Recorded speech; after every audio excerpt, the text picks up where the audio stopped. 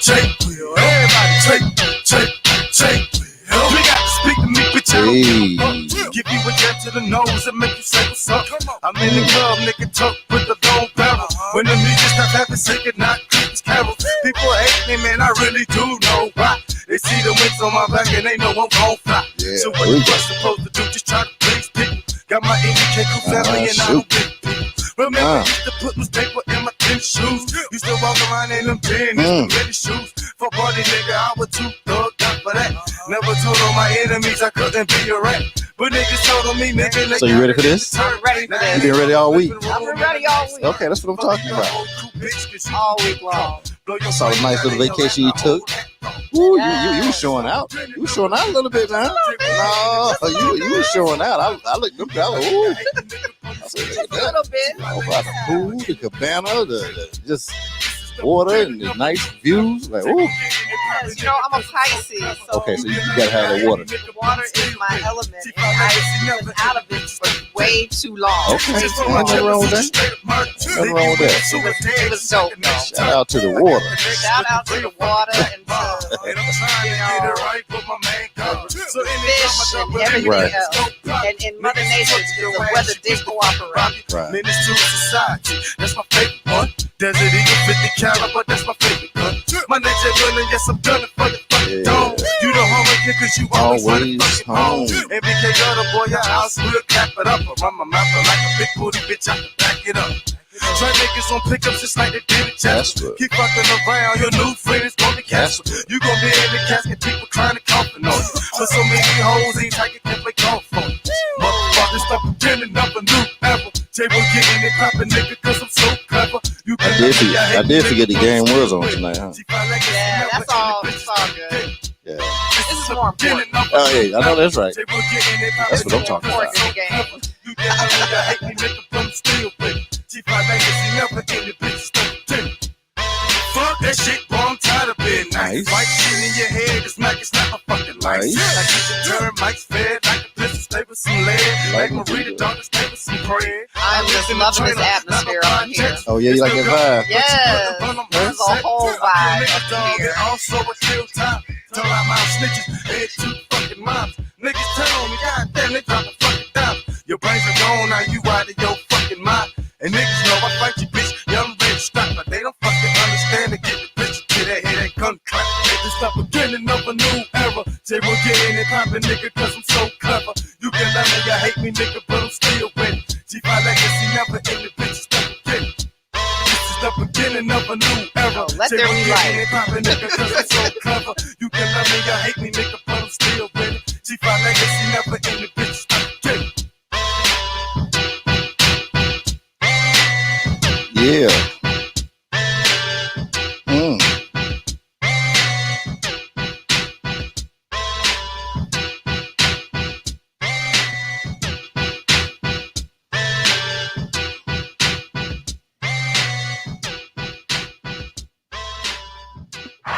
Yeah. That's what I do. I brings it in. And hey, what's going on, everybody? Hey, welcome to another episode. Hello.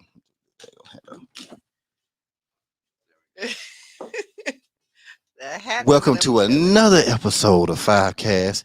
You know how we do it out here. You know, we do it a little big, a little small. What's going on there, Tony M in the building? What's going on? Shout out to my boy Tony M. He done jumped in here. I do apologize to anybody that I was a few minutes late. I do apologize. You know what I'm saying? The weather and the rain sometimes. Oh, that light is looking good. Oh, my goodness. Hold up. You over there glowing now. That light. You see that light? Oh, shoot. Okay. Hold on. I'm going to bring you in the right way. I think the light is just glistening over here. Bless you. The light is doing it. Is it doing it? The light is doing it. So, hey, great episode tonight. One, I'm for real. I mean, if you look at my write-up, what I put in on Instagram, you'll know that one, I was very excited to get this young lady on the show today. And Tony said he see the light too. Hey, Tony. Hey. You know, so when I tell you, I mean, when you can get somebody of this magnitude on your little show, I'm trying to tell you, you feel like you're doing something out here on these streets. You feel like you're doing a little something, you know. And so I'm one of those individuals. I'm happy to be able to have individuals like my guest tonight on the show that she would even take the time to even say, hey, you know what I'm saying? Okay, yeah, I'll come to your little show and, you know, we'll see what you got out there, G. You know what I'm saying? I don't know about you now. You're a little suspect stuff, but I think I might be able to come on out there and do a little something today. So I'm very honored. Everybody comes on my show. I say we're friends when they come on the show, but when they leave the show, we're family. And I promise you, that's what it is. That's what's That's up. what it's gonna be. So without further ado, you know what I'm saying, I like to welcome my friend now, but definitely my family member when she get ready to leave here. It's Miss J in the building today. What's going on? What's going on? What's going on? Talk to me now. Talk to me. You know, I am just really, really honored to be a guest on Fivecast. Come on now. Podcast. Come on now. Right? That's a shout out for that. There's a shout out for it now. Don't mess around. No, seriously. Like, you know, I've been on a couple of podcasts. I've been on a couple of podcasts. Just a few of them? Just a couple. Just a couple, okay. You know, during the pandemic and, right. You know, they were, you know, virtual. But this is the first time I have been in a studio. And I'm telling y'all, it is the bomb up in here. So you said the first time in the studio? Yes. I got exclusive. I got exclusive. Exclusive. That's what I do. I put them exclusives on them. Yes. No, I mean, I'm so glad that you reached out to me. I mean, you know, you're here. I'm here. And I was shocked that you were here, though. No, I didn't know you was in Houston. Oh, you didn't know? No, I never knew that. Yeah. I never knew. And I was like, hold up. I think I heard you on one of the interviews. You were talking to somebody. And I think you said something about in Houston. I said, huh? She in Houston? H-Town. I said, oh, show it up. You know what I got to do? I got to push the button. I said, I had to push the button. You know what I'm saying? That's what I had to do. Yes. And so it worked out. It worked out. So now I'm gonna keep it real with you. And I just, you know, usually I started off with a summary piece, right? I will start off with this piece right here. How was the experience so far, just from pick up to here? Because I'm gonna ask you this, you know, after we get down, I ain't even hit you with. I'm gonna hit you with today. Because when I hit you today, you're just gonna fall out and faint. But I'm just trying to tell you. But up to this point, how has the experience been? The experience has been awesome.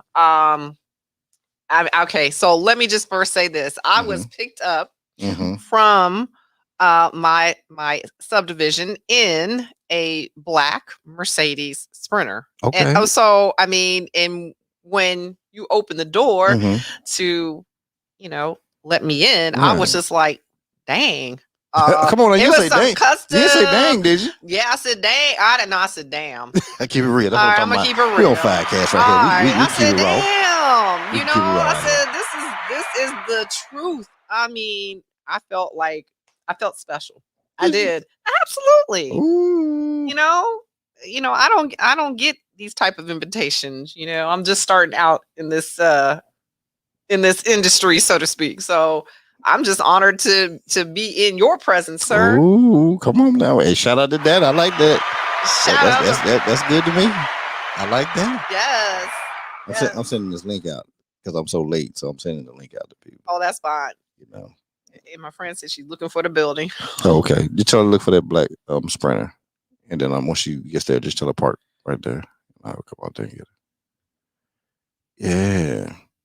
Traffic was crazy today. I don't know what was going on. It's crazy. But you know, we're in Houston, so it's always some traffic. But you know what? When there's a hint of rain, I don't know what happens. People just kind of say, you know what? I can't drive in these conditions, but I'm gonna go out here and drive anyway. Yeah, I think that's what happens. Well, they do, and they act like there's a sheet of ice. I mean, not to like, you know, make light of the crap that the shit we keep real. The shit that we so you can keep it real tonight.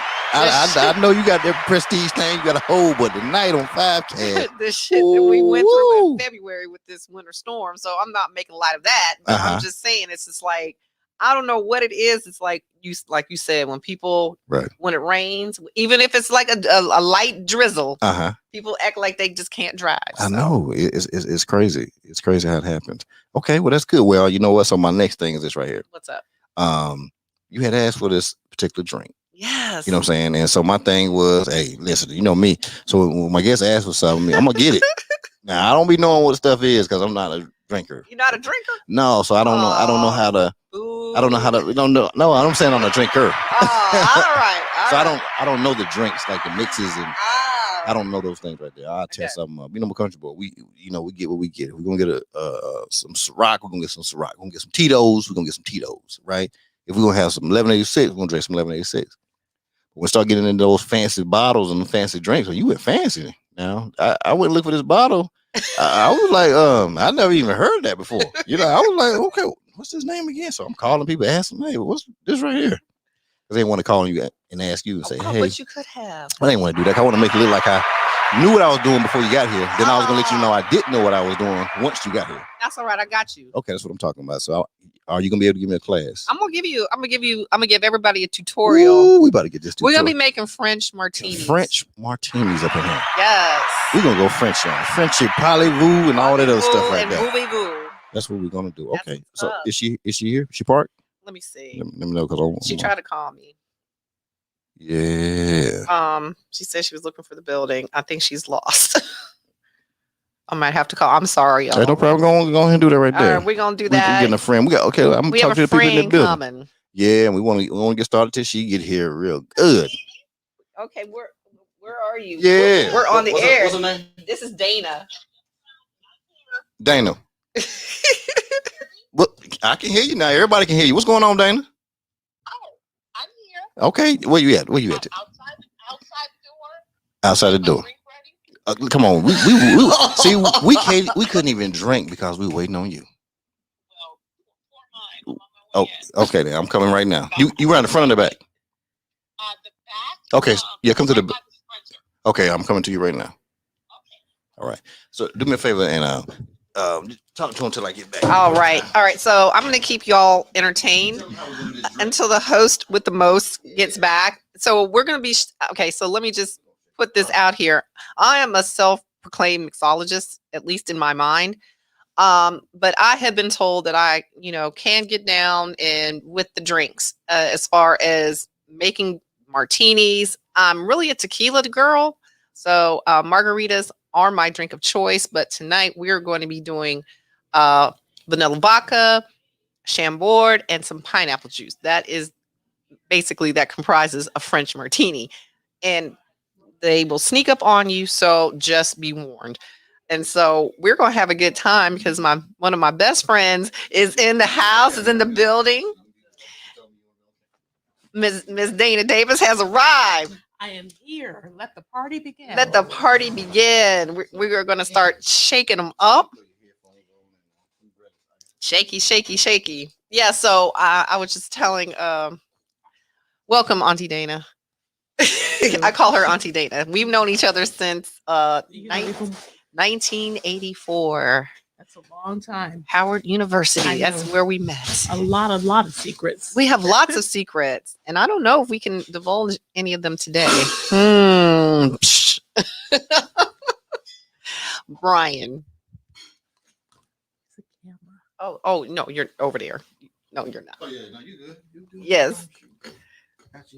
Oh. Just your voice. Just your voice. It's such a pleasure and an honor to be here. Well, thank you. It is. Is it? I mean, is it not the bomb in here? I said I feel really important because this is a for real studio. I'm just used to doing my little IG lives and my. Okay. No. What did you say again? I said I'm. Tilt the mic for me a little bit, Dana. It's such a pleasure and an honor to be here. Okay, that's what I'm talking about. We got Dana. Is it Dana? Dana. We got Dana in the building. Now, let me tell you now, I'm a country boy. Okay, I know y'all city people and, and all this stuff. I'm just an old country boy. Had martini cups, right? Martini glasses. And I was explaining to her. Soon as I get out of the van, guess what falls in the bag? The glasses. The glasses. That's all right. But I'm thinking they would protect this. I was thinking they were gonna be okay, but then I'm like, nah, chipped off. So no, we don't discriminate. I have glasses, but I'm a plastic cup boy too. That's okay. So have you ever had plastic cups before? Let me tell you a little bit of something about myself. I'm starting right now. Really just what I'm doing. I'm starting. I want you to know that I'm starting. Don't let the smooth taste Ooh, fool you. that's what I'm talking about, Dana. Dana said don't let the smooth taste fool me. We don't discriminate. Mm. Okay? I went to private school in London. Okay. Lived there 10 years. Yeah. Guess where I'm from? Where you from? Victoria, Texas. Come on now. I know what Victoria is. Don't play with me like I don't know.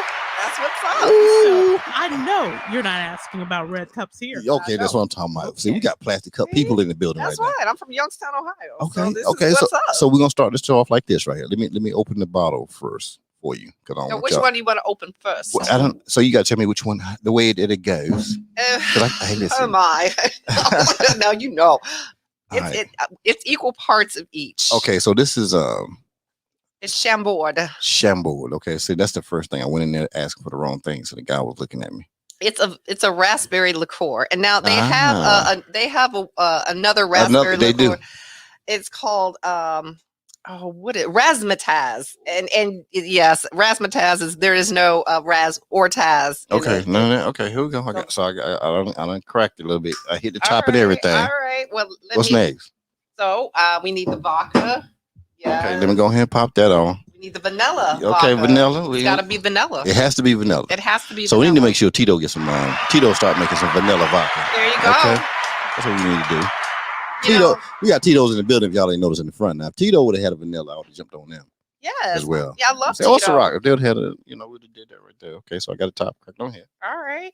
And then we have these are brand new, so Mr. Dole pineapple. Okay, we got Dole in the building. Whoa. Straight out of Hawaii. That's what they're doing. Straight out of Hawaii. You know, Honolulu, doing it big. All right. So I'm just gonna shake up these few items with a little bit of ice, and we're gonna pour in our martini cups for tonight. Okay, that's what's up. That's what I'm talking about. It's all gonna taste the same going in, Plastic ain't going down. Plastic cups in the building. And Jennine is our resident mixologist. Oh, she told me that too when I picked her up. You know, because I had to be honest with her. I say, listen, I'm not the person probably you want to think about doing some mixes for you. My mix game is toe up. No. And, I'm always called upon to mix and match and make some things happen. Yeah, make some things happen. So Dana, Dana, tell us a little bit about yourself. Why we getting the ice, moving the ice around in here? Well, as I said, I'm very flexible when it comes to life in general. Okay. I bring a lot to the table. When you were born in Victoria, come on and now. I have lived in Europe. Come on now. So lots of experiences. I met Jennine, like I said, in 1984, and she said lot that. has happened. She said that now. But and trust me, when we get to that part of the story, now you coming in there, I'm going to tell you because I rolled the tape back on it. That's what I'm going to roll the tape back. So when y'all come in, when y'all was bad in college, we're going to talk about that right there now. Oh, you have no idea. Ooh, Lord, come on now. No idea. That's what I'm talking about. We're going to get that, you know what I'm saying, whatever juice y'all give. You know, I want to ask for juice, but if we tell. We got Danielle in the building. Listen, we're going to go and hit my number one jam that everybody loves. That everybody want to hear, you know what I'm saying, while we doing this piece right here. It's that wink and drink. You know what it is. Wink and drink. Hey, Danielle. Yeah, Danielle in the building. A wink and drink. My girl. We got TJ Solutions doing her thing. What's up, TJ? We appreciate you. Time to leave. I dig into my pockets, pull out my car keys. Pull out them car keys. Grab my wallet, walk out the front door, unlock my phone. So you can talk to us while you're doing this now. Oh, okay. Yes. Yeah, all right. So all right. Here we go. So Oh, I'm just measuring because I have a heavy hand. Okay. Yeah. We had to make sure we get the measuring cups. That's what's up. Because now what I'm understanding, the word on the streets is, listen, you pull a little something up in them cups. Well, I've been told I have a heavy hand. Okay. All right. So that's listen. Oh, that's gonna be for everybody. Yes. Okay, know what's going on right there now. So I'm telling you, if you like vodka, then this is really, it's really a good drink. It's not too sweet. Okay. And it goes down really smooth. Oh, okay. But I was telling our guests, now. it may catch up on you. So she been doing this since '84 right here. Is what you trying to tell me, Dana? Is that the truth? Maybe since '80. Ooh, come on now. You could have been doing it in '80 now. No. No. It may not have been legal I know that. That's what I say. Listen, Dana right here just dropping a little down. undercover. Just a little undercover. That's when our parents were having house A little parties. shake. You know what I'm saying? They're doing a little something. Oh, See, yeah. A little the help. Assisting the setup, right? That's generational. Okay, got it. Okay. I see right now, Jennine, I'm shaking it up. She was paying attention to the shake game. Yes. So, okay. This is the most important part of the drink, is you got to shake it up. I know, because see, I thought it was cool when you shake it back here. You do all this shake right here. Y'all don't want to see me doing that kind of shaking right now. But round 2, it may get a little bit more involved with the shaky shake. So I want you to let me know what you think. Okay, you know. And we can toast it up.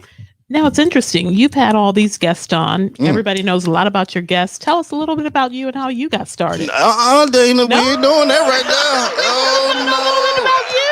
I ain't heard nothing about you yet, Dana. Well, you're the host here. See, Dana done tried to do a flip-flop on me right there. Let me tell you about Dana. I can tell already. I can already tell. I'm just curious to know who I'm talking to. Oh, you don't trust me. We're going to talk. Dana used to work for, she was a newscaster, so she's worked at stations all across the country. Okay, so this is really her element. This is her thing. This is her thing. See, and that's why we want you to be on the other side of it right now. Cheers. We want you to be on the other side, Dana. The other side. Well, I have to know what we're talking about here. But we're not. That's the beauty of it. So watched my show before? Have you ever? When Jennine told me that she was going to be on. Okay. Did you peep any of them? Oh, a few episodes. Okay. So really what it is just dinner and a conversation. So it's just like if you met somebody at the airport. Or if somebody was you were sitting out to eat. You know what I'm saying? You young ladies were sitting out to eat, and I came to the restaurant and I was by myself and I saw y'all I said, hey, I'm by myself. Do you mind if I sit down here with you? And you just have this conversation. And we've had that happen before. Yeah. I mean, it's a common thing. Every week. At least from where I come from, it's a common thing. It's one of those things that happen. Well, at least you have good conversation. We've come across some characters. Yes. Oh, yes. But I'm hearing that the conversation game is not really big out there. Like, people don't know how to have him. I heard there's women that talk to guys and they're just like, they get on the phone with them and it's like, pause. Right. Nothing. Or in public or at an event. This is one thing that I noticed, like when I moved down here. And I don't know. I think we've had these conversations before. It's like when the guys and the women get together, the men and the women, it's like the men will go segregate to themselves and then the women will go segregate. And it's just like, there's just no interaction. And it doesn't matter like where we go, either at the club or at a house gathering. Right, like down here? Yeah. You know what? I did notice that. So even when we had the weekend drink event at a 50-15, right? When we got there, I'm kind of noticing this separation thing, like people playing the wall, and I'm like, what's up with this? I mean, I hadn't seen that since like maybe 5th grade dances or whatever. People were nervous after that. Exactly. But after that, it's kind of like, hey, you see a bunch of beautiful women over here, nice looking guys over here, and they're separate. Right. And they're not talking. And yeah, it's like somebody's scared to say something, or they come in their groups and they just stay in their group the whole night. It's like 5 guys and they just stay in the group. 7 girls, they stay in the group, and like nobody's gonna say anything. Well, exactly. So it's just like, it's kind of, I guess I'm used to it now. I guess we're used to it now. We can't. No, we ain't getting used to that. We are not gonna accept that. That's not gonna be accepted. I know, but you done met me now. It's a wrap. All right. See, you're gonna give us a new taste of conversation, because it is seriously lacking with some of the men that we have encountered over the past several years. Oh, a 7-piece. Well, we're gonna fix that. We're gonna fix that tonight. All right. Okay. That's what's up. Couple of drinks and some food. We fixing all that right there now. Cheers. Told you I got a surprise for you. But anyway, that's what I was saying. Cheers. Cheers. And we have a. Oh, don't leave me out there. No, I'm coming over there now. Boom. Cheers. All right. Glow Getter said that sounds really good. It is. Okay, it got some stuff to it now. Her shake game is serious. I don't play around with that. Okay, so before we start off, yes, can you just tell a little everybody just a little brief summary about who you are right now, and then I'll go into my little thing that I do. Oh, let's see. Yeah. So right now, I am a mother. I am an attorney. I am a correspondent for Sister2Sister. Shout out. 2.0. Stop playing. Shout out to Jamie Foster Brown. Stop playing with that. Y'all better stop playing. I'm also general counsel for Sister2Sister, and so I also have my own, platform. It's all legal too. Where I highlight legal issues, social issues. We highlight entrepreneurship, specifically Black-owned businesses and women-owned businesses. Okay. Yeah. So, I mean, I'm just, trying to get information out, trying to make a change, trying to make a difference in, this whatever little way that I can. Ain't no little way, nothing little in the way. You trying to glaze over some stuff. I think it's a little more to you than that right there now. I think you're being nice right now. Come on now. I'm not. See, I'm used to being on the other side. Know, see, that's what it is. I want people to know what you do. You know what I'm saying? What I do. Okay. So my legal work, I do real estate, I do contracts. And I'm trying, and I do a little bit of entertainment law. I'm really trying to retire from practicing law at some point in the near future. We'll see about that. But you're just good though. It's hard to stop something when you're good at it. Yeah, you do know that, right? Yeah, but it's just like I've been doing it for 25 years now. It's just like, okay, I love being able to help people. Don't get me wrong, but I just feel like there's just something else that I'm supposed to be doing, and it's not practicing law. Because it's kind of funny. I always, when I grew up, I said I wanted to be a doctor. Oh, really? Yeah, I always said I wanted to be a doctor, and I ended up going to law school. Right. And too late. Oh yes, it is. It ain't too late now. It's a wrap. That's a wrap. It ain't too late. I'm trying to tell you. No, I respect that. No. Daniel don't let us know. It ain't too late. Never too late. I'll practice medicine in my mind as well. It's the same thing with the mixology. It's in my mind. Yeah. So I mean, I'm just trying to make a difference. I'm just want to bring about change. I told you how excited I was that you were coming. So that was a big deal. You know what I'm saying? That's real talk. That's real talk. I mean, you're very accomplished. You know what I'm saying? You're very classy. And so just to put those things together, you understand? Sometimes you don't, it's one of those things like this, Dana. Sometimes, and this is just real talk. Sometimes people can feel like certain things are, maybe it's out of their league and what they're doing, right?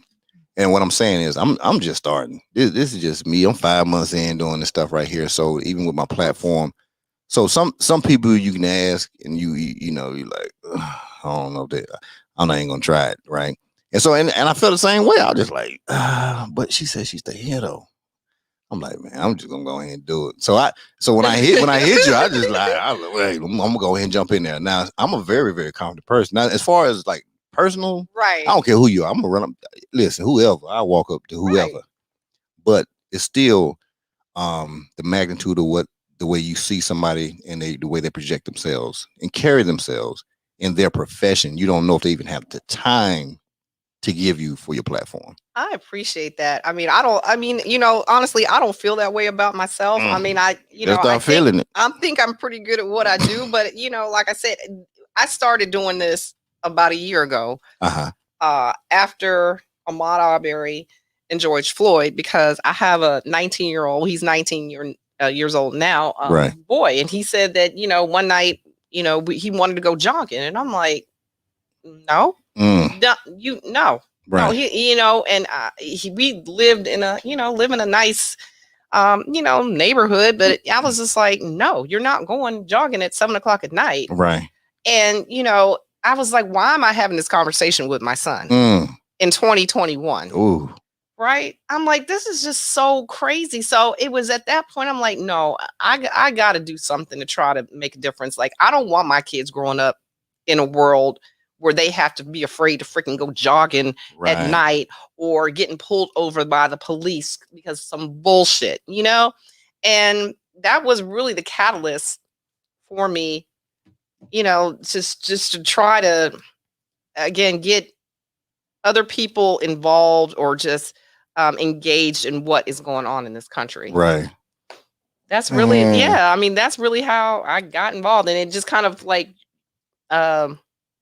it morphed into, me interviewing, just celebrities or whatever on Sister2Sister. But my platform is, really just dedicated to just your everyday issues that affect everybody.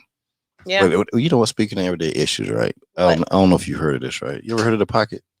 The pocket? No. You ever heard of that? Okay, let me show you. You Both heard of of y'all. the pocket? No, I haven't. Yeah. Okay. Here. You take one. All right. Let me show you something. All right. That's what's up. Especially in your platform, right? Yeah. So check this out. So the pocket. All right. Pocket. So partner Brian Wilmar, he had the same concerns that you had about his son and getting stopped and driving a vehicle, right? Mm-hmm. So what he did, hold it for 1 second. Let me hold it. Let me put this thing on here real quick. Okay, this is the other part of it. Oh. So what he did was, some of the issues what happen is young people get pulled over. Right. Okay, when they get pulled over, they're nervous. Yes. And they can reach and all these other things, right? Because they Right. have to get their wallet, they have to get their stuff, and things happening. Right. So what he did was he said, hey, let me have something that can be carried in the cars. Oh. So this way that it can already be ready. So when your kid gets in the car, they can put their ID, they can put their insurance card inside of this, right? Love this. So when the cop comes up or the officer comes up, they just this put is it this up. is on the outside of the door or the window. And the reason why it's a suction cup, because some cars are not made out of metal, so the magnet won't stick. So he came up with a version 2, which is now both either or. You can put this on the window, and the ID and the insurance card are right there. Oh so my gosh. So now your child. You say you had daughters, right? I have a son and a daughter. Okay, so boom. That's for your son right there. Thank you. You have no children. No children. You got nephew, nieces, and nephews. There you go. And so please, on me, yes. take that and give that to them. And I'll put the website up so people can get them. And it's definitely a great gift. It is. If you care or love for someone. Yes. And it's simple as that. If you care or love someone, this is the perfect gift for them, because this will make you feel a lot better when your son drives out. I guarantee you, when you give that to him, right, and say, hey, keep this right here in the car. You know what I'm saying? So this way, when something happens, just put stuff in there and put it. So up this there. way, now your hands are on the steering wheel, because a lot of the instances that happen throughout the world, right? Because they have to take the seatbelt off, or they have to reach for their wallet. Oh, can I go over here? This way, it's like, no, my stuff is right there. I love it. You know, I order for my kids, and my oldest daughter, I ordered for her, and immediately that night, she ordered for her husband. Yeah. Because he's a soldier, and you know what just happened to one of the soldiers? Oh my gosh! You know, on the East Coast, and he's on the East Coast, so he has it, and he preaches it to his soldiers that he has over there in Virginia. So this is a great product. Yes. It's a lifesaver. It's something so simple. Something that can really save your life. And I'm definitely going to continue to get the word out here about this. I've never even heard of this, but this is ingenious. I mean, and yeah, this is exactly what we need. Because you know, there have been instances even when you have your hands on the steering wheel. It's just the racial bias that has been basically bred in this country ever since slavery. You know, no matter what, just because of the color of our skin, we're always going to be seen as a threat, especially our Black men. Right. And it has to stop. It has to stop. And I think that's what I want to try to accomplish. You know, before I you know, it's my time is up in this world. I just want my kids to be able to just live a life without living in fear. I think that's the bottom line. Live a life without living in fear. I know. And this makes me feel good with my kids having this right here. Yeah, shout out to the Pocket USA. The Pocket USA, that's the one right there. Yeah, we were definitely going to spread the word about this. I appreciate that. Absolutely. Thank you. All right. So hold on. Let me see something right. Miss Thomasina, what's up? What's going on? Hold on, let me see something right here. I got somebody is in here. Who is this right here? Okay, hold on. Let me pop on. Who do I have on the screen right here? Can Hello. What's up? Can you hear me? Hey, I can hear you. What's going on, young man? Oh man, not a whole lot. Just headed to take care of some business. Oh man, that's cool, man. Well, check this out. You know, I have my lovely guest here. You know what I'm saying? I noticed she did an interview with you. Yes, I was like, I know him. You know? Yes. You know, yes. Well, it's simple as this right here. So you said you wanted some pasta with some chicken in it and stuff like that. Yes. You know, so I think this young fella right here is on the way here. No. If you see over here on the left, we got some stuff set up right there. I think he might be on the way here to cook for you. Are you serious? Oh my God. Look at that right there. That is what's Then we get a up. hand clap. Oh man. Come on now. You know I got a hand clap on you. You know. So hey, that's what it's all about. Oh my This gosh. is what it's about. And this is so crazy. I have been wanting to taste his food. I'm like, I ever since I've interviewed him, I've been like following him on Instagram, and I'm like, I see that he has pop-ups everywhere, and I keep missing them. No way. Oh, way. Oh, well, man. you won't be missing this one. Oh, Lord. I feel really okay. That's what I'm talking about. See, that's what it's about. So, oh my gosh. Okay, y'all have actually made my whole week. All right. So I'm actually about to pop up on you. I know, well, right? come on, pop up. I'm ready. Pull up on me. And then you can have Martinez. Oh, yeah. And I'll answer the door so you all can finish. Oh, okay. Look at what Dana's absolutely. You know, that's some good stuff. So, hey, we'll see you when you get in here, and of course, we're gonna have David. You know what I'm saying? He'll be in on the show as well. So, love it. You know, this is how we doing right here. Right. Shout out to my boy. You know what I'm saying? Gentleman of Houston. Go follow him at Gentleman of Houston, and he'll be in here on set here in a few minutes. Everybody. So, hey, be safe out there, David. Oh yeah, we'll see you in a minute. All right. Okay. Yeah, so that's what we do here. Shout out. You better stop playing with me. I don't know why you playing with me. Dang, listen, this is what the country boys do. Listen, you still hadn't told us much about yourself. I mean, I'm gonna tell you. I promise you. Okay. I promise you. Okay, this is what's up. I promise your you. audience wants to know. Oh no, they know. That's why we gotta get you to watch some shows. You know what I'm saying? They all, yeah. Which episode you watched?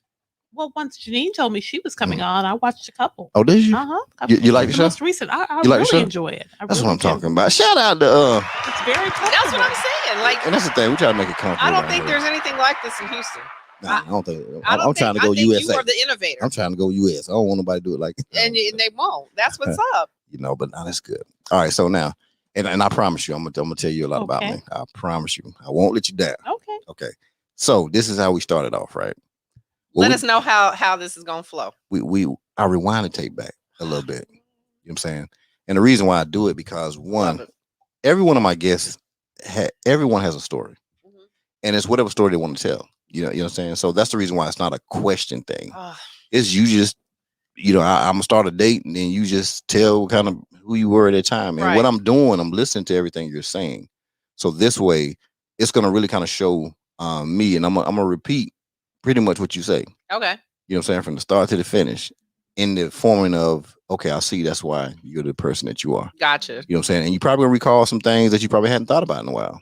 You know what I'm saying? Probably and it's only by choice. You know what I'm saying? It's not by me. Oh, so tell me. It won't be nothing like that. So, right. No. Because I'm not a reporter. I'm not a journalist. I don't have I have zero background in anything this is remote. Like a therapy session. You know what I'm saying? Is it? Yeah. For real? So I guess I never looked at it like that. You know, when you said that everybody has a story, that's kind of like my philosophy for my platform. Oh, is it? Everybody has a story to tell, and everybody's story deserves to be heard. Right. Because it may help somebody else. And that's the point. So my whole thing, my premise of me is really about helping people. I just want to help people. And I think sometimes, and I've seen it because my DMs are crazy as far as, hey, I appreciate the guest you had on the show because I'm at this point where they were at that certain point in their life. And I know now I can push past it. Right. Because I've seen somebody now and I follow that person and I asked them some questions and they kind of helping me. Right. And so, it becomes something like that. So that's good. So this is what we're going to do. We're going to take it back. Okay. All right. So do you have any brothers and sisters first? I do. Okay. I have two sisters. Okay. Two sisters. Who's the oldest? My sister Mercy. Okay. You're the middle baby? I'm the middle child. Oh, you're middle child. Okay. All right. I'm the middle child. And what's the difference? The number in eight? 2-3 years? 2 years. 2 years up. My 2 years down. Okay. Them. Perfect. So I asked that question because it gives me a great point to start at.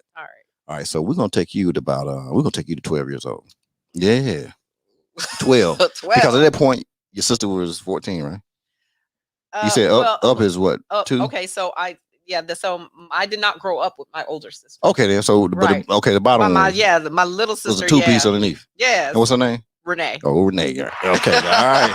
So I love. You know what I'm saying? Renee in the building. Where Renee at? Renee is in Tampa right now. She in Tampa, is Florida. Okay. And when I ask for somebody, I'm probably asking more or less the state. Because I don't want to put nobody where some people might have some people in their life they don't want to know where they at. Oh yeah. You know what I'm she's saying? Good. So I'll just be like state. So I'm very generic. She's in Florida. Florida. She doing it big out there. Okay. All right. So you're 12 years old. Mm-hmm. The younger sister, she's about 10. Yeah. Okay, worrisome at that time. Yeah. At that point. Much, at that point. Yeah. We know we grew out of there, but at that point. So what type of kid were you at 12 years old? At 12, you know what? I was kind of quiet. Quiet. I was quiet. Uh-huh. I was like reserved. Mm-hmm. I don't know. At 12, what was I doing at 12? I was like in the 6th grade. Okay, what school was that right there? Oh, yeah, let's go and get it. I was in a Catholic school. Ooh, shout out to them nuns. Don't play with them. Don't play with the nuns. Parochial school, whatever you want to call it. I was in a parochial school. Hey, listen, ain't nothing wrong with that. And it's just like I was cool with everybody. But what the nuns bad? That's what I need to know. Yeah, they talk about the nuns. Yeah, they weren't. Yeah, they were. Oh, yeah. Well, why do you think you went to parochial school too? Oh, I have my thoughts, but I don't want to. I don't want to be sacrilegious. No, I'm talking about at that time. We only talking about as your mind of a 12-year-old. I don't know. I just thought that they were mean. That's right. So we watched us act. We know how they act. They were mean. Right.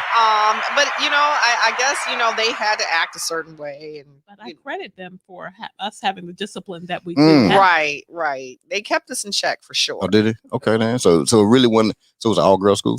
No. Oh, okay. No. So how they manage to separate y'all? Because usually people be slick when they do the Catholic thing and the boys and the girls now. Yeah, we interacted. Yeah. Did y'all have a little outfits? Yes, we had the uniforms. And I hated the them. socks and everything.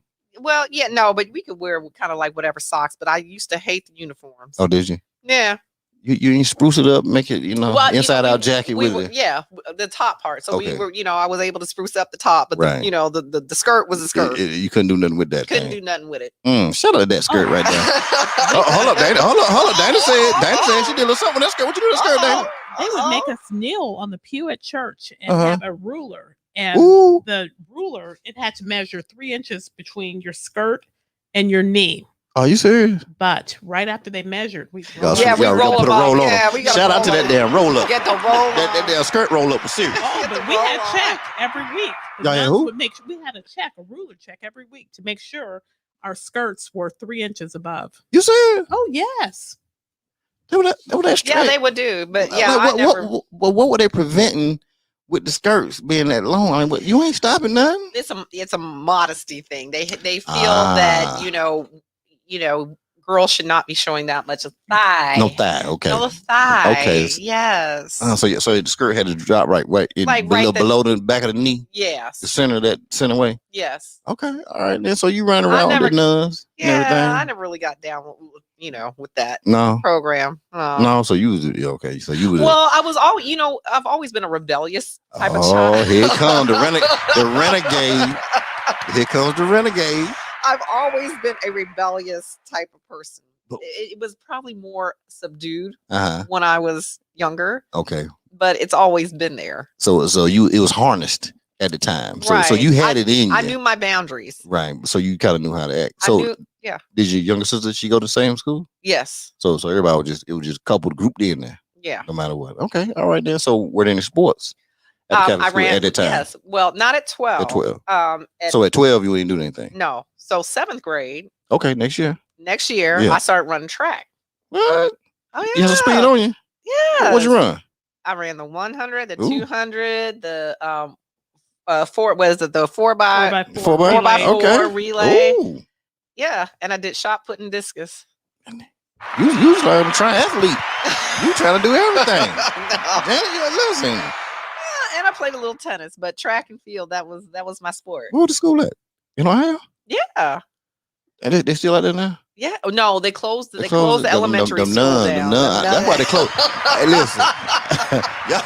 Listen, I ain't want to talk about it now. Most of the people I knew that went to Catholic school, right? All the schools closed out. I'm trying to figure out why. I don't know. What's going on with the Catholic schools? Our school, like my elementary, junior high school, it closed down. They closed too. It closed down. Dana, what's your school do? St. Gerard's Elementary in San Antonio, Texas. They're still there? Still there. Oh, they doing something right down there. Well, they ain't getting checked. They either ain't getting checked or something going on down there. Now, your school got closed in Ohio. Got closed. We need to do that. an investigation about that. Okay. We need to figure that out right there. We need to get an investigative reporter. We got Dana in the building. We need to go to Ohio and figure out why this school. Check it out because they're still all open in San You know Antonio. what I'm saying? Okay, you about to make St. Gerard's and Ursuline Girls Academy. Everything open, but in Ohio, they nothing going on. No. Okay, so you were doing your everything on the track field. Yes. The shot put on the books. Okay. Shot put and discus. Were you good at track? I was great at track. Okay. Did you like it though? I love track. I ran track during the school year, and then I ran summer track. We had different track teams during the summer. Right. We ended up going to the Junior Olympics. Yeah, I love track. I love running. Right. So that was your thing. That was my thing. So you knew it probably at that time, 13 years old. You kind of felt like, hey, this might be something I can hang with. Yeah. For a while. Okay, well, that's good. I think because I'm like a really competitive person. Ah.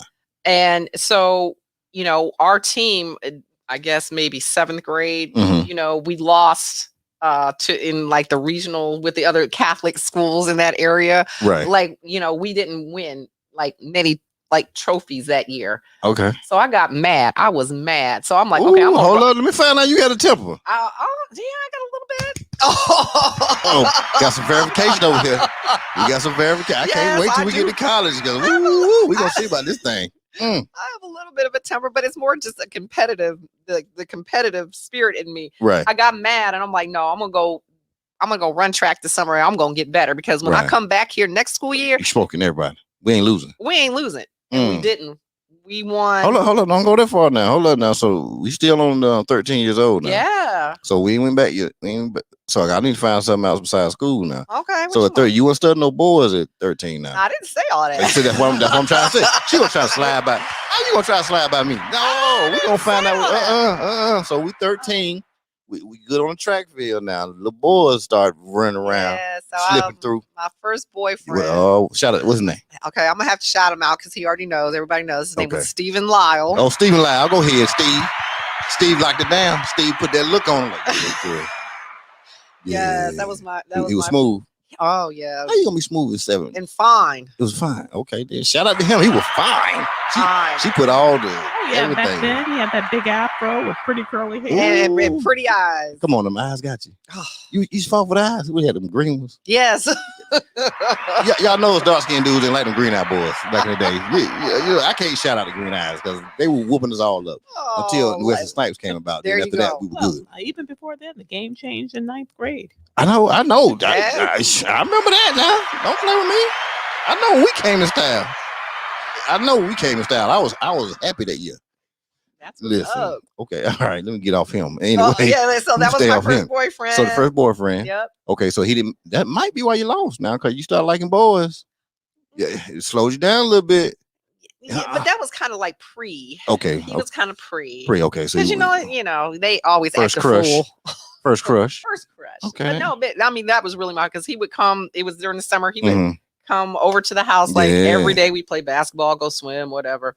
So yeah, but that was kind of like what was up during that time. Okay, well, I lived in Youngstown, Ohio. We, it wasn't a whole heck of a lot going on. Okay, could you open the door for me then? I appreciate it. So, okay. Yeah. All right, so let's go on to 8th grade then. So 8th grade, you come back. You said 8th grade, summertime. You said it went hard in the paint. Yeah, you said, went listen, hard. I'm going through and smoking everything. I kicked ass. Come on now. I kicked ass in 8th grade. My whole team kicked ass in 8th grade. We ended up winning it was just like whatever first place amongst all the Catholic schools because that's all we ran against. You know? Yeah, but we did it. We did that thing. Ooh. And I was like, that's what's up. I don't like losing. So you wiped them out that year. 8th grade year, we wiped them everything out. Yep. Wiped them out. So you all the trophies and everything that was just yours. Nothing. Yeah, nothing. Nothing. And then like I said, the summer before when I did the summer track, we ended up going to Junior Olympics. Are you serious? We didn't play. Yeah. So your track game was serious. Yeah. Okay, I'm gonna find out now as we keep going up these age groups. We're gonna find out how this track game was now. Yeah. Okay. So now your track games, period. Right. This so with the Catholic school, is it like all the same school? Or do you go to another school afterwards? High school was a different school. So now, all right, ninth grade is high school, Ninth right? grade. So ninth grade, you smoked everybody in eighth grade, you killed the track game. Now it's ninth grade. We going to high school. What high school we go to? Went to Ursuline High School. Was that Catholic or Catholic? Man, you switched Catholic straight out, didn't you? Okay, all right, listen. No, I mean I didn't have. Somebody got money right now. I didn't have a Catholic choice. school right here now because we couldn't go to Catholic school where I'm from. Listen, you were public school. Go get on that book. Well, it was either going to an all-girls Catholic school or I was like, I am not going to school with no all-girls. I mean, no, it's just not happening. Right. So yeah, but you know, ninth grade. Yeah.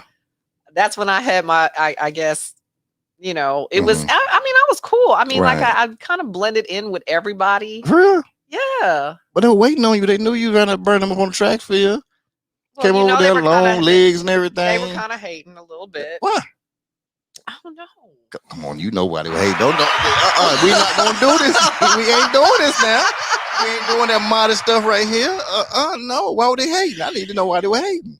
I mean, I never really knew. I mean, honestly, but you didn't hear. I mean, I I heard. Wait, there we go. What you hear? They all so there were some girls that, you know, in the city, not necessarily that I went to school with, right, that just did not like me. Okay, and that's normal because of how I looked, or whatever, or they just because they didn't know me. They didn't know you, right? We're gonna clean it up so they didn't know you. They didn't know, but they didn't. That's just it. They were fine, and they didn't want the girl come to the school. You know how they always hating on the pretty girls come to school. Y'all, hey, listen, my people know what happened. Okay, you. Damn, she trying to come in here. See, y'all gonna make me shake up number two. I don't know why they didn't like me, G. I don't know why they didn't like me. They didn't like you because you were fine and you were coming up, and they already knew the boys up there were gonna be on you because your little boyfriend back in 8th grade. He's gone by then. He's gone by then. Cause you know that. Who didn't like her? The boys or the No, the girls. The girls are hating. You know how they be hating. Yeah, just flip it upside down. Oh, there you go. Yeah, so I mean, like I said, I didn't have that problem necessarily at my school, right? Just a little bit, but you know, there was a little there was a little competition because you know it was a predominantly white school, and you know the black boys were kind of few and far between, right?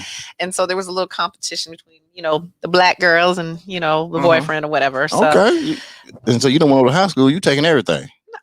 No, that's what happened. I did not take everything. You taking everything. That's what you did. You done took everybody's little stuff. No. And she coming over here acting all cute and everything, little hair, like you know how they hit you.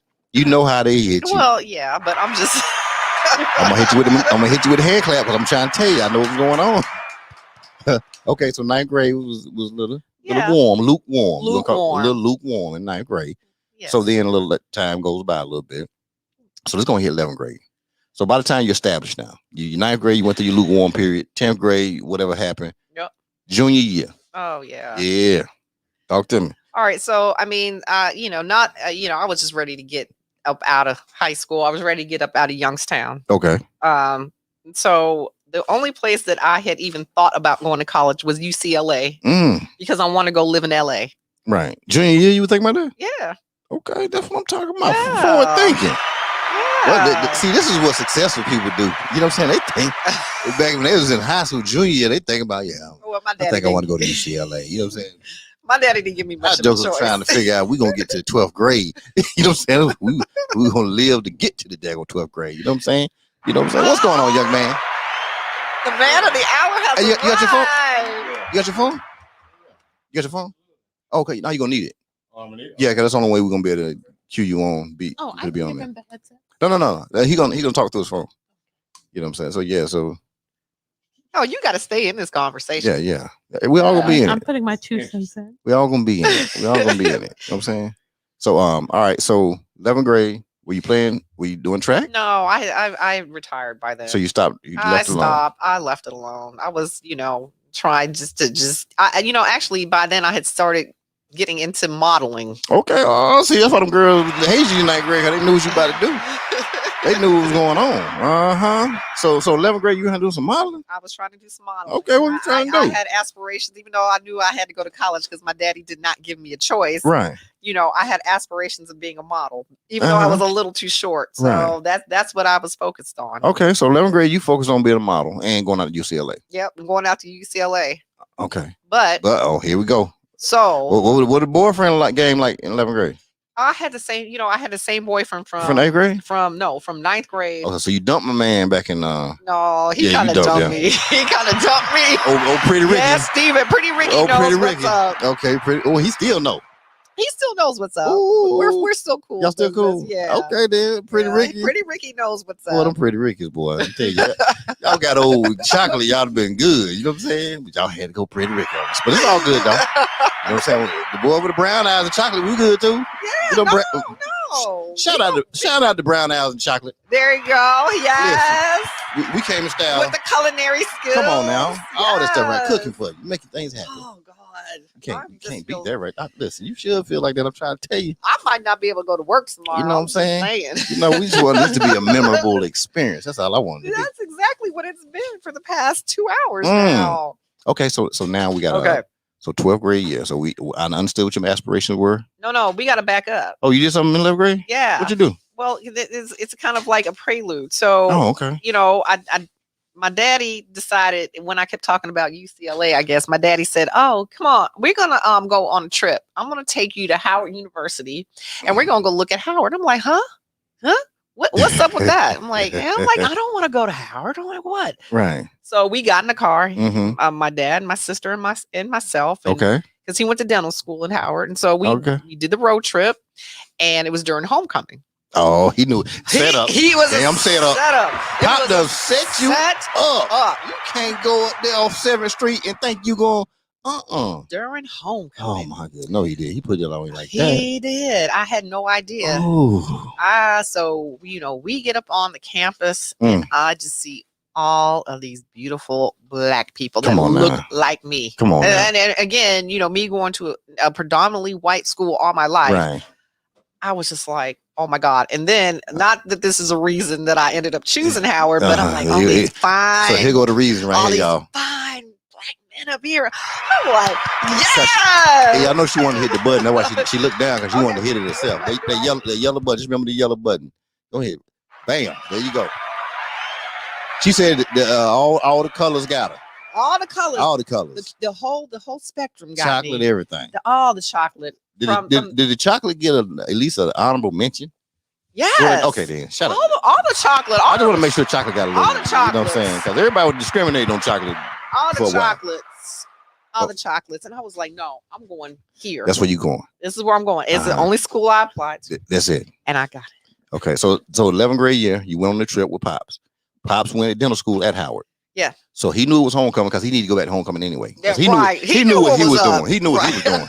You know what I'm saying? He was getting back to homecoming. He was just having y'all going with me too. You know what I'm saying? So now after homecoming event, you go back to Ohio. Yes. So your mind is done. I'm done. You just want to get out of high school at this point. Let's just hurry up and get what's next? Listen, let's don't even do summer. Let's go. I need to get in 12th grade today, right? So you tell your friends back about Howard. Did you tell your friends you got back to school? Yeah. What they say? I mean, they were like, "Really?" I'm like, "Yeah, really. That's what's up." Yeah. Yep. Okay. Yep. So 12th grade, you was like a blur then. No, 12th grade was still cool. It was? Yeah, because I hate to say this. No, let's say it though. I broke up with my boyfriend. Come on now, hold up now. Hold up. There's a trend going on here. No, I didn't break up with the first one. It's a trend. No, hold on. Hold on now. You gotta let me rock this thing right here now. Oh no. We got Green Eye Willie. Ricky. Green Eye Willie. When we were younger, because the eyes got you with the fro. Okay. Then you get over here in high school. Was he pretty too? The high school boy? He wasn't. He was fine. Right. Did he have the eyes? No. Oh, so okay. So you went away from the eyes. You outgrew the eyes a little bit. And he was my complexion. Okay then. All right. Yes. So but you broke up with him or he broke up with you? I broke up. Come on now, we gotta talk about this right here. This serious right here. Oh God, it's serious right here now. You can't be breaking up with people. for no reasons now. I broke up with him because I was getting ready to go to college, and he was 2 years older than I was, and so he went off to college before I did. Okay. So you was 11. He was already a freshman. Yes, he was already. What school to go to? He went to Edinburgh. Okay. In Pennsylvania. Yeah. Okay. Yeah, Daryl, I'm telling all your business. Yeah, let him go on up there. You know what I'm saying? Now we only talking from this time period in her life. We ain't talking about right now. Not right now. This is during that time period. Okay, all right. So y'all had broken up. Yes. And so Tori, did you have another boyfriend? And I ain't trying to put you out there like that, but I'm just saying. It's high school. Listen, you put about 7, 8 of them. I dated a couple of guys during that time. Shout out to the dating a couple of them. You know what I'm saying? Was anybody chocolate? That's what I need to know. Because I'm trying to build the platform here. You might be against the anti-chocolate or something. Oh no, I'm talking about during that time. No, we ain't got him yet. Okay. I'm saying during that time period. No. Are you in Ohio, so you might not know no better. Yeah, no, I know. Okay, because we know once you get to the East Coast, we knows down there. The sun is over there. Right. Sun's on the East Coast Ohio, all day long. Right, it's real gloomy. Everything chocolate over there. It's real gloomy there most of the time. No, yeah, but no, Did you go to prom? I did. Yeah. Prom. Yeah, how was prom? 12th grade.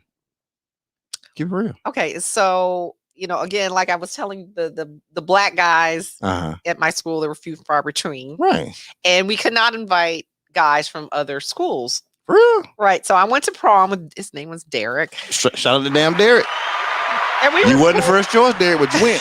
Just go ahead and let you know you by default you won. So don't think you did nothing. So even if y'all were homecoming king and queen, it really didn't mean nothing because you was just by default. Yeah. So Derek and I went to to prom together. Right.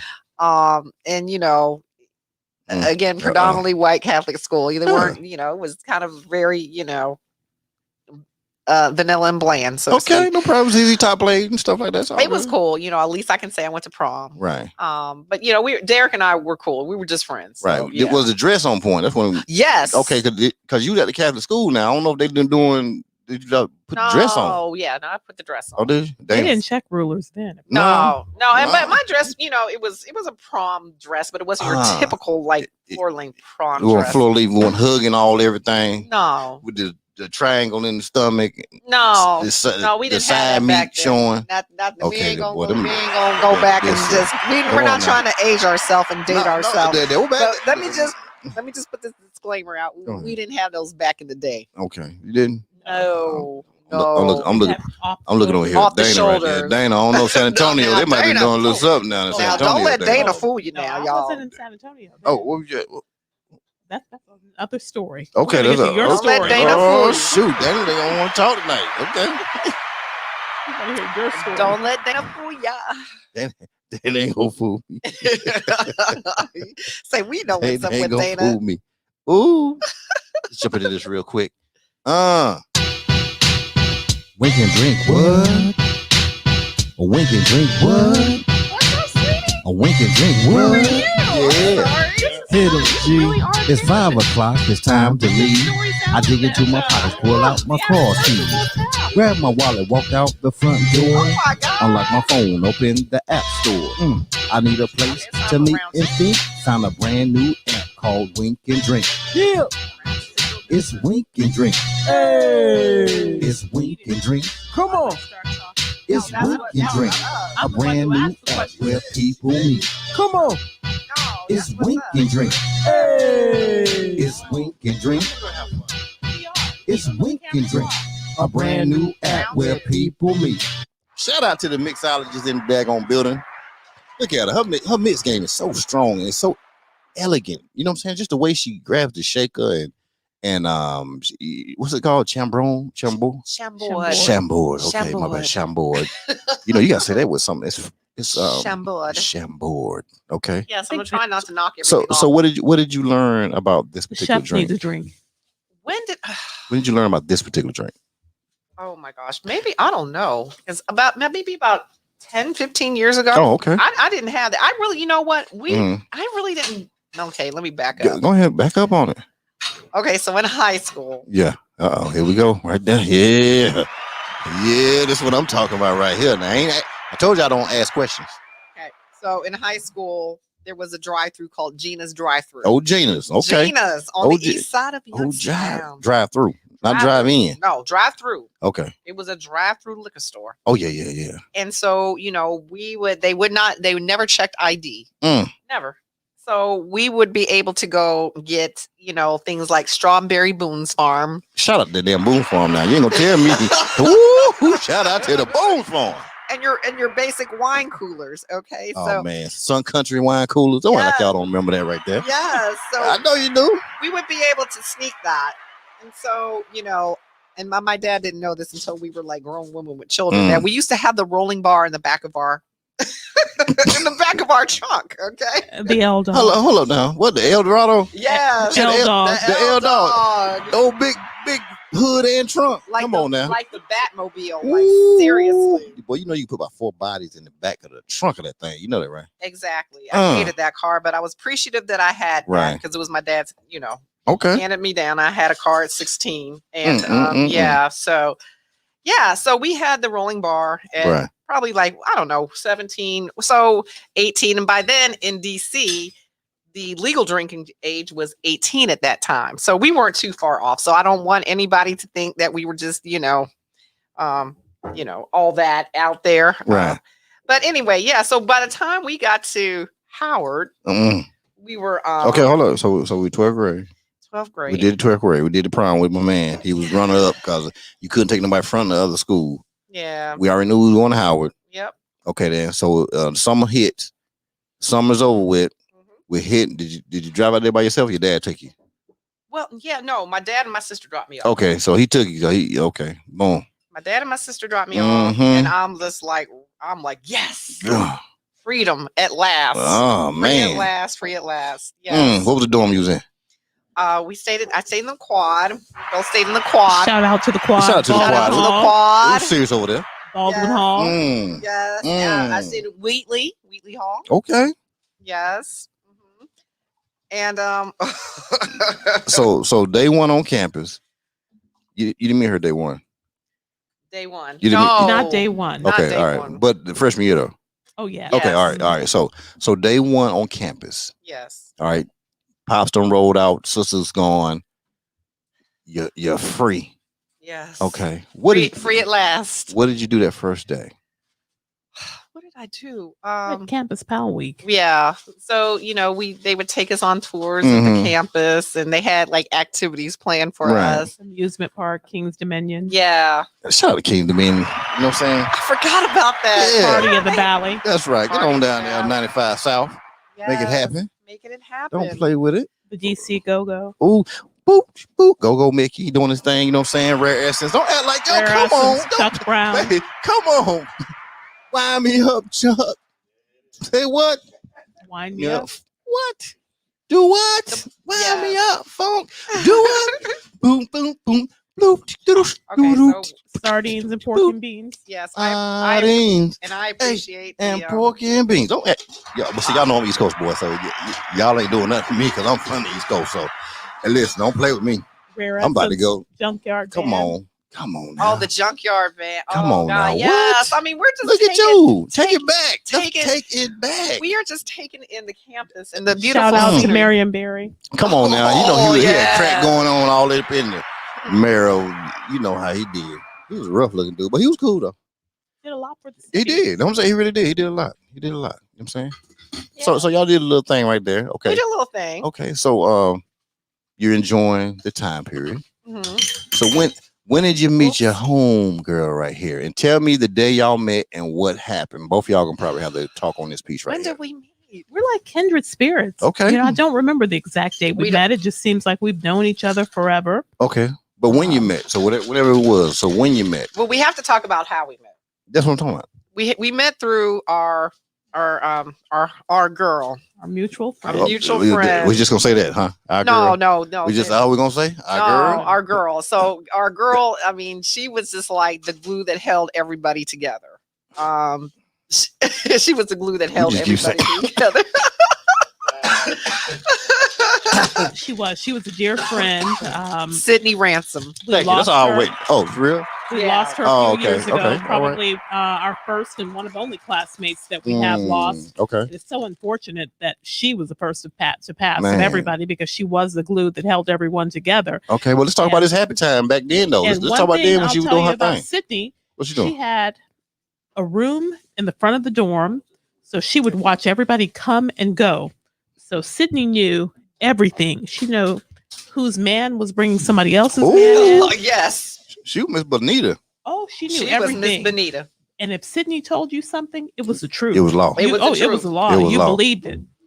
And so somebody was creeping with your dude, and she told you. You best believe it. You don't get mad about it. Oh, and you couldn't because she held it down. And it's so unfortunate that we lost a person like that. She was such a good soul and so down for her girls. Yes. Okay, well let's see how you met there. So that's how we met. So you knew her first, or you knew her first? She lived on my floor, so I probably she was on your okay. So she was on your floor first, but you met. I met Sydney freshman year. Freshman year, so you just met her. She was a cool person, cool spirit. She was cool, and she said, "Hey, this is my homegirl D." Yeah. And then you and D said, "Hey, man, we rocking." We rocking. You know what I'm saying? You said, "Oh, I'm from Ohio. Hey, I'm from Texas. I'm Texas." Were you in Texas? Before I claim Texas. Okay, you claim. Okay, so we claim in Texas. I'm a Texas girl. I'm an Ohio girl. We cool. You know what I'm saying? Yep. And Sydney was from New York, so okay. Oh, look at that. What's what I'm talking about? She was from New York. New York City, Harlem. Yes, Harlem. Oh, okay. Go ahead. Now she has style. Yes. She really did. I know she has style now. You can't listen. You ain't gonna be from Harlem without no style over there now. Yep. All right. So as far as freshman year, it was just that typical college year, having fun, learning, being educated, because two beautiful, smart women in school. So we know y'all were doing your studies. We know that was going on. We both had boyfriends our first semester. Hold on. Here we go. Here we go. It's always the friend gonna tell on you. Listen, I wasn't saying, David, I wasn't saying nothing about the daggone boyfriend thing, but here come D. Yeah, you know we had boyfriend. Look, we had boyfriend now. She could have just said, well, I had a boyfriend. She's trying to go someplace and with this. Look at a girl. But she's going someplace with this. No, that's my girl, and I'm stopping right there. Ooh. But I'm saying everybody else was having fun, and Jennine and I were the one of the few who had boyfriends that first semester. Right. But when we went home for Christmas break and came back, we got into the swing of things. Okay, you got everybody messed up first semester. Shout out to first semester. We ain't paying attention to that. We ain't paying attention. Ain't nobody gonna do nothing like that right there.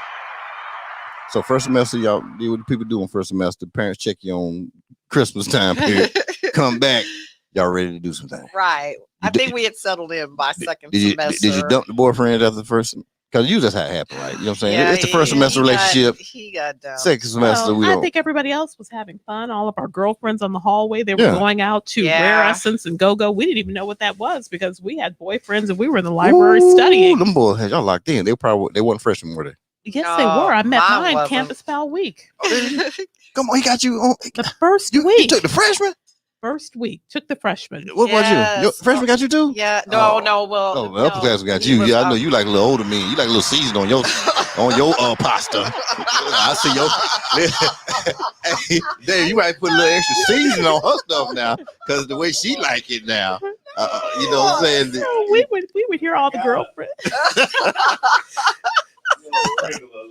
Sprinkle a little bit. David, he come from the bottom. He put some on your stuff. He don't know what you do. Put some juju in there. You know what I'm saying? I don't know what he be doing over there. He brings something out from under there and sprinkle it. Next thing you know, it's smelling good already. Oh, that's what they do now. I know. We said we got a little set up over there. Shout out right there.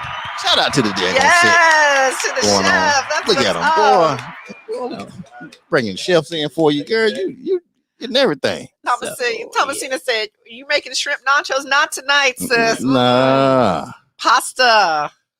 Yeah, no cheese. I think I see lobster over there. That's his specialty. Some lobster too? Lobster, yeah. Come on now. What? Come on, girl. Don't play with me. What? Why y'all playing? Come on. Why you playing? Oh, snap. Okay. Chef David, but I don't know why they be playing now. I don't know why they be playing. I want some of those. I want nachos. I keep missing your pop-ups with your nachos. So, I need to get more in the know. Don't worry. I'll shoot you them handoffs when you're doing the pop-ups to make sure you know. Thank you. Because I roll up on David. That's what I do. I roll up on him. Apparently we're gonna have to roll up on him too. I'll be rolling up on him. You know what I'm saying? He was at 50-15 when was last week? Was it last week? Yeah, I had to roll up on him. Oh, I mean, that's why I missed it because I was out of town.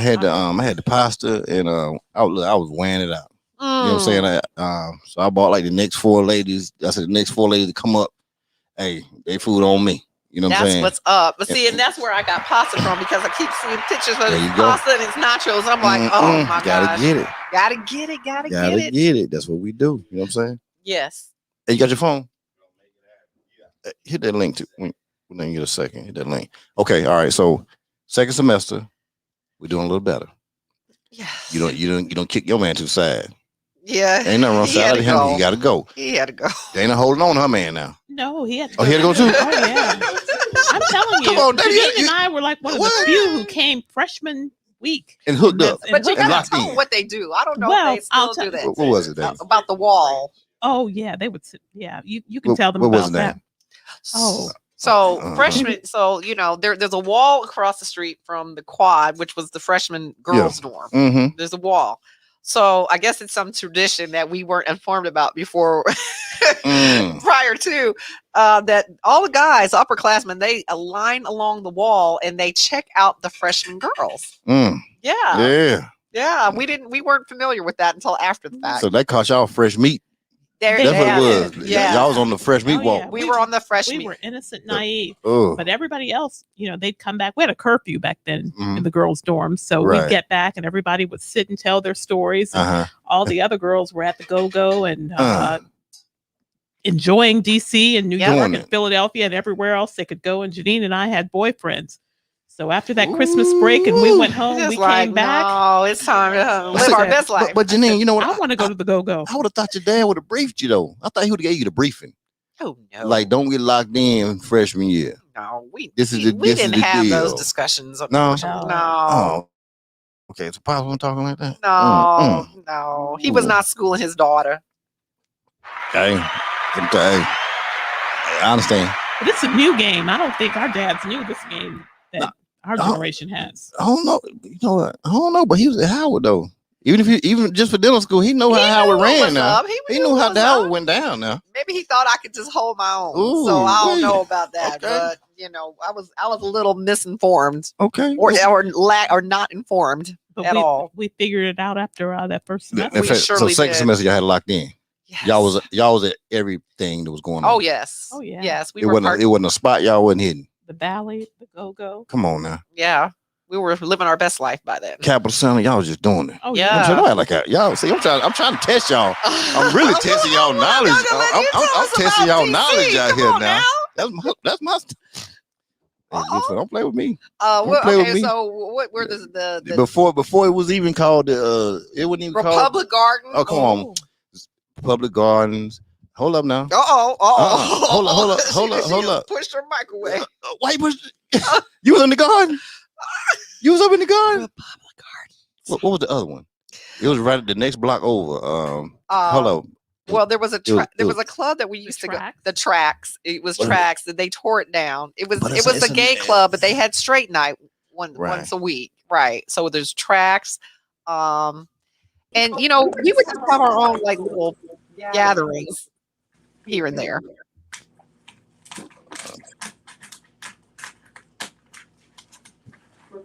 Republic Gardens. Shout out Mark Barnes. Shout out to Mark Barnes. And shout out to what's the part we go to all the time? Where the Awakening used to be. But he's not over there. He's over in he's in National Harbor now.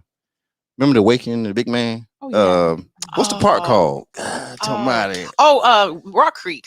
No. The park? No, the park where, remember the statue that's over at, it's at National Harbor now. Now it's at National Harbor, but it used to be over at, what's the park called? Thomasina, what's the name of the park? Thomasina, yeah, please tell us. What's the name of the park? Shout out to Marion Barry. We used to go there on Sundays, man. Not Rock Creek? No, it wasn't Rock Creek. It was it Haynes Point? Haynes Point. Yeah, shout out to Haynes Point. Y'all better stop playing. You're like, I don't know. See, tell you went down at the point. Come on now. Haynes Point. You went to Haynes Point. Oh, we both did it at the same time. You know what I'm saying? Oh Lord. And then you hit Zanzibar. That was right over by Captain White's. Zanzibar. I don't think it's there no more. I don't think so either. No. You know what I'm saying? Tracks is gone. Especially now with the stadium over there in Southeast. Right. Everything used to be over there. You know what I'm saying? You know, that used to be the spot, the hole over there. You know what I'm saying? That's where you go chill out. Yep. All the little spots. But when they built the stadium, they just kind of they wiped all this stuff out. It's crazy, right? It's so it don't even look the same no more. No, then I guess that was going to be my next point. Right. When we were there, DC was, they used to, I guess they called DC Chocolate City. And it was truly Chocolate City back then. Now you have international and but it's very gentrified now. Right. And that's just putting it nicely. It's very gentrified. Like you have the areas around Howard now. You used to have the block boys out on the block. Yeah. Doing their thing. Shout out to the block boys. Shout out to the black boys. You know what I'm saying? After us at Howard. They surely were. Ooh. Yeah, shout out to the black boys. But it's just like it's just a totally different vibe now. Right. It's the white folks have definitely taken over DC. There was 14th Street. Right. It used to be nothing but drug dealers and prostitutes. Right? And now it's just like it's just totally different. I know. It's just totally different. But I mean, just good memories. Just but we're still back there right now. We remember. We're remembering right now. Okay, so now, freshman year was a success, right? Yes. So you ready to go home? So you go back to Ohio for the summer? No, I stayed. So you went to school? You said I'm going to summer school. Home. No, I did. I think I took a class, but I worked during the summer. Dana, what'd you do? You go back too? Oh no. So we were not trying to go back home. Come on, what? Home and do what? No. It was one of those things. Mom, I'm never coming home. Oh, okay. So y'all. I did end up coming. So y'all stay back. You know what I'm saying, for a little. You stay back for a little while. You went back for a few minutes. You know what I'm saying, and then to visit. Oh, to visit. Oh, talking about after that freshman year. So y'all just worked during the summer. Yeah, okay. I worked during the summer. Worked during the summer. Okay, cool. Sophomore year. So now y'all ready. Y'all know how to start. Y'all ain't got no guy. Y'all smart enough to cut them loose. Oh, Dana got that look on the face. You're right. I didn't have anybody. Okay, there you go. That's what I'm talking about. So sophomore year, going to sophomore year. Going into sophomore year, no. Yeah, going in. No. What were y'all majoring in at this point? My major was zoology. Okay. Again, I wanted to be a doctor. She wanted to be a doctor. What were you doing, Dana, at the time? My major was journalism.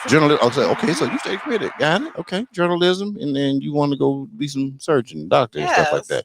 Because Pop made sure he a dentist, so he was like, "Look, my baby gonna go do something else." Well, I mean, from 4th grade, I just always was fascinated by medicine, so I just always thought I was going to be a doctor or wanted to be. And then I got late. Yes, it is. It's way too late. And then I got into my major with Dr. Twitty. Shout out to Dr. Twitty in zoology. I was like, Dr. Twitty in the building. Hell to the no. Yeah. So, So, all right. So tell me about sophomore year. Y'all in the same dorm at this time? Did y'all figure out how y'all can be roommates? Did y'all figure that piece out? I actually moved off campus my sophomore year. Oh, big money. Okay, look at you. Made a little money. Made a little money. I had no, because the housing situation back then was real scarce. Okay. So it was like a housing lottery. So I didn't get picked to have a dorm. So I didn't have a choice but to move off campus. And then I moved off campus with, she was a friend at that time. That's how they start off. And it being a klepto. Shout out to them thieves. She knew she was stealing when she asked you to be a roommate. She knew she was not going to do right. The crazy part about it was she was stealing when she was in the quad. Was she? Oh God! Yes. Lord have mercy. And I was warned not to do it. That's why nobody was her friend. You all are really telling the truth tonight. I know. See, I'm not gonna say any names on that part. I wasn't gonna say any names on that part. No names. No names on that part. So how did you first find out that she was a thief? Because she was stealing from our other friend. So that's a lesson to be learned for incoming college students. That's right. That you really don't know who you're moving in with. You really don't. No, but still, so it was our mutual friend, and she thought it was her roommate that was stealing from her. But it wasn't. It was the kleptomaniac that was stealing from her. You remember now? You know who I'm talking. Okay. I know the story. Right. So, yeah. So just to say all that, you encounter a whole lot of stuff in college that you would never even expect. Exactly. So moral of the story is make sure your stuff is locked up. Don't give anybody access to your room that doesn't live there. And just, again, keep your stuff locked up at all times. That's how they did it. Moral of the story. Okay. And I was warned not to do it. Right. And then, stuff would just come up missing all the time. But that's the interesting thing about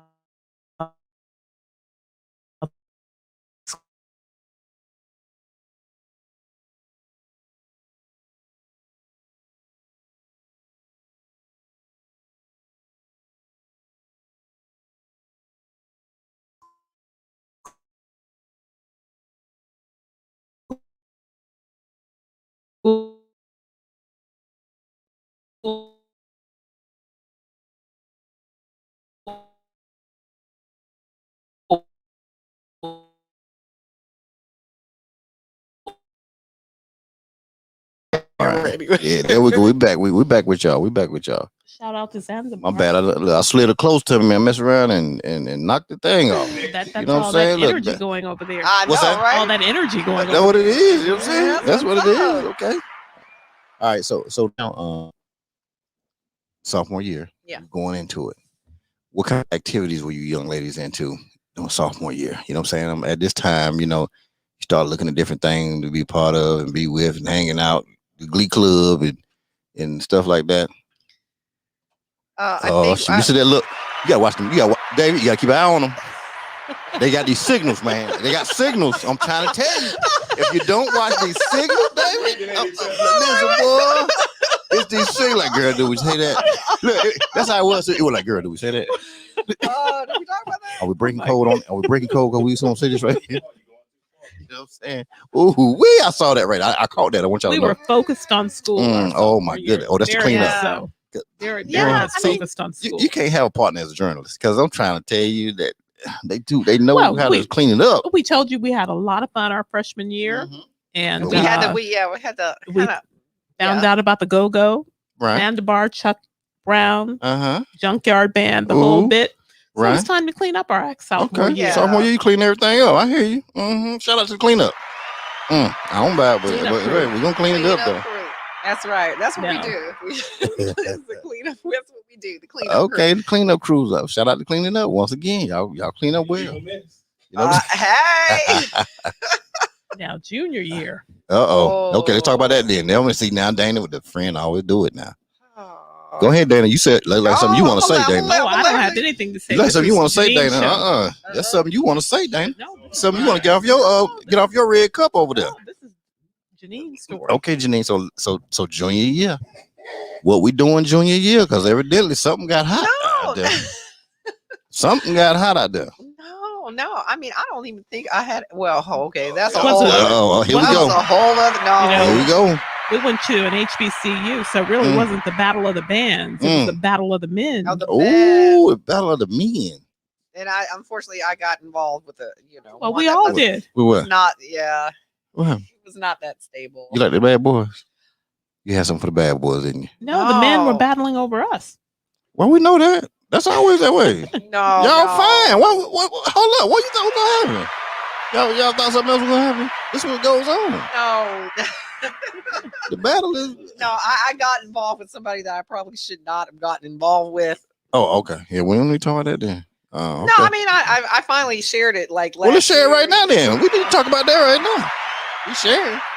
So unfortunately, I'm listening. Unfortunately, I was the victim of domestic violence. Yeah. Okay, well, I didn't know it was like that. Now I thought it was gonna be some funny story. No, I mean, but I mean, no, I've shared it. Yeah, I shared it already. Okay, now like last year on my podcast, like I said, I talked about it because I never had talked about it before then. And I just for whatever reason, I just felt ashamed or whatever, and I just. But I mean. I'm not the only woman that has gone through that. Right. And so I made a bad choice. Thank God I got out of that situation. Me too.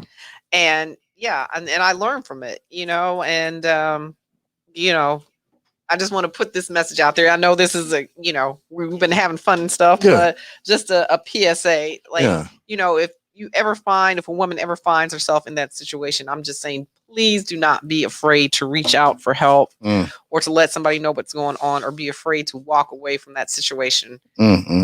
Yeah. You know, your safety is more important than anything else. So, and you're not alone. There are resources out there. Right. There are other people who have been through that, you know, again, sometimes when you're going through stuff, you think that you're the only one that's going through it. And, and for whatever reason, you don't want to share it. I think there was only one person that I shared that with when I was there. Nobody else, you know, knew. And, you know, she was, you know, kind of there for me. And so it just took me a long time to process all of that. And I'm now looking back and I'm like, why? Like, what was I thinking?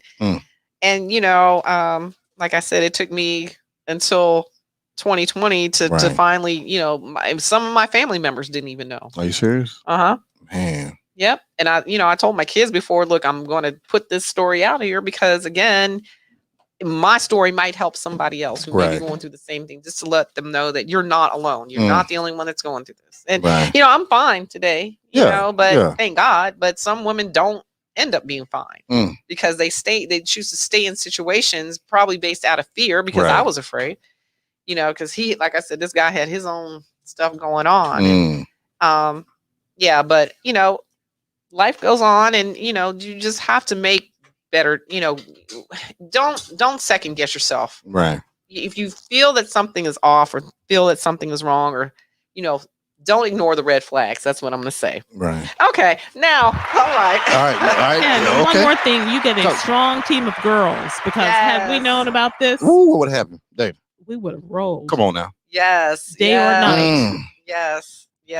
So don't be afraid to tell your family, your friends. Right. And when you have true friends, you could have called anytime, day or night, 2:00 in the morning. Listen, I believe you could have called Dana. Yes, Dana. Dana had that look.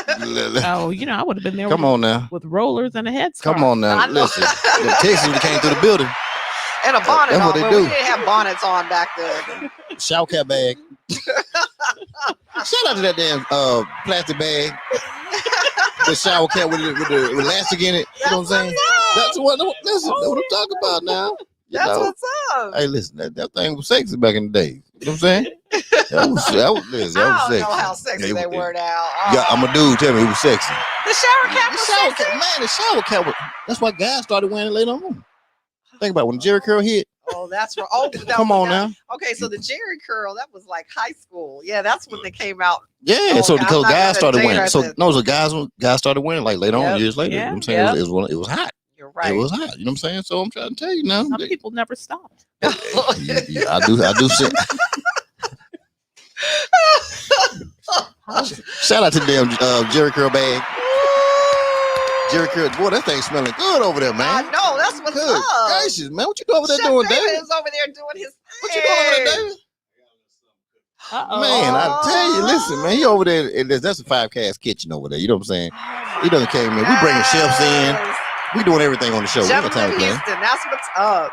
Okay, so any other curricular activities in college before we get out of college? No. Well, when we started talking about the battle our sophomore year, I wasn't expecting you to go there with that story. Yeah. Oh, that's okay. Yeah. That became the battle of the Howard University student versus the Howard, or the DC Block boys. Yeah. Oh, that was always though. You know what I'm saying? That was something. That was always. And I don't think we really got out into DC and started meeting. We did DC natives, and probably until our sophomore and junior year. That's right. We did. Because it was rough. Because the funny thing with people, if you don't know about Howard and where it's positioned, right, especially during the time, you understand. You come off campus. I mean, it's right there. You know what I'm saying? Like you on that's it. You know, and what's the street it was on? Georgia Avenue. And then it turned into a number as it went up toward Walter Reed. 16, right? Yeah. 16. So as you go up there on the left, you had the spots up there on the left where the people frequented off. You know what I'm saying? Then you go down a little further on the right. There's a nice little Chinese restaurant used to be there. You get the subs and stuff right there. That's right. Come on, man. Listen, they playing with me. Y'all gonna play with me? Look at you. You probably know it more than Come on now. You probably know it more than we do. Up against the wall. You know what I'm saying? No. But DC was a bad time during the really the late 80s and early 90s, Right. and I just didn't realize how much we were involved in. I mean, that was the murder capital. But you know the funny thing about it, but y'all were part of it, so you didn't really notice it. No, you didn't. You feel what I'm saying? Because you were part of it. Had no idea. You know? And we were protected to some extent. Right.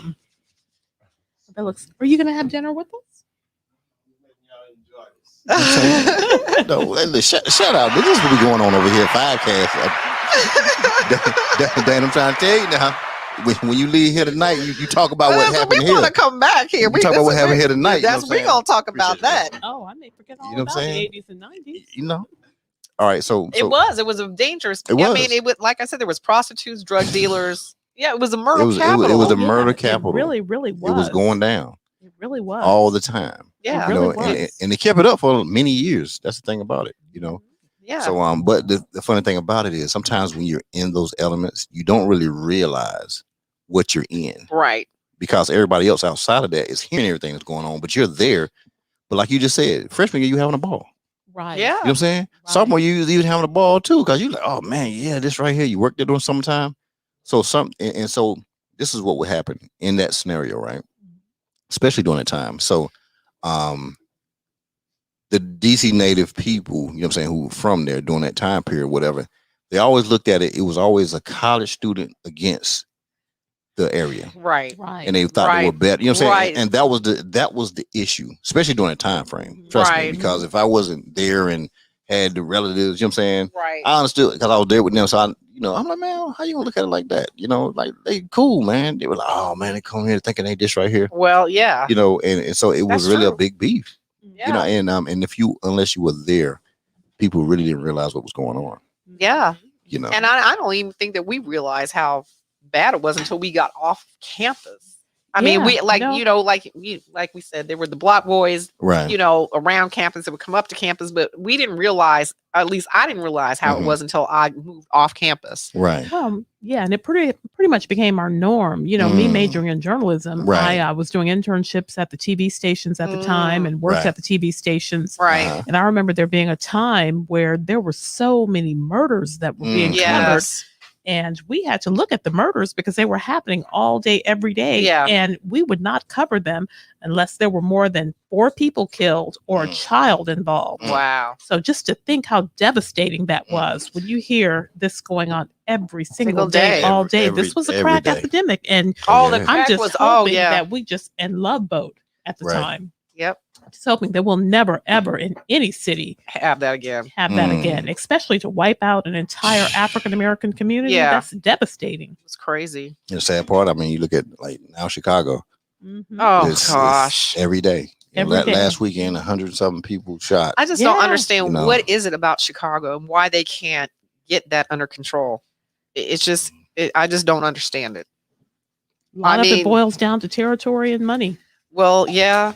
And I'm probably, I don't want to say this, but I'm sure law enforcement just kind of turns a blind eye because it's us and not them. Right. So I think that's a big part of it. And if it was if the tables were turned and it was white on white violence, there wouldn't be no such thing. There would be no such thing as white on white, crime or white on white violence. There would be no such thing. Okay. So I'm just gonna leave that right there. Well, I'm gonna tell you right now, it's black on salad right now because I know I'm about to dig in, y'all. Okay. Yeah, shout out to this salad right now. Tommy just saying it's an HU, that's what's up. With this vinaigrette dressing on it. my You know what I'm saying? Come on now. Tell me that vinaigrette ain't hitting you. Oh, it is. Come on now. Oh my You better stop playing. I don't know why David is not playing. I don't know why you playing. Oh my gosh. And it has strawberries in Come it. on now. Yeah. Listen, Okay, I have to put this up. This is like delicious. Listen. Oh my gosh. If y'all don't have Chef David, if your next thing coming up, then something is wrong. We live. Look at it. The shrimp. Look over there, y'all. The shrimp is searing right now. And then you got lobster over there on one side. You got shrimp on this side. We are truly being spoiled tonight. Come on now. Oh, thank you, 5cast. Thank you, Chef David. Gentlemen of Houston. Come on now. Gentlemen of Houston all day. Yes. That's what he's doing. Look at him. They know how to treat a woman. Yes. Hey, look, yes. hey, y'all. Look at the way he dropped. Look Look how he drops this. Look how he drops the shrimp into there. Look how he dropped the thing in there. He just drops it in. Bam. But then there's a method to his There's a madness. compartment down there. See him looking down again? There's a compartment down there he goes to, y'all. He won't let nobody see what he's doing.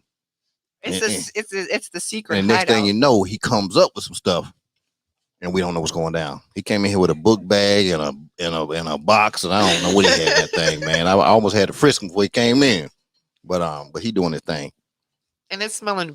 It really does. That's right, Thomasina. So good in here. Thomasina, okay, B, I know you. Hey, listen, Thomasina, don't play. You better come. Don't play with me, girl. You better come to Houston. You better come to Houston, Thomasina. Listen, don't worry about it. Listen, I'm telling you, when I come through there, I show you how to move around there. You know what I'm saying?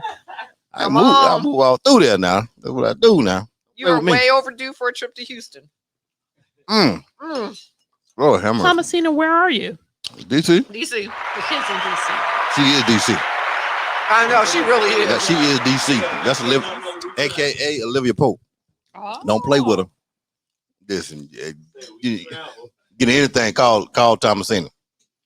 In capital relations. Capital public relations. Capital public relations. Listen, that's who you need to call. If y'all don't got capital public relations on the books, I don't know what y'all company business is doing. You know what I'm saying? Listen. They're not doing it. You ain't doing it. Listen. Thomasina, she had this shirt on. She was up in New York yesterday. And she had this publicist. You saw that shirt? Mm-hmm. The shirt was fire. She was fire. She was up in New York. She caught the train on them. You know what I'm saying? Went from DC. She caught the train on them. She did a little narration heading up. Then she got down there. I think she was down in Times Square area. She did a little thing. She made her moves off camera like she do, because that's what she's slick like that. Then she was up in Long Island doing her thing up there and came back through. Oh, but did you see the ponytail she had on? Now she had the ponytail. She had it going the braid, on. The baby hair. Girl, she took me back. I'm about to catch a flight. Thomasina playing with me. Girl, don't make me catch a flight out there. You know what I'm saying? Listen, man, she had the little baby hairs going and the ponytail top of the thing. I was like, go ahead, girl. She's trying to do some stuff. Talking about something about what? If something what did the t-shirt say? Hey, what did the shirt say? Thomasina, it was classic. Yeah, it was. It was classic and classy and on point. Yes, it was. But they told you to watch out too, though. Don't roll up on her. Thomasina does not play. Because she's a publicist. She's a publicist. So don't play with her. Hello? You know what I'm saying? Mm-hmm. Period. Hey, listen, and let people know. I just call her period. No I call her what you call her? Olivia Pope. She is Olivia Pope. I know. That's what I'm saying. Okay, you in a jam? Call Thomasina. If you think a jam coming, call Thomasina. Don't play with a publicist. What? Come on. She's a Dana is a publicist now. Oh, are you? Yes. That's why I said shout out to Thomasina. Don't play with the publicist. Dana is a publicist for NASA. Oh, hold up now. You ain't gonna just come in here and slide that by, Dana.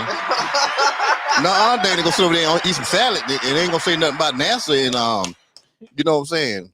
Oh Lord, so she real good. You're published for NASA. You real good. But you don't know me unless you get in trouble. That's what I'm trying to say. Because they be doing stuff. You don't hear about it. You don't. I know, because I got good publicists. That's my point. Exactly. Publicist. You proved my point. You know what I'm saying? You proved my point. Trust me. You proved my point. Hey, listen. Publicists are the most dangerous people on earth. They are. Why is that? No, in a good way, though. In a good way. In a good way. But you run afoul of a publicist, it's a whole, like, you know, I'm gonna say it because I don't know you, right? Make Thomasina mad. Listen, Thomasina, you better. If somebody make Thomasina mad, I would really, you know, and I ain't saying she just go do people in. I ain't saying she would do something like that. I'm just saying, but if they did, I'm talking about if there was somebody that was crazy enough to do something to her, like under the table, and nobody else knew they did it to her, oh, they probably through. Didn't I just she has capabilities to be done. I was gonna get out of my bed with the rollers in my head and a bonnet. And on her junior year? Yes. I told you I believe you. I believed you. You know what I'm saying? Don't play with the publicist. I see you. Listen, you know, hey, listen. Hey, I ain't gonna put your business out there, Dana. You know what I'm saying? Look, Dana, when Dana pull up on you, y'all, she pulls up on you. You know what I'm saying? Publicists do not play. She pulls up on you outside. Just pull up on you. Don't let the smooth taste fool ya. And that's what she said too. She said, "Don't let smooth taste fool you now. Don't let all this class fool you now." We come with a warning. And a disclaimer. I think Tommy's shirt said something about like that. Something about something shit or something. Yeah. Thomasina, what did your shirt say? Hey, type that in for me, Thomasina, what your shirt said. While we get into this number one hit out here on the streets. Wink and drink what? A wink and drink what? A wink and drink what? Hit 'em, G. It's 5 o'clock. It's time to leave. I dig into my pockets, pull out my car keys, grab my wallet, walk out the front door, unlock my phone, open the app store. I need a place to meet and think. Found a brand new app called Wink and Drink. Yeah, it's Wink and Drink. Hey, it's Wink and Drink. Come on, it's Wink and Drink, a brand new app where people meet. Come on, it's Wink and Drink. Hey, it's Wink and Drink. It's Wink and Drink, a brand new app where people meet. Y'all better stop playing if y'all don't know that's the hottest app on earth. Listen. Winks and drinks. If you ain't got that app right there, I don't know what's wrong with you. You got problems. That's all I got to tell you. Because one, the jingle is hot. The app is hot. You know what I'm saying? You want to meet up with your crew, it's hot. You want to make sure your girls are together. Y'all go to the same spot. Download the app. Put your location in. You know what I'm saying? As a group, your girls will meet you at the spot. And you're gonna be good to go. You know what I'm saying? And that's what it's all about. That's what's up. That's how Dana got here. Shout out to Wink and That's how Dana got here. We put a location in. Dana found us. Yeah. Put a location in. Dana found us. That's what we do. You know what I'm saying? We got don't use Waze. Don't use it. Waze ain't gonna let you know. You gotta get Wink. You just like, Wink and Drink. Waze didn't get me here. I couldn't get us here. You know what I'm saying? All right. So now let's go ahead and move on with the story. So now, yes, senior year, you're graduating. Right? We're graduating. Who was the guest speaker that year? Y'all remember? It don't matter because he didn't do a good job. Earl Graves. Oh, look at you. See, a journalist is gonna remember that. What was your degree when you undergrad? Psychology. Psychology. She was having a great time. You know what I'm saying? Uh-oh.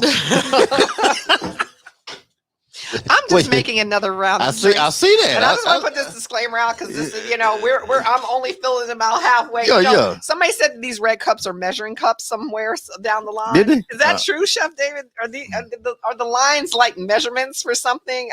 I read that on Instagram. Maybe that was a lie. Oh, okay. Well, we're not filling up the cup. Drinking about a goat. I guess it's a good measure. We're not putting up to the top line. Let me just put that out. Okay. Yes. So it's just on to the next after that. Okay, so it's I left DC. You left DC. Yes. And where we go? Now you ain't gonna try to get. I went back to Ohio. Went back to Ohio. Okay, then. Dana, what you do? Oh, I said I was never coming back okay, home. So I you stayed. Mom, you just stayed in DC. I did. I was fortunate enough to get a job in one of the TV stations. Okay, which one we get? WUSA. WUSA Channel 9. Thank you for tuning in. But that's interesting because at that time they had a minority reporter training program. And anytime you have to put a disclaimer on it where you hire 2 people a year who are minorities, that means you really don't want to hire anybody black. You just have to. You have to. But during that time, you just didn't have African Americans on air or representative. Okay. So this reporter training program was so competitive. You'd have so many people competing for 2 positions. Right. The mere fact that they just would not hire African Americans to tell our story. This is DC. This is the chocolate city at the time, and we did not have representation. So I ended up getting accepted into that program and staying in DC for a few years after that. Oh, okay. Go ahead and I'll do your thing. So I don't have to do my thing. Well, you were doing your thing, though. Hey, look, you know what? Hold up. Now, I'm going to tell you, too, around there. It was this club called, it was over by Fort Washington. It was, and this before National Harbor was National Harbor. It was, you go there, I think it was called Mr. Charlie's. It was, Thomasina, catch me if I'm telling the truth on this club. It was Mr. Charlie's. It's where all the old players went. Y'all remember the club that all the players went? No, but that's where I should have been. I know, right? And listen, Instead of messing with these youngins at Howard. Hey, Player from the Chef David, let me tell you, this club right here, if you went to it, it was in fact, it was on Fort Washington side. You went down that long road. Open? I don't know. Oh, I might. I'm gonna check it out. I'm gonna check it out and see. Okay, let me. But we fell up in there. It wasn't the half shell, was it? No, that was later. Nah. Okay. And dude, we stepped up in there. We thought we were about to do it. I said, oh, bro. I mean, it was dimes running in everywhere. Oh, I said, oh man, we about to kill it up in here. We about to do it. We fell up in there, and the ladies was fine. I was looking. I'm like, so all the dudes, they were like, 50 older, and they had them locked in. You couldn't even talk to a girl. So I went to, me. I roll up on them. Hey, baby, how you doing? I said, so what's going on? They said, baby, let me tell you something. You see all these dudes in here? They got benefits. You know what I'm saying? They got, you know what I'm saying? You see them cars out there? You know what I'm saying? Right. They had all the real cars. We had the cars, but they had the real cars. You know what I'm saying? Back then, they had the Jettas. You know what I'm saying? What? And the Lex, what? Acura Legends. Ooh, come on now. Yep. So anyway, we were too young, basically. For the girls our age, we were too young.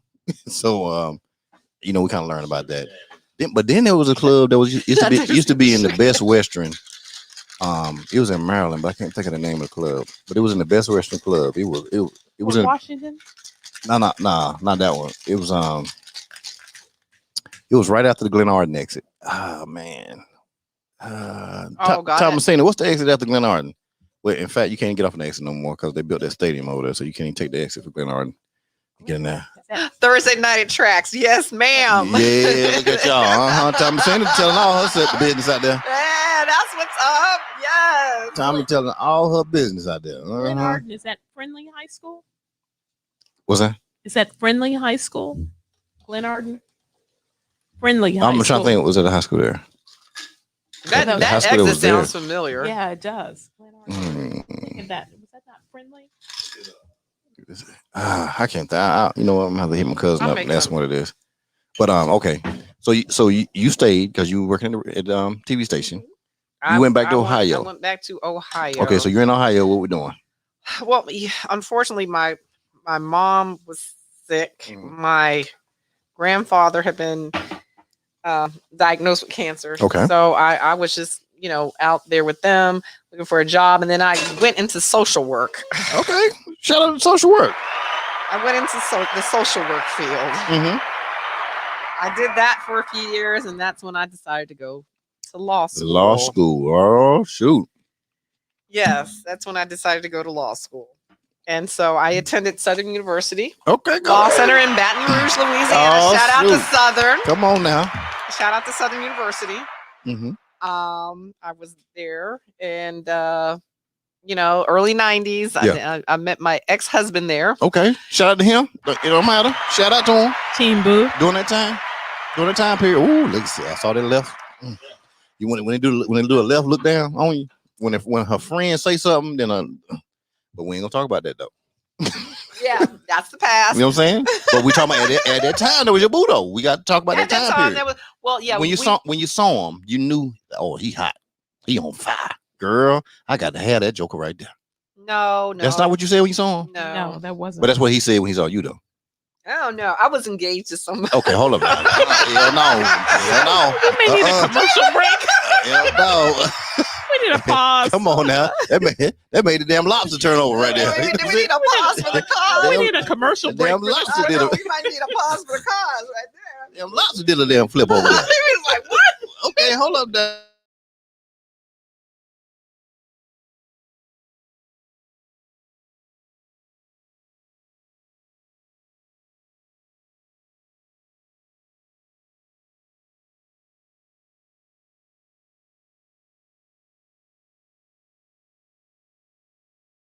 Everybody was in law school. Okay, that's cool. At least everybody's gonna do something. At least you messing with a joker that's gonna do something. You know what I'm saying? Right. Everybody was doing something. All three of them. Yeah. So y'all. Damn juice coming. Here come the juice. No, it wasn't not at the same time. Okay, now. Put that disclaimer out there. Not at the same time. Oh, okay. No, that is definitely. There is a Dana, the friend you bring to the party, get to talking about everything. You know what I'm saying? You want to find something out, talk to Dana. But that's true. You want to find something out, talk to Dana. You know what I'm saying? That's not what I meant. Hey, listen, don't play with me, Thomasina. She's going, okay with the split screen. Don't play with me, Thomasina, like I'm not going to be tearing it up in the building Thomasina. now. I'm going to have a whole TV show. Brian is over here doing this. I am so thoroughly impressed right now. It just makes me, my little IG lives, I'm just saying, it's putting me to shame. You know, my little back and forth, you know what I'm saying? My little back and forth, I bring the shit up in. I'm going to have to come over to 5 cast.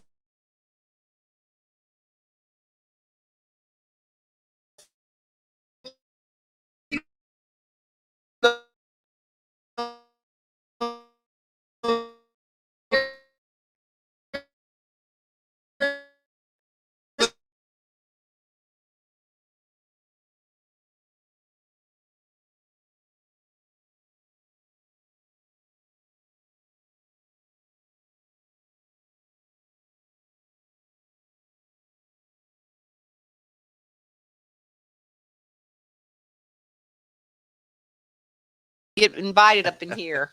Okay. So everybody can't get it, huh? Everybody can't be here. Everybody can't get this right here. This is something special right here. It's got to be special. It got to be special to get up in here. You can't. Everybody just can't get up in here now. You can't bring everybody in your building, in your house. No, you can't. That's what you can't do. No. Okay, but we back down here in law school though. You ain't about to slide by that either now. So in law school, so you met you. Okay, hold up. Let's do this right here. So you got to law school. You met the boo. No, I was in law school. Right. I'm saying you was in law school and you met the one you was engaged to. The one I was engaged to. You met him.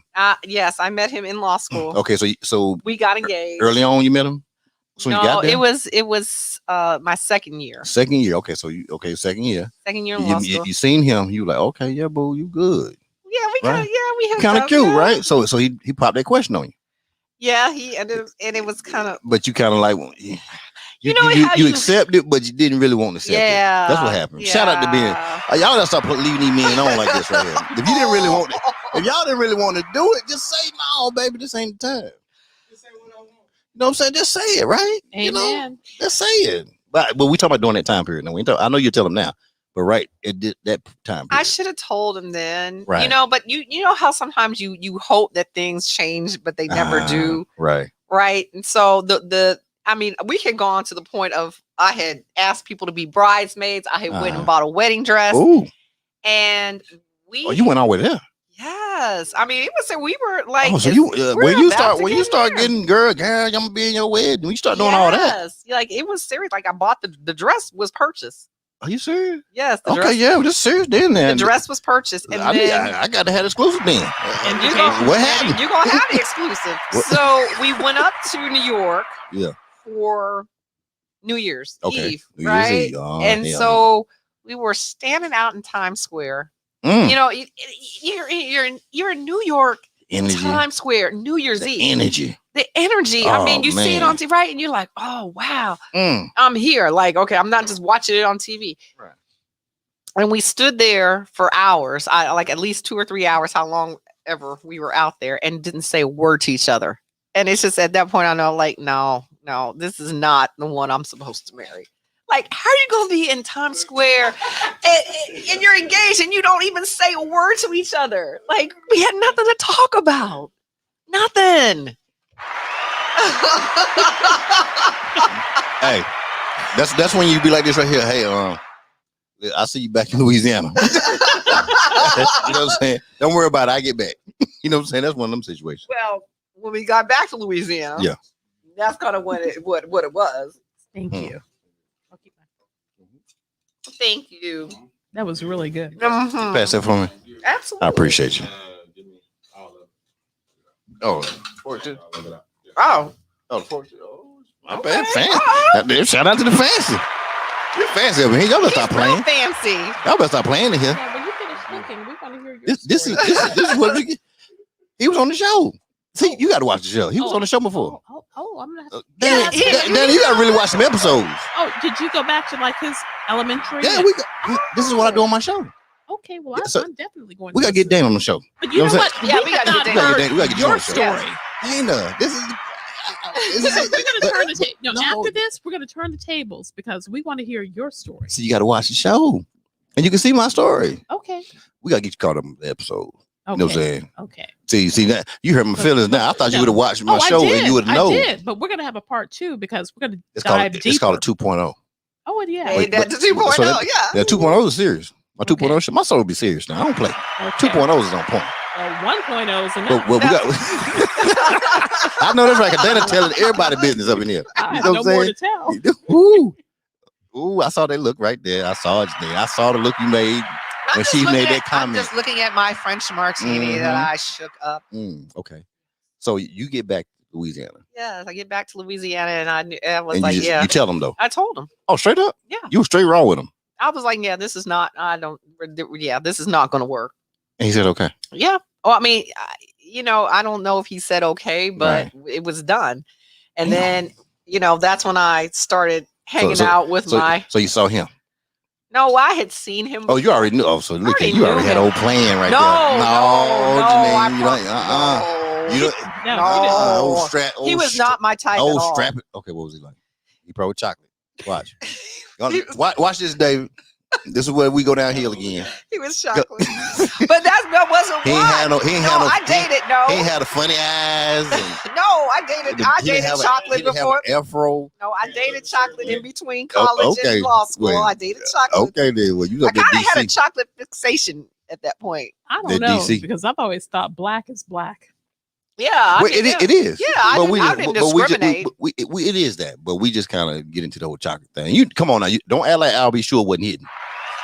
Black is black, but don't act like I'll be sure wasn't hidden. But then I went through a phase where I did not even want to deal with. I'll be sure. No, see? I wanted. There you go. I wanted sexual chocolate. Y'all better go ahead now. This is all I know. I wanted sexual chocolate. You know what I'm saying? Hey, look, Top, you talking about man dirtying up them pots.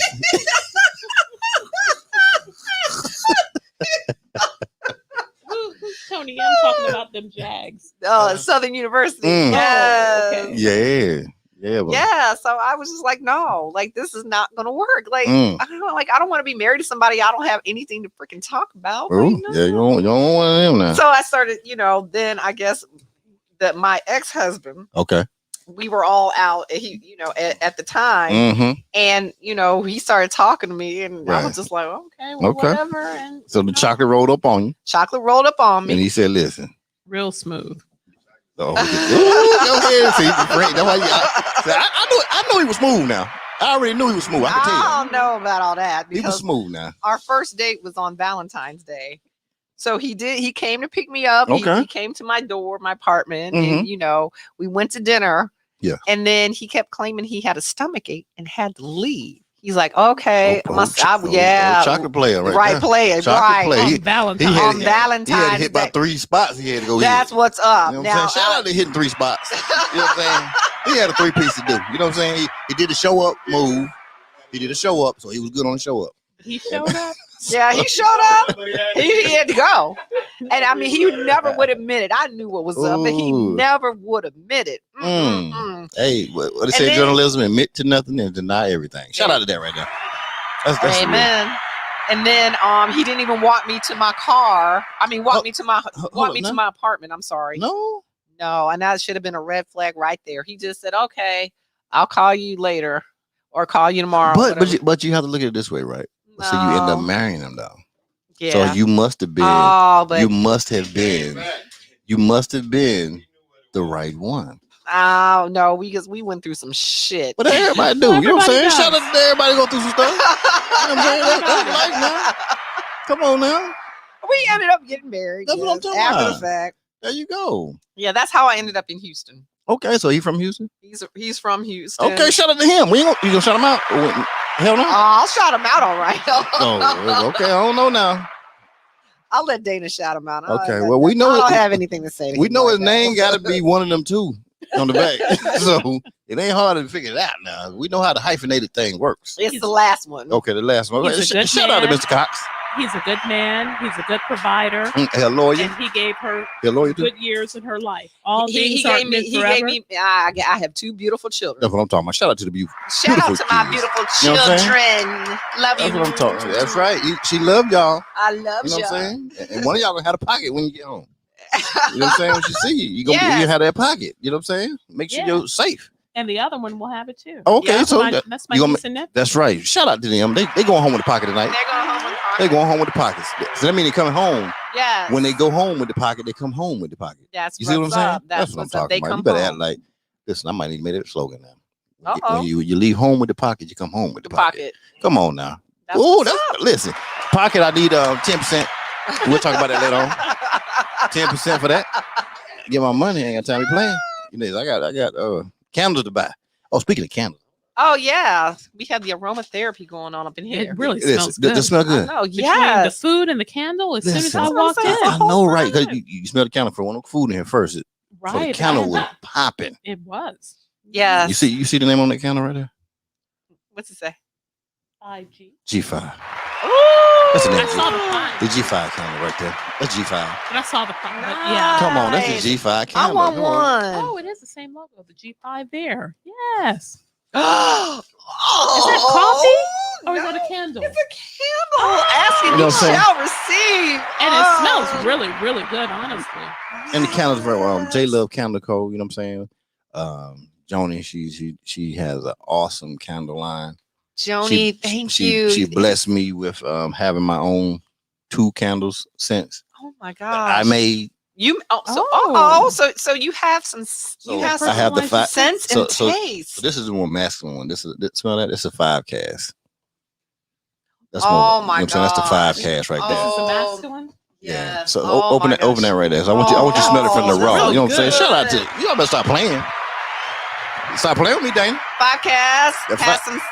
That 5 cast is popping. Is popping. I smell the G5. Now, how can we get these candles? Oh, what's that? The G5. Oh my gosh.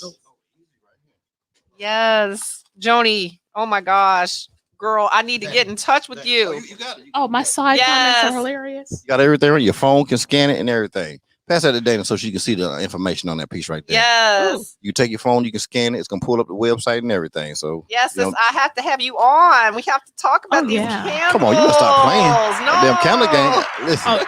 I'm a candle snob. I'll spend a lot of money on candles. We're spending on these G5. Yeah. Oh, I will, and because I really, really like because you smell them right now. You know what's going on. And I'm telling you, everybody loves them though. Oh yeah, I don't play around when it comes to candles. So when I give this my endorsement, right. I'm serious about this. Yes. Damn endorsement for Dana. Support Black-owned business. What you better say it again? Support Black-owned business. That's what we do. Don't play with me. No, that's what we do. You playing with me? Don't play with me, girl. Don't play with me. This is going on, sister. I told you we become relatives more and more as we go along into this thing. This is what happens, right? I told you you're gonna be family at the end of this, right? Thomasina said your side his comments are hilarious. Yes, they are, Thomasina. Wait until the 3rd drink. Think it's funny now. You gotta come hang out with us. Listen. You better get on flight to Houston. You know what I'm saying? You better make it happen. Who got that? Oh yeah, Thomasina, McDonald's across the street. That's right, McDonald's. Yep. Listen. Yep. And they used to have a store called Up Against the Wall. Oh, you know what I'm saying? Come on, come on, y'all better stop playing with me. Hey, why they trying to play me like I went in them DC streets? I told them I wrote DC streets. I live in the streets now. You know what I'm saying? Obviously, you were all up in there. Y'all it was probably in there more than we were. Oh yeah. Yes. Oh, okay. You have a lot of stuff to tell. That when Georgetown was at the top? Come of on now, game? Wood. Oh yeah, with Patrick Ewing. Okay, we're not gonna date ourselves. What's wrong with dating? Okay, so let's just be for real. Listen, if we let's just be for real. Like because y'all, some of y'all, I'm not gonna put all of y'all in a category, but some of y'all, y'all will not deal with older women older than you. Y'all want them. Y'all want them. Y'all better stop playing. I'm just saying, y'all want some, 20s, David, 30s, 40s. So y'all been listening to damn Kevin Samuels too much. That's what's been going on. People been listening to him too much. Oh no, now people be listening to him too much. I listen and I just say, what is he? I'm not gonna say he don't have some good points. He has good points. Everybody has good points. You know what I'm saying? But some stuff you be all over here with it. Right. When you start rating people, you a 3 and all this, best you can get, and all. Come on now. Yeah. That part I'm not gonna feel. Yeah.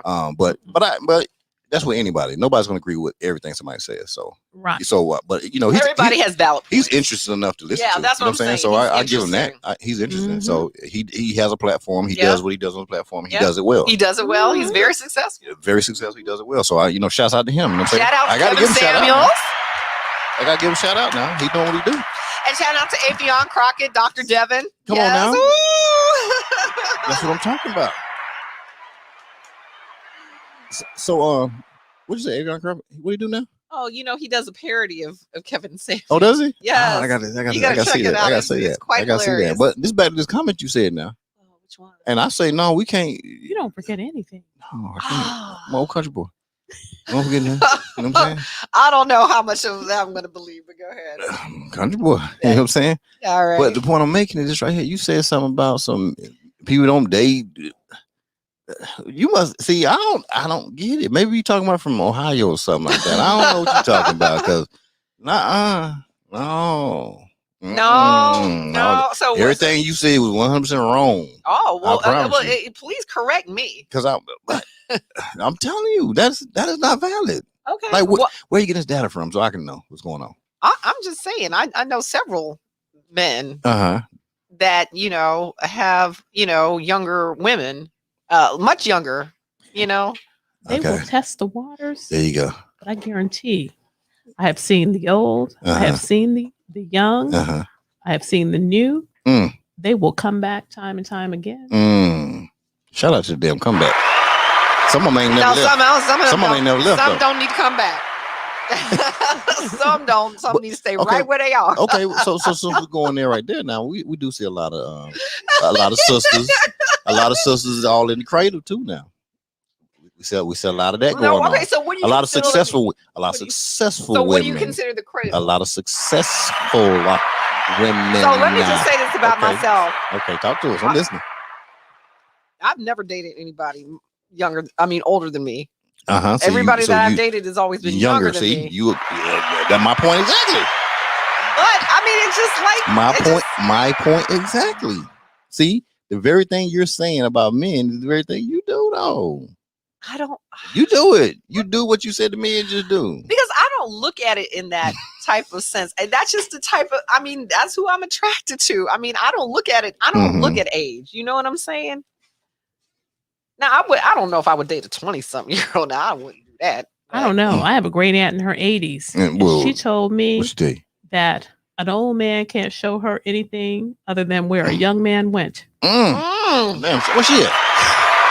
Let me go find. Where's she at? Shoot, listen. Where's she at? San Antonio. Yes. She said the only thing an old man could show her is where a young man went. That's what I'm saying. I've never been attracted. That's fire right there. The older men, I don't know why. Oh, the whole life. But I'm gonna tell you, it's weird for me. Except in high school. Me too. You too? I never messed with a young. I couldn't do it. With a young. With a younger or older? Oh, I like older women. Like my girl was like 29 when I was young. Okay. You know what I'm saying? And then everybody was always. I've never. Because I grew up older. I grew up like older. You're an old soul. Yeah. You know what I'm saying? Like we get this right here early. Yeah, you seem very wise. You know what I'm saying? You know, so like being with my godfather is just like I was always with people that were a lot older, not 4 or 5 years older, like a lot older. Oh, and so you know what I'm saying? As far as the men, the men I was around. So so you just used to those conversations earlier. Yeah. And so then the women, it just happened to me in my life where the women were like older and it just I like what they were talking about. And then it just stuck. You know, it just stuck. Yeah. So the season game. Hey, tell about the damn season game. That's what Joni said. Hey, that's what's up, Joni. Mess around and that's why I say where she at? She said season. Where you on at? You don't want 80. Come on now. Yeah, no, come on. Let's be for real now. We can have she has some good retirement benefits. But no, see, I got my own stuff. But this is the thing right here. It's really it's the intellectual aspect. And I'm not talking about college and stuff that right there. I'm talking about it's really wisdom. It's that. And so what happens is once you're used to that, it's hard to fall back now. Right. Because then you can talk to somebody you like this. Yeah. And to be honest, I've never gone out with a younger guy. You like that season too. Shut up the damn season now. Listen, you ain't got no season. I don't know what you're doing. What's the reason I had no season? The reason there is no season. You know what I'm saying? So what's older? What's young to you? What's young? What's older? What's an older man to you? Like, so I wouldn't consider anybody like 2 years older than me, or maybe 3, but like beyond. What's a number? Just what's a number that's older? You consider an older man? You said I'm not attracted to older men, so I'm trying to figure like. And you say you don't. What's like 57 on up? For real? No, maybe 58 on up. Like, no. But so. What is it about that? Because it reminds me, like my dad, like when you would be like one of my dad now, because my dad is much older, but I don't know. I just have never been attracted to older men. I don't know what it is. For real? For real. Like my ex-husband, he's 5 years younger than me. Shout out to him, boy. He rolled up on you. He like, look, girl. He love that season. Told you he was smooth. He like that season. That's you get my point. And that's what happens. But even the guys that I dated before him, they were all younger than me. Like maybe 2-3 years younger. Okay, so I'm talking Except about, when I say younger, I'm talking about like 10. No, I've never dated anybody that's what I'm talking about. Than so me. when you so I had to clear that up then. So I guess when you're saying younger, I'm thinking like 10, 15 years. No, well, you know what? Like your daughter's age or something. Oh God, no. Come on. Oh no, you know how they do. They be checking you out. You know your son's friends now.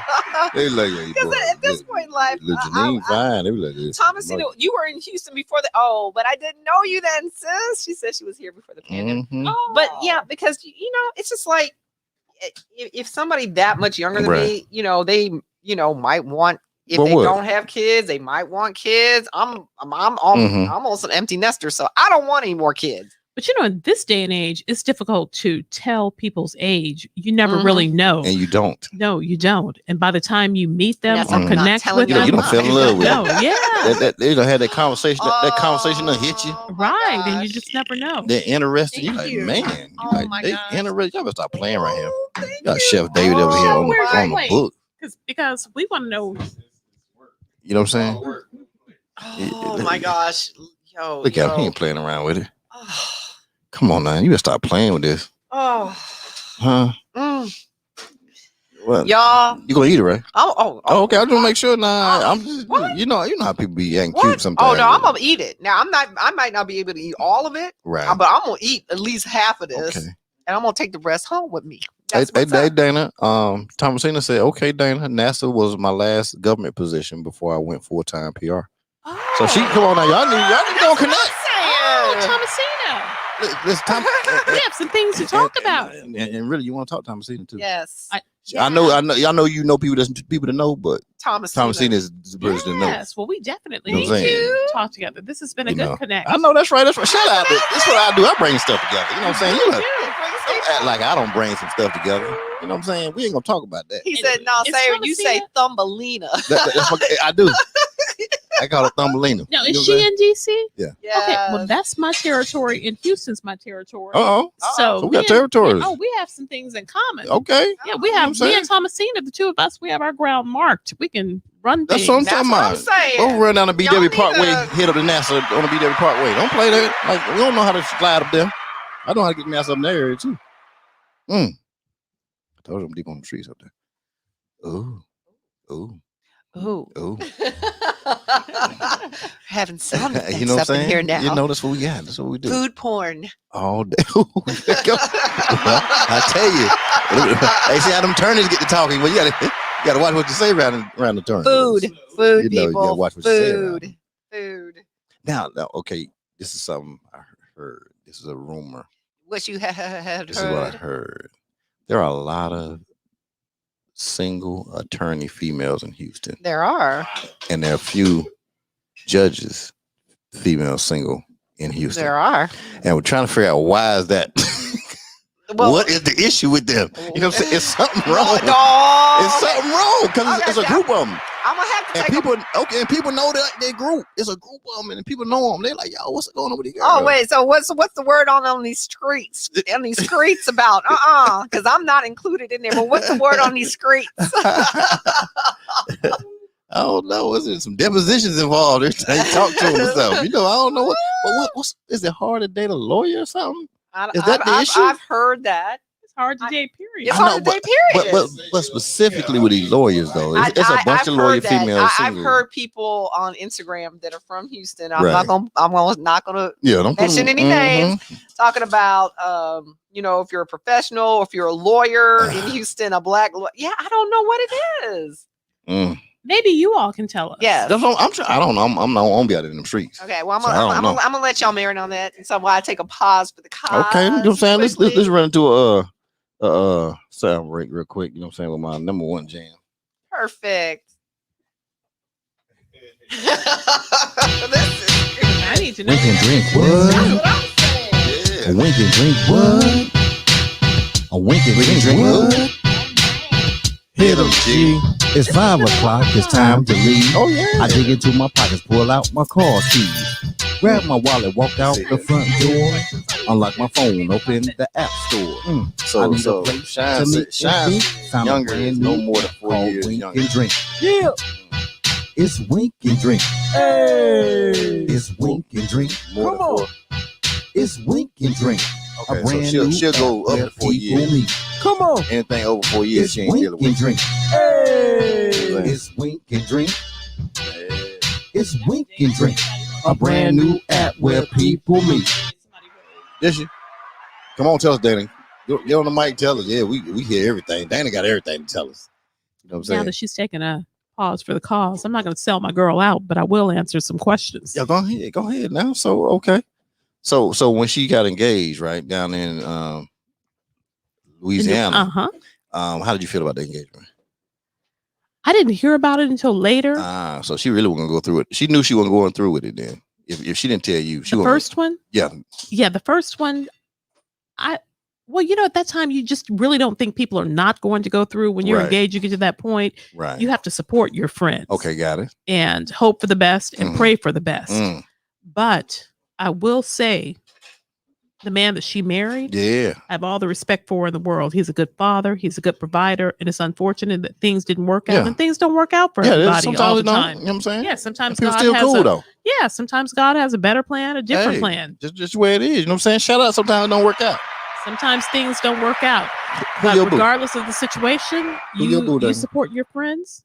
Who your boo? He's here in Houston. Okay, shout out to him because you ain't gonna live.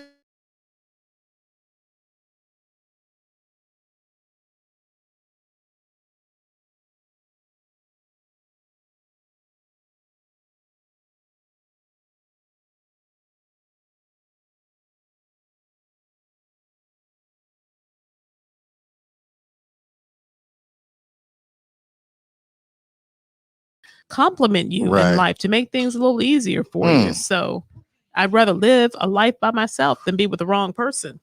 Hey, what Thomasina say? You're going to have to listen to this part that we talked about while you took a pause. Yeah, she put your stuff all out there. You know what I'm saying? I'm back. What Thomasina talking about? She said, Thomasina said, what she say? Got that light is in my eyes. She said, I support several Black-owned t-shirt companies. I think you're thinking of either the tailor-made tee, spiritual, and with the shits. Yes, another tomorrow, not promised. Custom out today. Yeah. Time to cuss people out. to be a publicist, to be correct all the time, she would put a strong cussing on you when you need cussing. I think she know how to lay it down. Lay it down. You know what I'm saying? Yes, we do. That's it. Okay, let's see. Boys are intimidated by successful women. That's what Joni said. Is that Hey, no, who? Boys are. Boys are. Boys. But we talking about some men up in here. Now, men ain't intimidated. Listen, we want that. The men want that now. I want you to be successful. Compliments you. That's it. Compliment me. We ain't got to tell her we not complimenting. So you can grow together. Shout out to growing together. Tell me about the food. Tell me about the food real quick. Give me a briefing on this food. Oh my God. This food is absolutely delicious. Chef David? What are you doing? You put it down. Come on now. Down. Come on now. Oh my God. That lobster hitting on them. So you feel the lobster over there, right? Oh my gosh. Oh my gosh. Shrimp over there laid. The shrimp laid over there. With the tomatoes. Come on now. And the sauce is just, oh my God. Everything is hitting. Perfectly seasoned. Oh, come on now. Say it again. Season. Perfectly seasoned.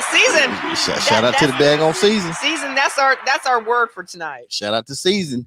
That's what I'm trying to tell y'all. The season is the right thing. People need to get their season game together. Y'all better get with the season. You better get with it. I'm Don't trying to tell you. Listen, chocolate season. It's the season for chocolate. Season? Oh, it is. It's the season for chocolate. You know what I'm saying? It ain't got to be Valentine's Day either. Black Lives Matter. You know what I'm saying? All day long. Every day. Chocolate lives matter. Oh my gosh. Okay. And we're I'm not gonna be any good after and this. that's good. That's what we're talking about. We don't need to be good. We just need to you need to remember this. That's all you need to do. That's it. So we still gonna talk while we're going. It's just like we eating dinner. Yes. So no problem. Yeah, we're gonna eat. All right. Talk. So because I'm hungry. So you marry your boo. You know what I'm saying? You got married. So he came back to Houston because this is where he's from. Right. Right. So okay, well, we broke up. Okay, shout out to break up. Sometimes you gotta do that. We got back here and we were studying for the bar. Okay. And he broke up with me after we took the bar. Okay. Shout out to the damn breakup after the damn bar. He was stressed out. No, F that. He was stressed out. No. Come on now. No. He was a little stressed. No. Sometimes, listen. No. That test ain't too easy now. Okay. It's not easy. And I know you took the same one, but I was about you know to say, what I'm I saying? took the exact same sometimes, guys, it's one of them situations where our minds are just not clear. No, he was over here seeing other folks. Okay, so I ain't want to put his business out there, but listen. But he loves you though. He did. I know. I already know he loved you now. Because everybody gotta see. I guess. Yeah, I see. See, it's a pattern, right? Guys, Every time, it's a pattern because every time these dudes they thinking they something else better, they run right back to you. I told you. Every time. Now, I'm just trying to tell you now. So something you got. And like I said, the magnet. I've been old and I've been young, and they come back. Yo-yo. That's why she said don't play with my yo-yo. Some folks don't need to come back. And now, not everybody needs to come back, but they do. They try. Okay. All right. So the bar happened. So he broke up with me. He broke up with you. Okay. So now you waiting for your results after y'all take the thing. Broke up. Results come back. You a lawyer. Yep. Results come back for him. He ain't a lawyer. Right. I already knew that was gonna happen. I'm trying to tell. I just felt it. I felt it. I told you the man was stressed out. David, he was stressed out, man. He knew he didn't do good on the test. That's why he broke up with her when the test happened. Oh no. He knew you got to work with him now. I'm telling you, this is dude. We don't handle things sometimes the right way. Listen, he already know you smart. He's smart too. Don't get me wrong. He's smart too. But you have to understand this right here. Okay. You have this beautiful woman. You know what I'm saying? This woman's gonna be your wife. She's gonna be your wife, and you already know how you're feeling about the bar exam at this point. He know how he was feeling about it, and he probably didn't feel like he was gonna do as well. So now when y'all took it, he knew how he did. You know what I'm saying? And at the same time, so he's like, that's stressful for him. He didn't know how you're gonna feel about him when the results came back. You know what I'm saying? I'm listening. And he didn't want to go through that. Be like, oh, no. And then it's a pride thing too. He probably had a little pride. He was younger, so he had a little pride thing going on during that time period. You know what I'm saying? And I think that's what happened. Real talk. You know what I'm saying? Okay. I've never heard it explained to me that way. That's country boy talk. It makes a lot of sense in retrospect. Yeah. And that's just real talk though. Possibly. Because that's a lot of pressure. That's a big deal. Everybody knows. Yeah, John F. Kennedy Jr., he took about 8-9 times before he even passed it. You think he was getting messed with bad? They were weighing him out. I'm sure he was. They were weighing him out. I'm sure he was. But is that a reason to break up with somebody? For men, it's stress. That's what I'm saying. As a man, and I'm not saying that was the issue, but I'm saying, but as a man, that's a big deal. So okay. So what you're saying is that men, their way of dealing with stress is to break up with somebody who would have had their back anyway, who would have been there anyway. I'm sure he knew you had his back, but it's a pride thing. Is that what you're saying? It could at that age, yes. Okay. At that age, yes. I'm pride, and maybe the possibility of him not being able to provide for you. There you go. As a man. And he can't enjoy that moment. You jumping around like, oh yeah, I got my results back. I'm a lawyer, and he getting it back. And he said, like, I asked him if he was going to come to my swearing in. He was like, no, because that was painful. I couldn't. Yeah, that's painful. But I felt some type of way about that, and I understand that because it was a special moment for you. Right. So why does it have to be everything about you, and you couldn't be there for me? Well, I don't think it was. I don't think he's seen it that way. Honestly, I don't think. And I'm not saying it to try to defend or nothing, but I'm just trying to get you to look at it from a different perspective, right? Please, yeah. Just as a guy who, like I said, my woman, she's getting swearing in. I went to school to become a lawyer. I wanted to be a lawyer at that moment. You know what I'm saying? I don't know if he's a lawyer now. He's a lawyer now. Okay, so he wanted to be a lawyer. You know, he wouldn't take the bar again if he didn't want to be a lawyer. Right. And so that's something he probably really wanted to do at that time. He wanted to happen at that moment, and it was. So even though he loved you and everything like that, you have to understand too, that was a great accomplishment for you. It was a great accomplishment for him, and it probably was a dream for him. Yeah. You don't know how long inside of the different things he never talked about him being, or the conversation he had with his boys or his family. He wanted to make his family proud, to be maybe the first lawyer in his family. He might have felt like he let a lot of people down at that moment. You know what I'm saying? And that was something that he came up with. So I'm sure it was hard, and it was not trying to take anything away from your situation, because I'm sure he was happy for you. But you have to understand, he probably was dealing with a lot of stuff just through his side of his family, or just what he wanted to make somebody proud. Okay. You know, he might have had something he wanted to do, and that's just real talk. You know what I'm saying? Stop playing with me. Y'all bad like I can't. Like, cause I never even thought about it on those terms. Yeah. And I just thought he was being selfish. You know, he's probably thinking that he wants to be your husband, a Right. provider. He wants to build a I house don't know with if he you. was thinking about that. Well, I'm sure he was. If you all were considering engagement and getting married, and he's thinking that you're going on as an attorney, Right. as a lawyer, and he's back at ground zero. Yeah. I never thought about that. That's real talk now. I'm just trying to keep it real now. I'm loving this conversation. Listen, sometimes you gotta come talk to the dumb people like me. Oh, and, you are no. And hear some stuff. You know what I'm saying? They say the fools. You don't hang out with the fools sometimes. You are not. You know, you hang out with the fools sometimes. You know, some stuff it happens. You are just real talk. You know what I'm saying? Shout out to Real Talk. Amen. So y'all got married. Right, we got married. You got married. We got back together. Got back together. We got married. Okay, he passed the bar. And you got back together, right? See how it went together? Yep. You see how that went together now, right? Did. Think about it. But anyway, just keep that in your mind. Think about it. School me now. Come sometimes I told you got the country boys. So anyway, so y'all here in Houston. Point taken. Here in Houston, having a great time. You're both lawyers at the time, and it's just like, oh man, we're gonna kill the world. We're gonna kill it. You know what I'm saying? Yeah. I'm ready. I'm waiting. Yeah, I don't know the story yet. See, she's thinking now. Now she's thinking. That's good. We had 2 beautiful kids. That's what I'm talking about. Shout out to the beautiful kids. Hey. Who will have the pocket when they get home tonight? Had 2 beautiful kids. Right And away? No. How long will we wait? 2.5 years. Okay. That's enough time right there. Who's born first? The son or the daughter?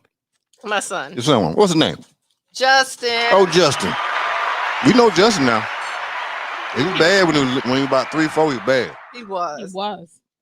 Just toe up bad. You know what I'm saying? I felt it. He's such a good boy now. They always turn out good now. Yeah. They always turn out good. But they be bad when they're 3 and 4. That's what happened. He was bad. He was bad. But not really not bad. Yeah, but you know how little boys are. Right. And the crazy thing about, there was nothing but girls in my family. I had one male first cousin. Right. The rest of us were girls, so I didn't know what to do with a boy. I'm like, what am I supposed to do with him? Like, I don't know anything about boys, but I mean, I fell in love with him. As you should. Oh my gosh. It's just like, that's my, I love my daughter. I love them both equally, but he's the only boy, so he's that. So he get it. Everybody. His mama. The mama-son bond is for real, for real. That's my. When the boy walks in the house, he's just like the king because he's the only boy around, and everybody I know that's all right. love him. Yeah, my nieces are. Yeah, I have 2 nieces, Oh well, Marcy's sons are all kids are all boys. Mm-hmm. Yeah, but that's my I love my babies. But yeah, so we had 2 beautiful children. Girl, I'll tell you right now. Life happens.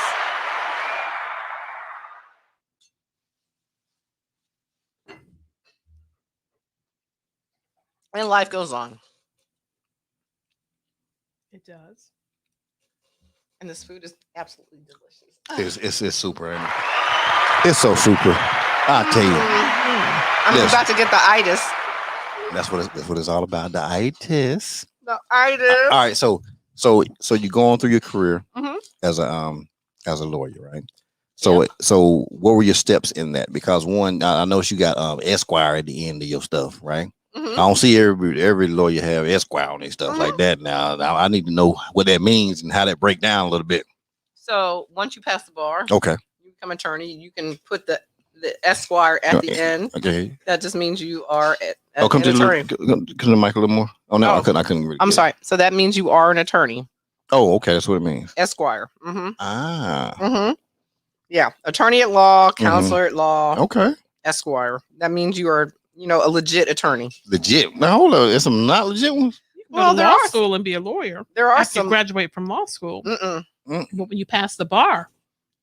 Hold on, break this down to me. I need to know what's going on now. So when you're a lot of met some people. They talking about some Esquires and they wasn't Esquires. So I'm trying to understand what's going on then now. They doing some fraudulent stuff. That's why I need to know. People need to know what Esquire stuff means. So if you put like JD, because you have a Juris Doctorate when you graduate from law school. So if you put JD behind your name, okay, that just means you graduated from law school. You graduated. But if you put in order for you to put Esquire, you. In theory, like in reality, you were supposed to have passed the bar. Now I know some people who, like you said, have perpetrated like they are an attorney and put attorney at the end or whatever or Esquire, and they did not pass the bar. So that's fraudulent, actually, because you can't do that. And they can't practice law, right? No. Okay, so all right, so no, I'm just trying to understand it because.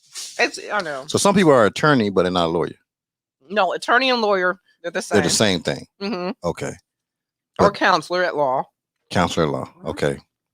They're all the same. But there are some people who graduated and they finished school, but they are they're working at a law firm, but they're not a lawyer yet.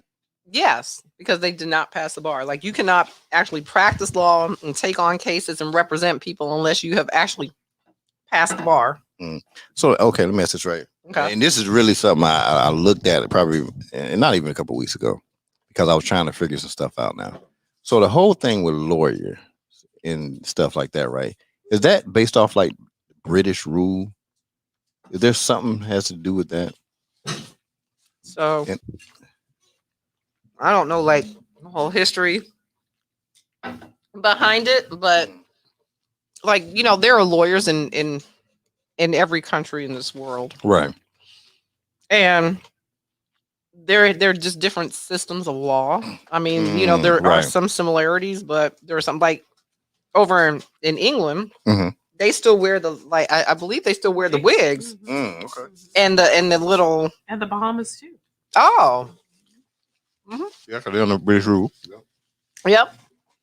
They still wear the wigs and the little, I don't know what you call those, ties or whatever. Yeah.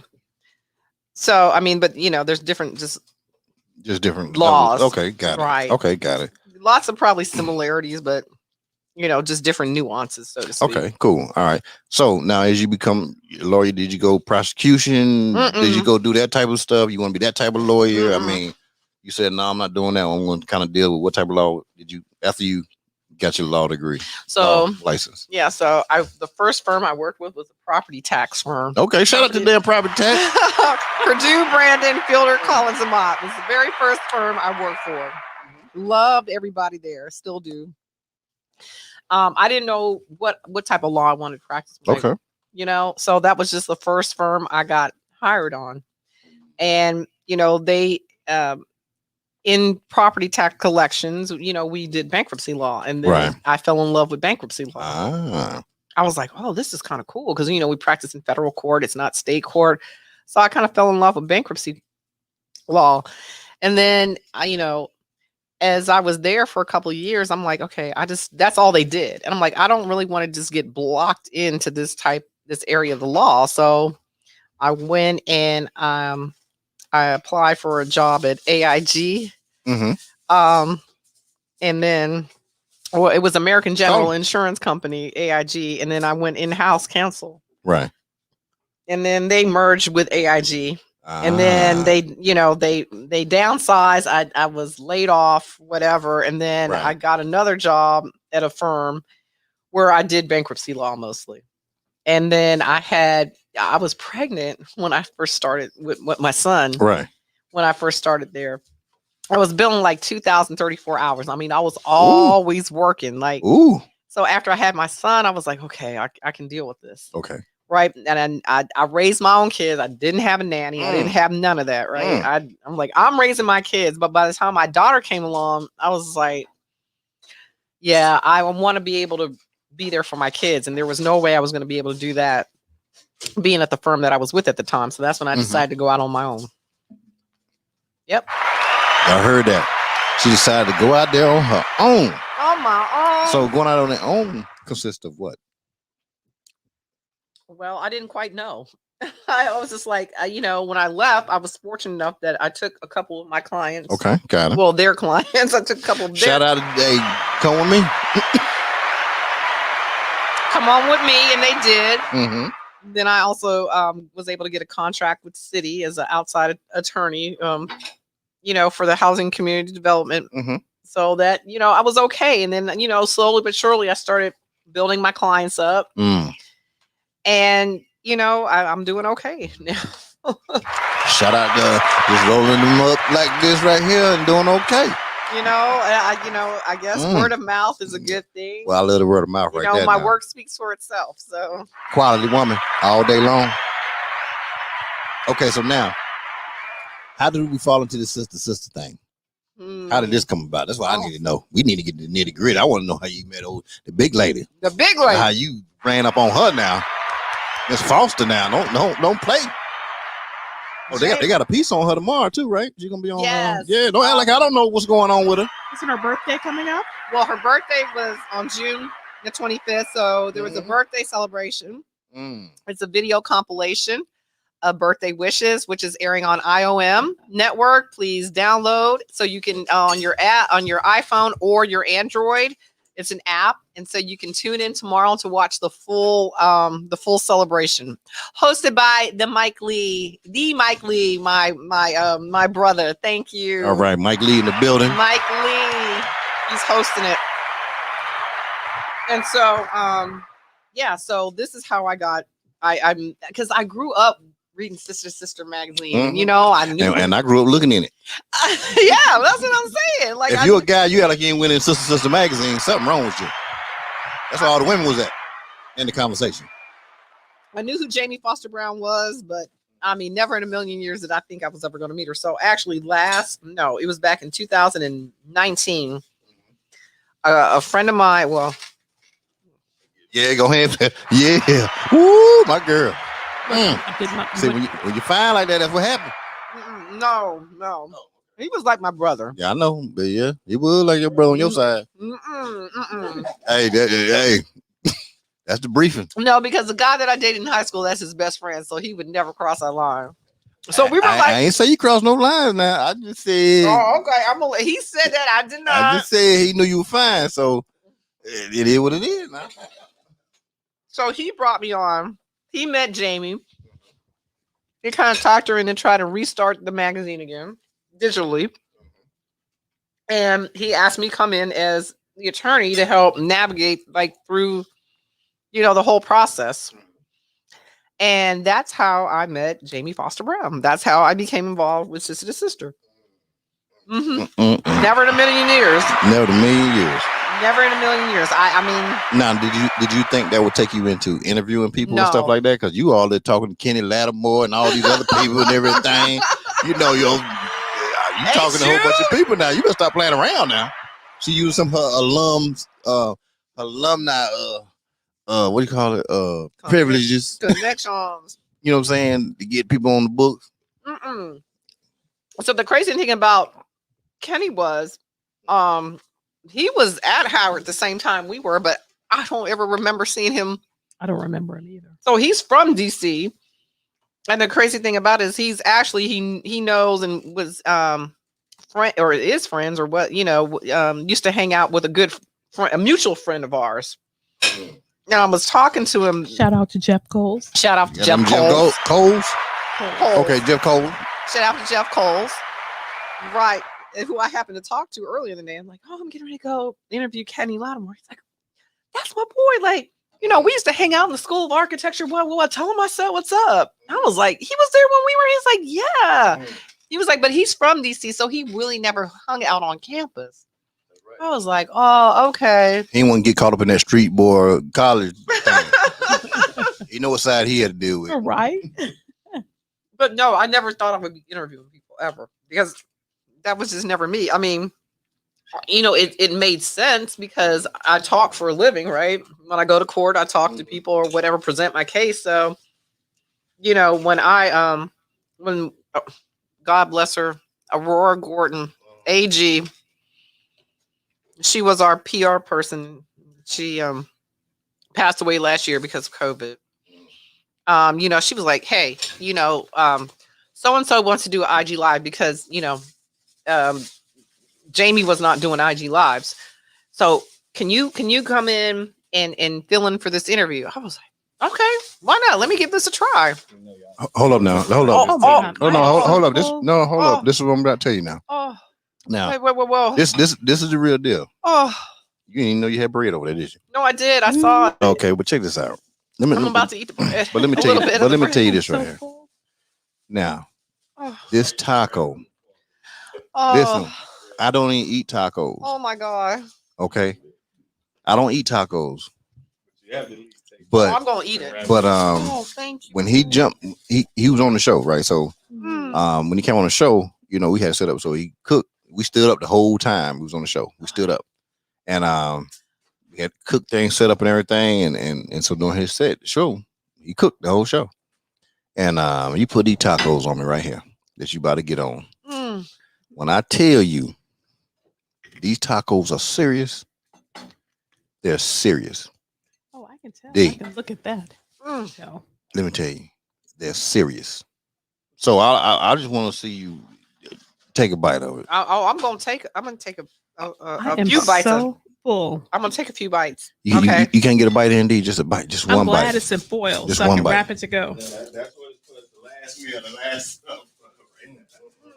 It's serious. It's serious. Go on. I'm gonna hit the button for you. Don't even worry about it. Hit it for me. I just hit the button for you. Listen, if y'all ain't kidding, don't worry about it. I'm gonna have David's stuff up here. I'm gonna move my mic up for a moment, y'all. Sorry. When I tell you David is serious, Chef David, I do apologize. The Chef David is serious. I told y'all I don't eat tacos. I'm going to buy a food truck tomorrow, so we can just sell. Oh, we already on that. And I can retire. Oh my God. Wait. I'm from San Antonio. Hey, Thomasina said tacos. Thomasina said Patrick is back at Georgetown. Patrick coaching. Yeah, you know what I'm saying? Hey, look. We ain't playing around. Full circle. Yeah, you learn a lot of stuff tonight, Thomasina. Full circle. Thomasina learned a lot of stuff tonight. That's right. Look, I done got cool on her list now. He said he had to commit to the stomach ache. He must be talking about your ex. No, that's Thomasina's whole Tommy. Oh, he had to commit to the stomach ache. No, that's she. Yeah, but Thomasina said he had to commit. Oh, is that what it was? Oh, yeah. He had to commit to that, right? Right. Y'all bullshit. Right. Y'all ain't right. Look. Teresa Joyce said only on Tuesdays in Houston. That's right. We Thursday. So good. Yeah. Okay. All right, so y'all, the tacos, the lobster tacos. Yeah, tell me serious. They are slamming. There are also okay. Let me kind of break this down. You got the lobster, right? And then they have a little slaw, a little tomato. just a different. You have a little crunchiness, a little. And then there's a slight mango taste in here. It's either pineapple or mango. Pineapple. Ah, it's citrusy, y'all, and then it's a little bit spicy. Oh, I'm from San Antonio, and I know tacos. I might sell my house and buy a food truck tomorrow so that we can sell tacos and I can retire. That's how good they are. Delicious. Oh my gosh. Make sure you tell them to take the mic for a taco. I'm gonna be stalking Chef David, gentleman of Houston, at all of his pop-ups from now on. Did you mistake the mic for your taco? No.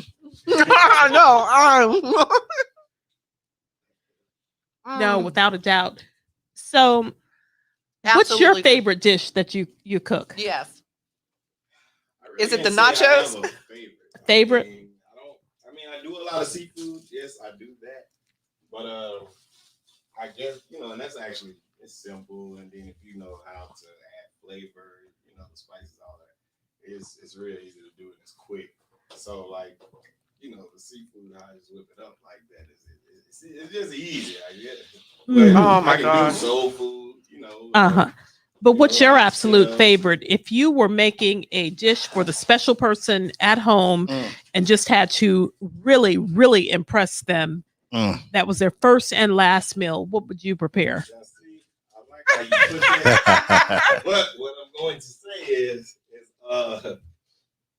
normally, just so I'm trying to ease myself into this, because what I do is I just normally I kind of just feed for information, so I have an idea.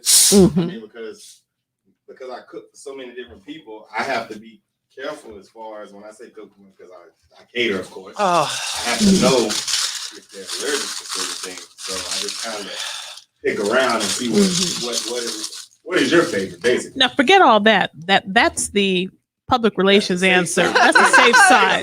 What I want to know is if you were having a special romantic evening, just you and one person, with your girl, and you had to just set it off like that was your first and last meal, what would you cook? And I'm only stepping in because he. Yes, please, because I'm still feeding my face. Oh, it's delicious. I was following with some soul food. Oh. Okay. And so, and what dishes would those be? Come on. Let's just say I know a lot of women. They tend to love cabbage, stuff like that. And sweet cornbread. It almost tastes like cake. You might even do some smothered pork chops or smothered. Just something that she can really appreciate. Now, damn, shout out to damn smothered.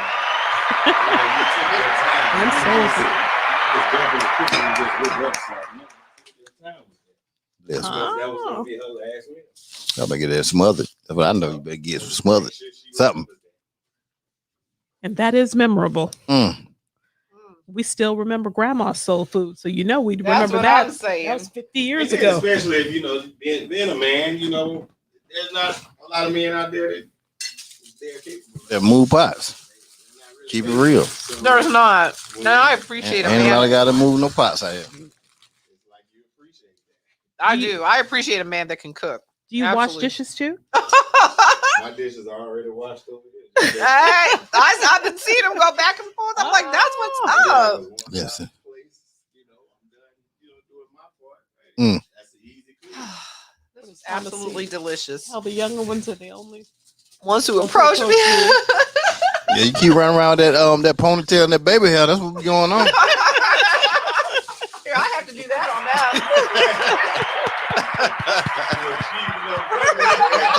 I was sitting around that damn ponytail all on the train and all up in New York. Leave DC for the day. Go up to New York for the day and around there ponytailed up. Make sure I'm not looking crazy up in here. This is live. Shout out to the ponytail. Shout out to the ponytail and the baby hair. And the baby hair. And the baby hair. Gotta do that. She just does her best to not date anyone younger than her son. Although they do shoot their shot. That's what's up. That means you're living right. That's what I'm talking about. That baby hair. I'm talking. It's the baby hair. No man can resist the baby hair. You know what I'm saying? That was absolutely delicious. Wasn't it though? Thank you, Chef David. That's what he does. Thank you. It was absolutely delicious. Oh yeah, I did. So much. on David's show, right? We was talking, and he hit the first taco, Uh-huh. and it was just so good. When I came back to talk, I was not the mic. Oh, that was like.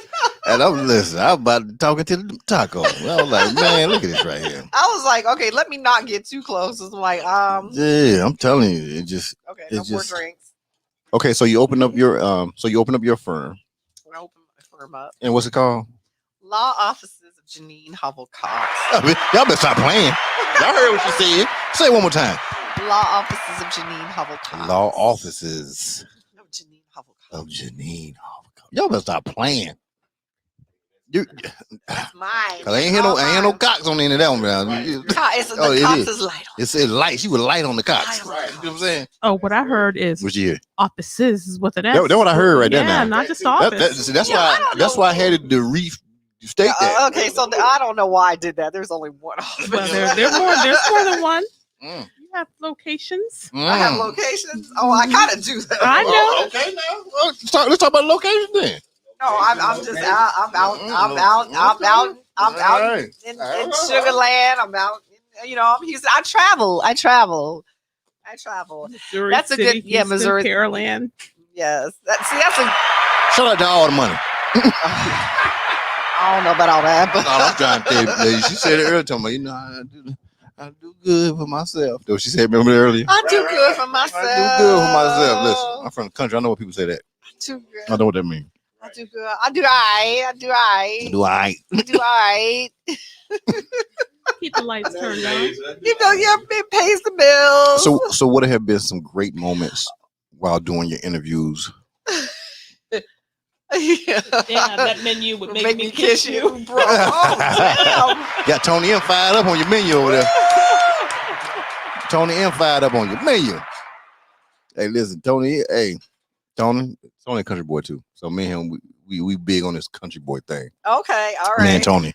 All right, and Tony. that's why we say whatever. We say what's on you say what's on your mind. We don't care. You know what I'm saying? Yeah. If a dude is a handsome dude, guess what we're gonna do? We're handsome dude. We're gonna say that. You know what I'm saying? There you go. Right. Like we countrymen, you don't have no problem with it. Like, yo, it's like, man, it's life. You appreciate that. It's life, man. I appreciate anything. Where credit's due. Right. You know really do. You know, well, because I will compliment women, and I think that's what we need. Right? Yeah. We need to uplift each other, not tear each other's down. Like, if a woman is beautiful, I'm like, you're beautiful. I think all women are beautiful. Well, I don't know. Well, we are the queens of the earth. Y'all are. We are the queens of the earth. Yes. So Shout out to the queens. Yes. Ain't no more play. Okay, I'm gonna do that. Yes. I'm gonna take her with the button. No, you supposed to. That's what usually happens in the other part of the show. Oh, okay. That's why I tell people what the button is, because they feel like they want to hit it. So I be like, just hit it. Yes.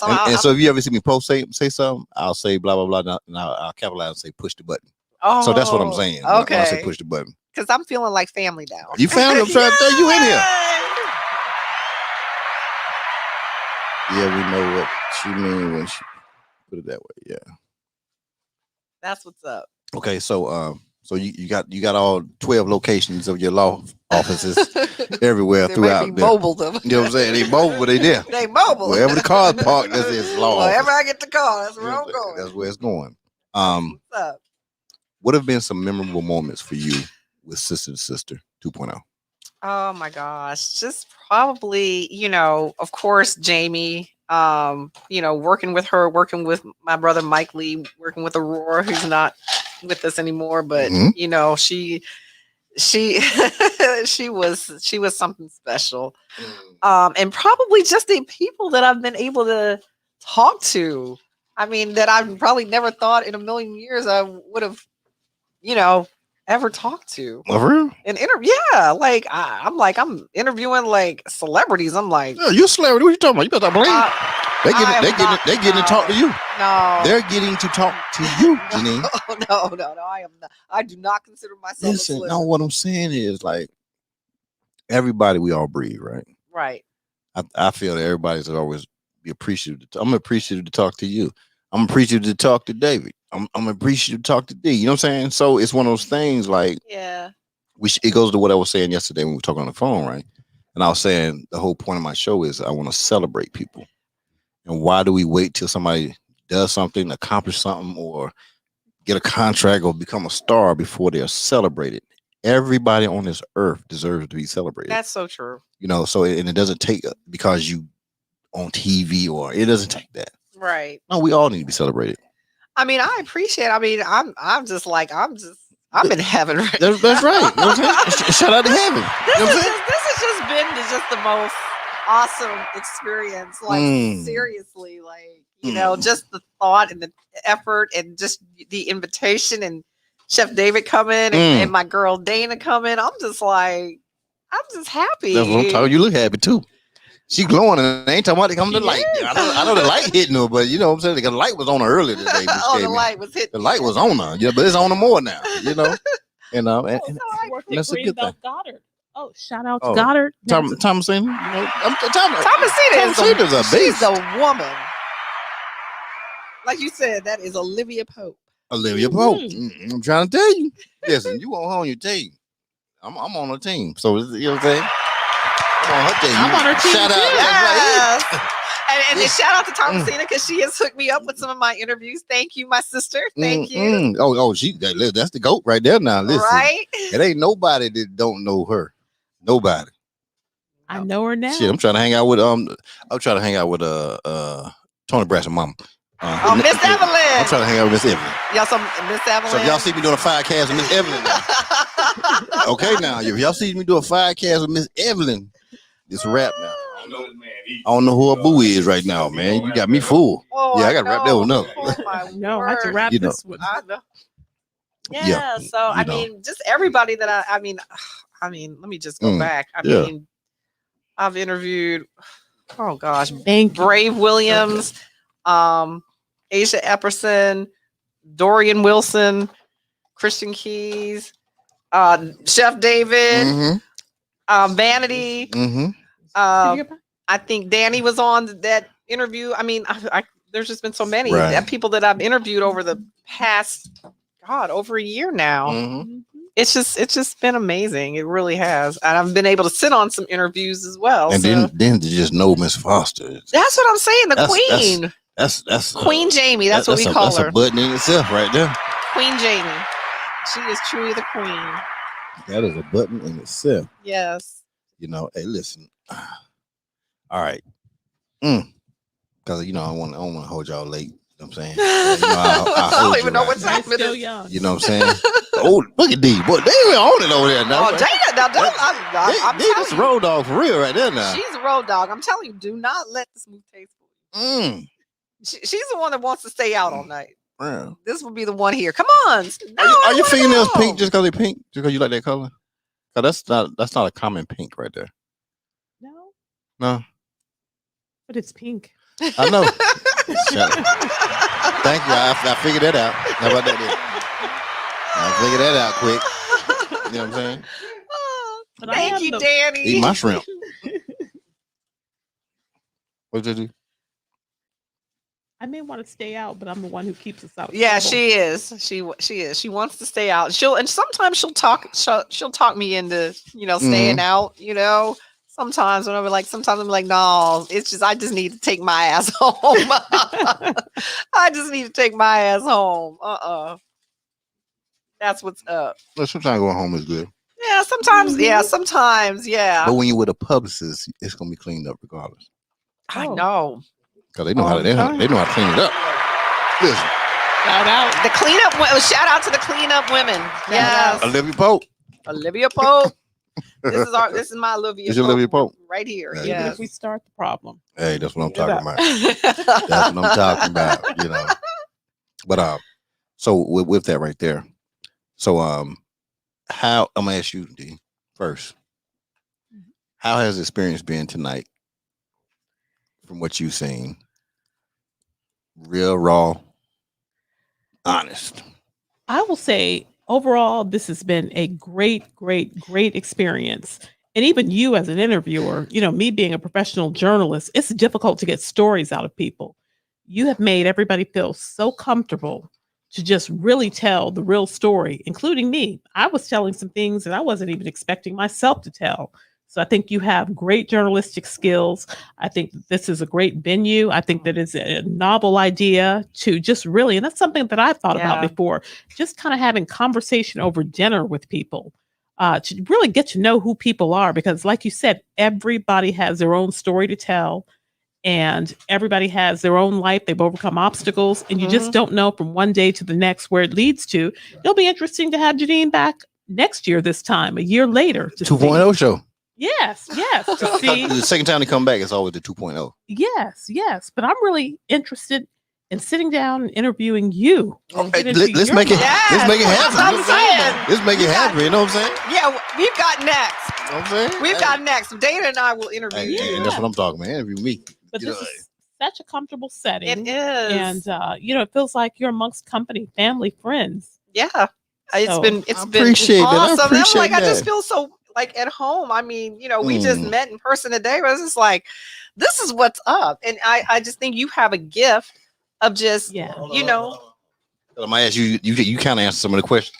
What I'm gonna ask you. Oh, okay. I got another question. Okay. So it's a two-part question. Oh, it's a two-part. So the other part of the question is, what did you learn tonight?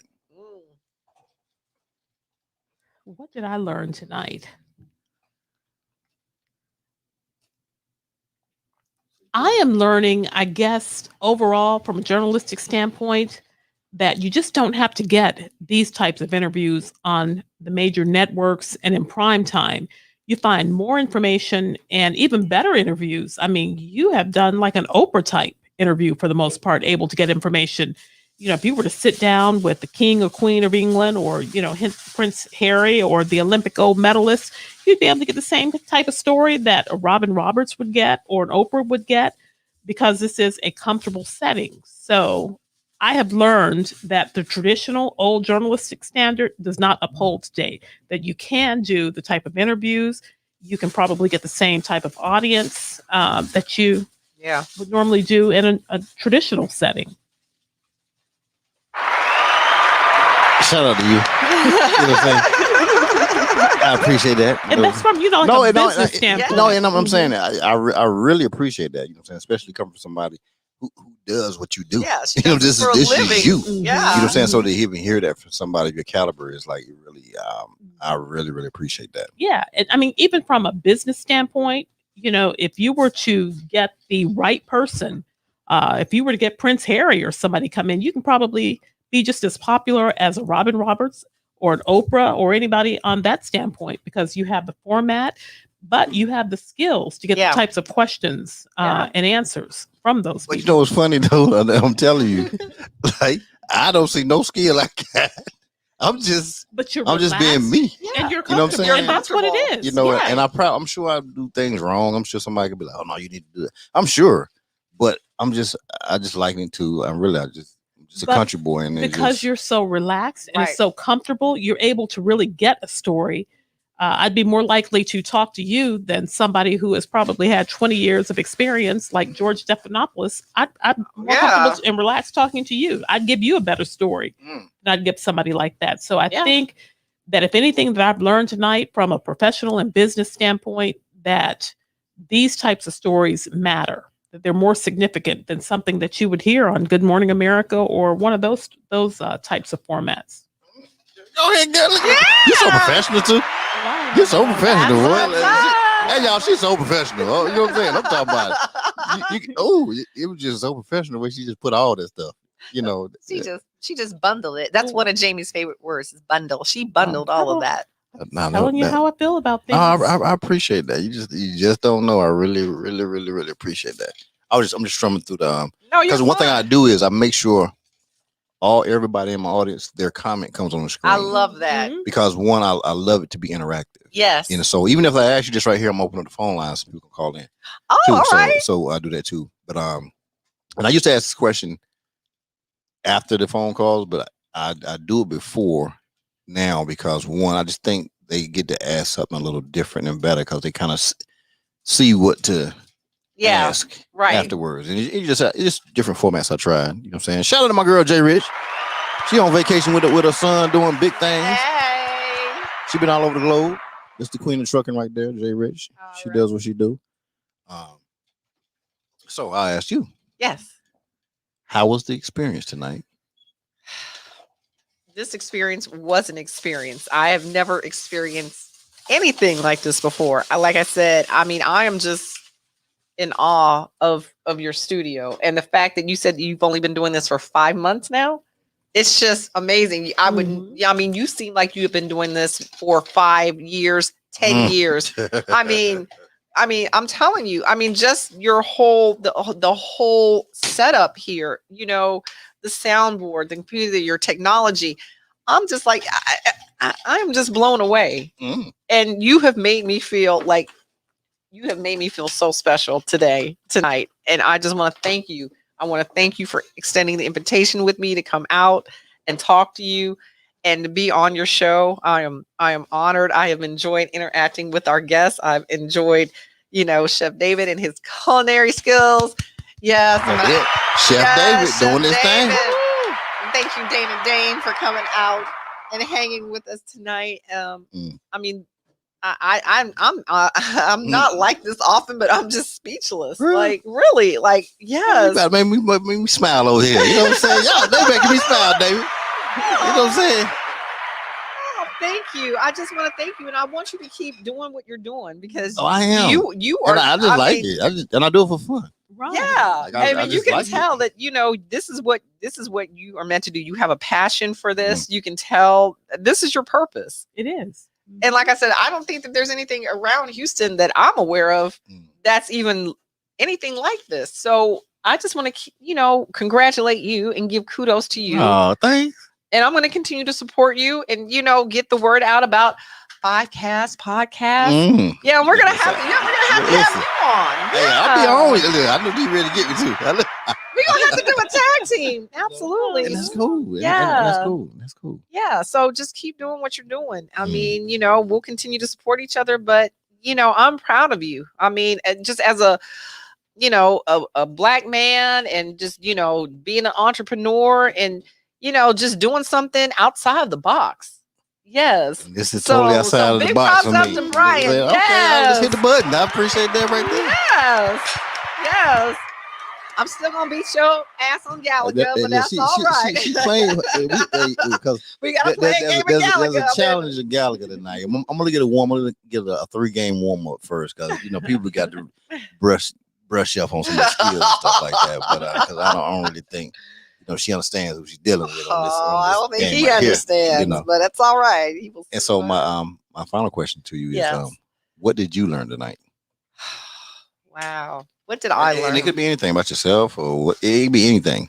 Something you might have said, something she might have said. Whatever. You know what I've learned is that sometimes, you know, you are more comfortable opening up to a complete stranger than you are opening up to somebody who's close to you. That's what I've learned tonight. And I think that comes with, you know, your talents and with your gifts of being able to make people feel comfortable enough to do that with you. Yeah, that's what I've learned. Shout out that sometimes we got to talk to somebody we don't know. Yeah. Or we just met. Yeah. You know? And just let it flow. Let it flow. That's what I say. Let it flow. Let it flow. And I cannot sing, so I'm not going there. So we're gonna open up these phone lines. Yeah, time to open up the damn phone lines on y'all. Get the phone line situated Teresa, real quick. That's so one. All right. We'll put this phone line on. Oh Lord. I ain't ready for the phone line. At the pack, but yes, that says happy place. Let's see. Make sure things connected. It's connected now. All right, everybody. I'm gonna throw this phone number on up for you. Ask away. Yeah, ask some questions. And the number. Give it up to Country Boy Logic. Woo-hoo! Yes. Woo! Yes, Thomasina. Country Boy Logic in the building. All right, we got the phone number is up. It's 832-779-6068. It is 832-779-6068. Call on in. We can talk today. Jay, we can make everything you want to talk to the other day. You know what I'm saying? Yeah. You know, call in have a with group discussion. Call in with your questions. Yeah. Comments, remarks. Or concerns. Questions, comments, or concerns. We have stopped drinking for the night because it is only Thursday, you know. Thursday is the pre-game. Thursday is the day that Thursday, that's what they call it. Oh, is that what it is? Thursdays. Hey, the phone number is 832-779-6068. I know it's a little delay from this TV over here. But 832-779-6068 is the phone number. You know what I'm saying? Let's see. Dial in. Call on in. Ask your question.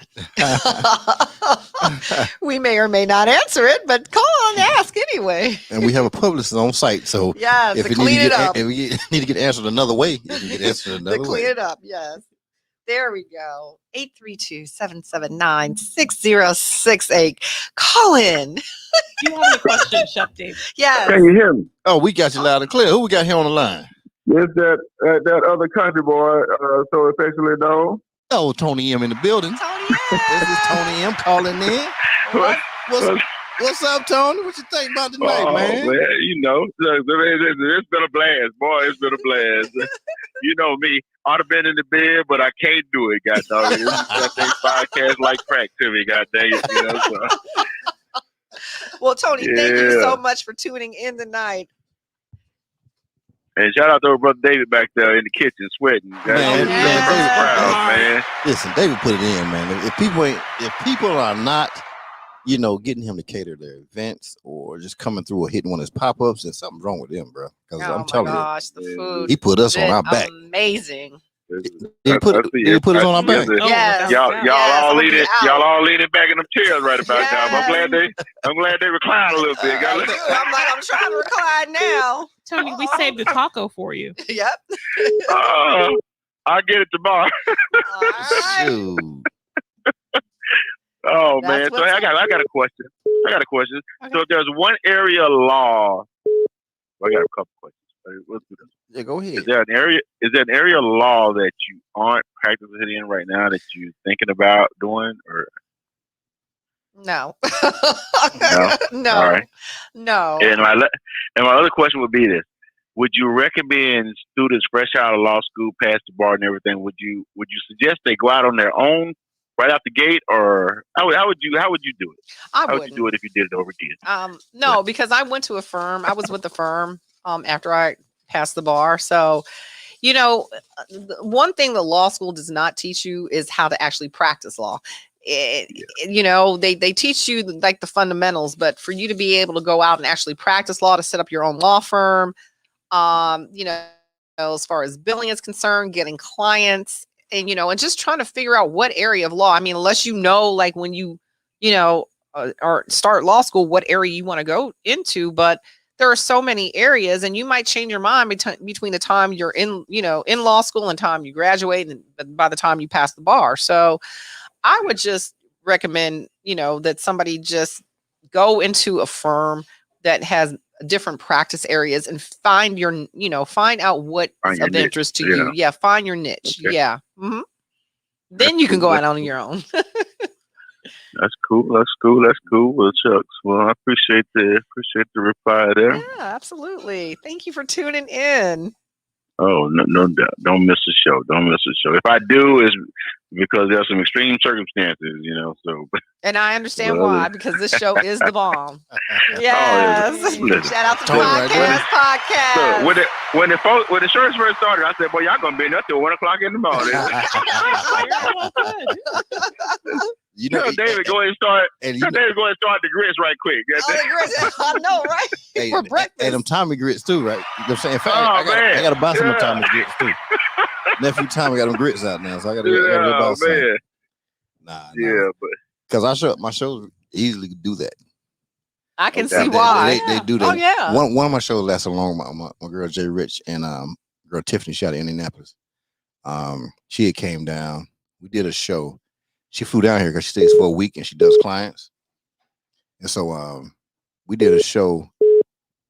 I don't know what time we started, but we had the show, and then we have the thing called After 5. Okay. After 5, after the show is done, like when I whip you over here on this game, that's what After 5 happens. But we just talk, and we talked till like 4 o'clock in the morning. Wow. And she had clients at 8 o'clock. Oh yeah. So it was like that's how comfortable it gets. Yeah. And just really it's that environment. I guess it's the energy. I love it. It is. So sometimes, like Tony said, he had to go because he had to get up early in the morning. Right. Sometimes to do some stuff, and then next thing you know, he'll just stay up. He'll have his phone by his bed. Oh man, I can't go to sleep now. Yeah. Oh. Both eyes closed and my ear open. Goddamn. That's what's up. That's what's up. Well, thank you for staying up, Tony. I appreciate you. Yeah. No doubt. But it's like, this show, the way it just flows, right? A little bit of food, a little bit of beverage. If we all did this every day, we wouldn't have strangers. Right? I wouldn't be a stranger, right? We know our neighbors and so on and so forth. You see what I'm saying? So, that's true. I said there's something about it's just a connection. You know what I mean? It's a vibe, absolutely. And we need to get back to these days as a family in general. Say it again. And I think that's one of the things that society's missing. We don't sit down and have dinner around the table together and talk, because we're all on our phones. We're all on our phones, and this has been just uninterrupted conversation. We're not on our phones. No. We're sitting down talking, really wanting to know each other's story and really listening to each other. Yeah. So I think if families were to get back to this, we'd be in a much better place. Much better place. And it's something like Tony posted on his Instagram. He was back home, and so he was taking some pictures, and he had just sent me the pictures, and I was looking at him. I was like, man, because he was just showing stuff like the elders were sitting out just talking, right? And he was stood back, and he just took the picture, and we kind of look at things the same way, and we reminisce over those days. Yeah. And it's like, man, this is when the foundations were born. Right. And he told me, man, when I get back to Houston, he said, I'm going to post these pictures on my Instagram. Uh-huh. And when he posted them, just the different comments people were saying, and people were like, man, we get back to that. But it goes back to what we're talking about. And he's been with me from day one, from like my second show or whatever, when he got on and started watching it. And we met. We met one day also, and it was like, if people would have watched us talking, they would have thought me and him knew each other for years. I thought you all did. Yeah, me too. They would have thought we knew each other for years, but it's because we have a lot of the same values, and we admit we country boys, Did you grow up here in Houston? No. Where'd you grow up? I'm from North Carolina. Oh, North okay. Carolina. Yeah, but I was in the military though. Oh, okay. Right. I was in the military for 25 years. Oh, okay. So but but you just a country boy, right? Period, right? And so, but I was in Texas a few times. I was stationed here in Texas a couple of times, and so I knew when I retired, I was like, you want to come I'm back? gonna come to Texas, okay? And so I did look at the different cities, whatever, but it just Houston just kind of spoke to me more, right? So that's why I came here to Houston. Which part of North Carolina? Charlotte. Oh yeah. Right. Mm-hmm. So Charlotte, and my mother's from Goldsboro. Okay, so that's where I was born. But then she went to Charlotte right when I was born. Okay. So I was raised in Charlotte, and then so for high school, I went to a place called Wilson, North Carolina. I hadn't heard of that. Yeah, they got Parker's Barbecue. You know what I'm saying? You got to go to Parker's Barbecue. Shout out to Parker's Barbecue. Parker's Barbecue. Don't worry about it. G5 North Carolina Barbecue sandwiches is coming to y'all real soon. Don't worry about it. They're coming. Right. I know there's a shortage of wings, but ain't no shortage of barbecue. So if they short on wings right now, they're gonna be short on thighs shortly. But the barbecue is gonna always be there. All right. Okay. That's what's up. Hey, tell me where you from, Tony? Mississippi. What part of Mississippi? Listen, about 35, 40 minutes north of Southern. Little town called Liberty, Mississippi. I know. I've traveled through Mississippi many of times. Going through Memphis. Yeah, she done flew through there. Roll on through. Probably done stopped through there. You know what I'm saying? Yeah. Little community called Jerusalem. Yeah. Okay. That's where it's from. Shout out Jerusalem. You know what I'm saying? Damn Jerusalem, bro. That's what's up. That's right. Look, Teresa know about that light bread. Yo, boy, I got that. No wet bread, right? That light bread, No, that light bread, because our barbecue is different. It ain't like barbecue. It ain't wet. You know no. Our barbecue is different. Mm-hmm. No, so there's a place. You know about a barbecue because you're on the East Coast, so you know about it. Yeah, but in Ohio, there's a place called Charlie Staples. Best barbecue sauce. I don't care what anybody's sauce, just the sauce. Oh yeah, we don't put sauce on our barbecue. Yeah, y'all don't do sauce. Y'all do rub, right? No. What do y'all don't put anything on your? Well, you got to remember, barbecue for us is pig. Yeah, but I'm just talking about like the barbecue sauce. So you said barbecue sauce? Sauce. Oh yeah, no, we do sauce. Yeah, sauce. For like ribs, on ribs we put sauce on. Oh yeah, no, best barbecue sauce for covering up mistakes when you can't barbecue. Oh no, the sauce. You can really smoke and really cook out on the grill. You don't need sauce. It's good like that. You're right. Sauce is for covering up. But see, I think I love sauce. I think it's based off where you're from. Yeah, I don't know. Because the way we use. I know what I'm saying. And that's the good thing about being in the military, because you get to go to so many different places and you learn the cultures within the United States. People don't understand. They think, oh, culture is just outside of culture. You learn how everybody eats. I remember from North Carolina and South Carolina, you all have the shredded barbecue pork. Pork there you go. Vinegar. Yep, it's vinegar based. Right. So that's why it's not wet. Right. You know, so people, we can take light bread and we put a barbecue on there and we throw slaw on it.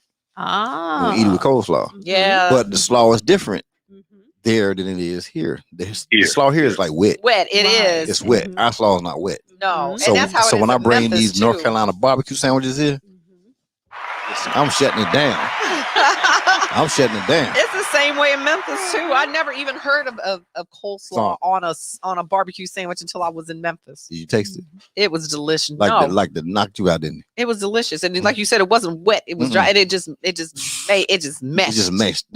There's something about that coleslaw on that barbecue was hitting. It just and then you can't control it. You can't control it. Yeah, and here they're really big on smoking the meats. They're serious as to what kind of wood they use, mesquite or hickory or whatever the case may be. But store oak. Yeah. And you don't need barbecue sauce and you don't, the meat is so good. And you're exactly you right. only use barbecue sauce when you can't barbecue and mess up the meat. That's true. And so on the East Coast, what you're saying? So barbecue sauce is what, like y'all call barbecue like cow, whatever this barbecue. Ribs, whatever. So we say you cook it on the grill. That's how we say it. Yeah, grill. You cook it on the grill. Yeah. So barbecue is pig. Oh. And then barbecue sauce goes on ribs. Oh, okay. You know what I'm saying? So we are big on sauce, but we use sauce to go on the ribs. So you do it on the grill and everything, but then there's a certain time once it's on the grill, then you go lay that glaze of sauce on there, throw it back in, cover it back up, right? And then you eat it.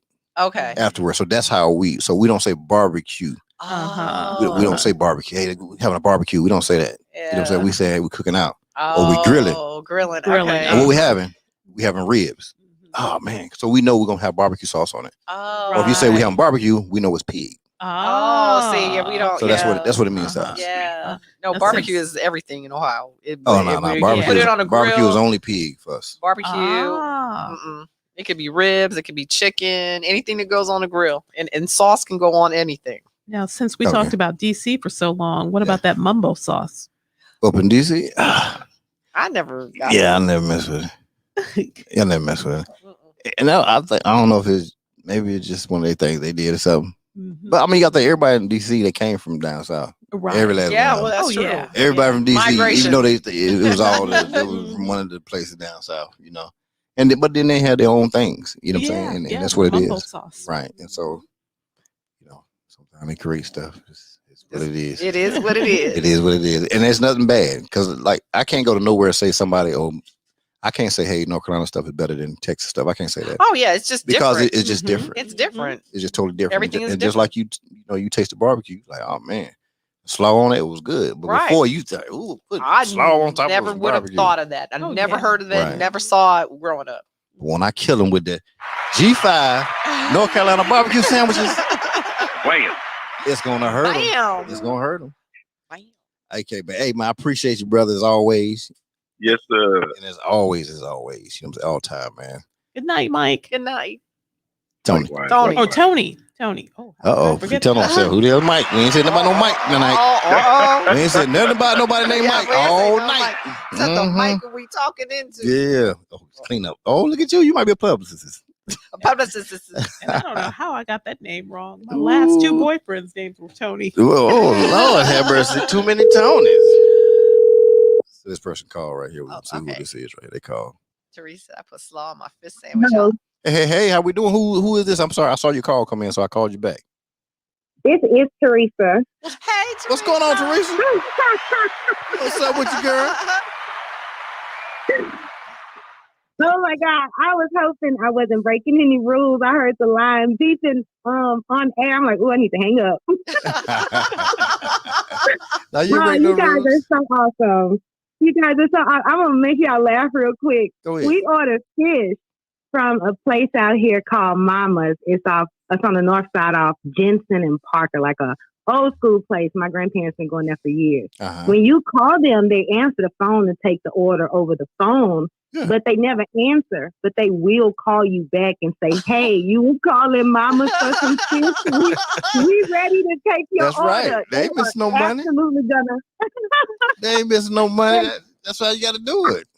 I am so glad to see that business in action with you guys too. Thank you so much for calling back. That's awesome. That's a movement. Hey, that's what we do. That's what we do. So I actually am developing and just staying focused, and I'm so glad that you guys have some legal support online tonight. And I was trying to stay focused and not be distracted, so I was not gonna log on, but I was already on YouTube, and it showed me that you guys were live, and it was perfect. Like, I am absolutely here to learn and grow with you guys. So I'm always clowning, and I found myself so connected to the conversations here.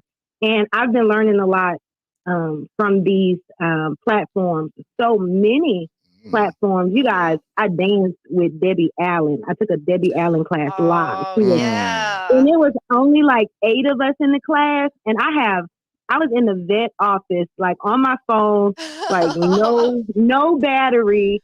And the guy came in, I'm cheering and trying to get a roll going. And I'm like, this is Debbie Allen, guys. Like, there was a dream come true right here, virtually. So the platforms that are available, is for me, it's time to, take them serious as I'm becoming a business owner. Right. Originally, we are the talent at these businesses, and, we invest so much in other people. Right. And now that it's time, to brand yourself, like, I'm finding myself, needing to know more than just the creative and the talent side. Of course, I speak with the account managers on LegalZoom, and I found myself in some great Clubhouse hallways and even being invited to some stages.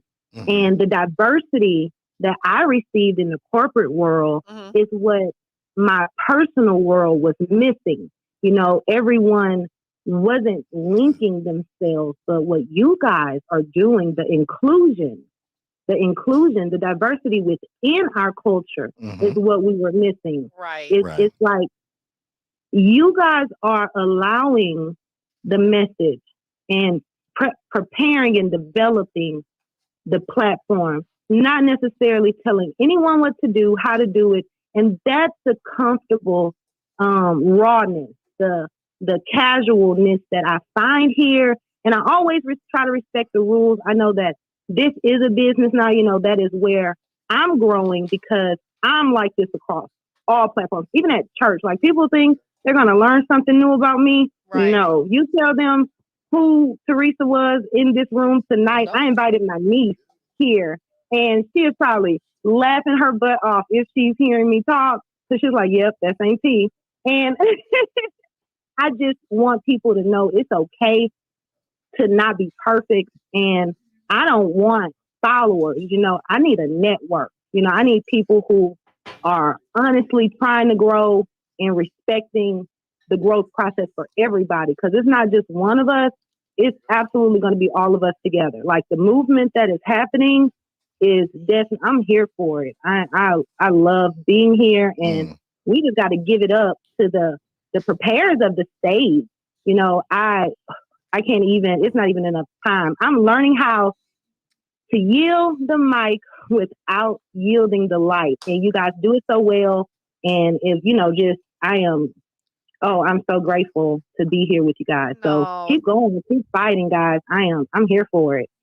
Thank you so much. And thank you so much for tuning in. And, I think that so like you said, so many platforms are out here now. I think a lot of people found their purpose during the pandemic, and, social media and on our phones were the only, methods that we had to communicate, when everybody was basically on lockdown. Right. And that this is the way that a lot of businesses were formed and, are still going to communicate, because I just received a notification from, there are still some courts that are just still doing virtual hearings, even though things are opening back up. Courts are still going to be holding hearings via Zoom. They're going to be holding hearings, virtually. So I think that, a lot of what we're seeing now, as far as businesses are concerned, it's still going to be virtual. We've had to reinvent ourselves as far as business and entrepreneurship. Right. So I think this is going to be the new norm. And you guys are leaders at that, because it's a lot of voices and messages being put out. Like, I absolutely saw the need to get online. I am an old school, old soul. Like, I'm kind of anti, social media to the degree of how it directs instead of developing allows. Like, I encourage a lot of the younger generation to truly find themselves and not necessarily follow who they want to be, because we didn't have that, and we still struggled finding our identity. We're still becoming who we're gonna be, but I could only imagine being in this world at who I was when I was 23. Right. Just at that moment where you are still so vulnerable and still want to fit in.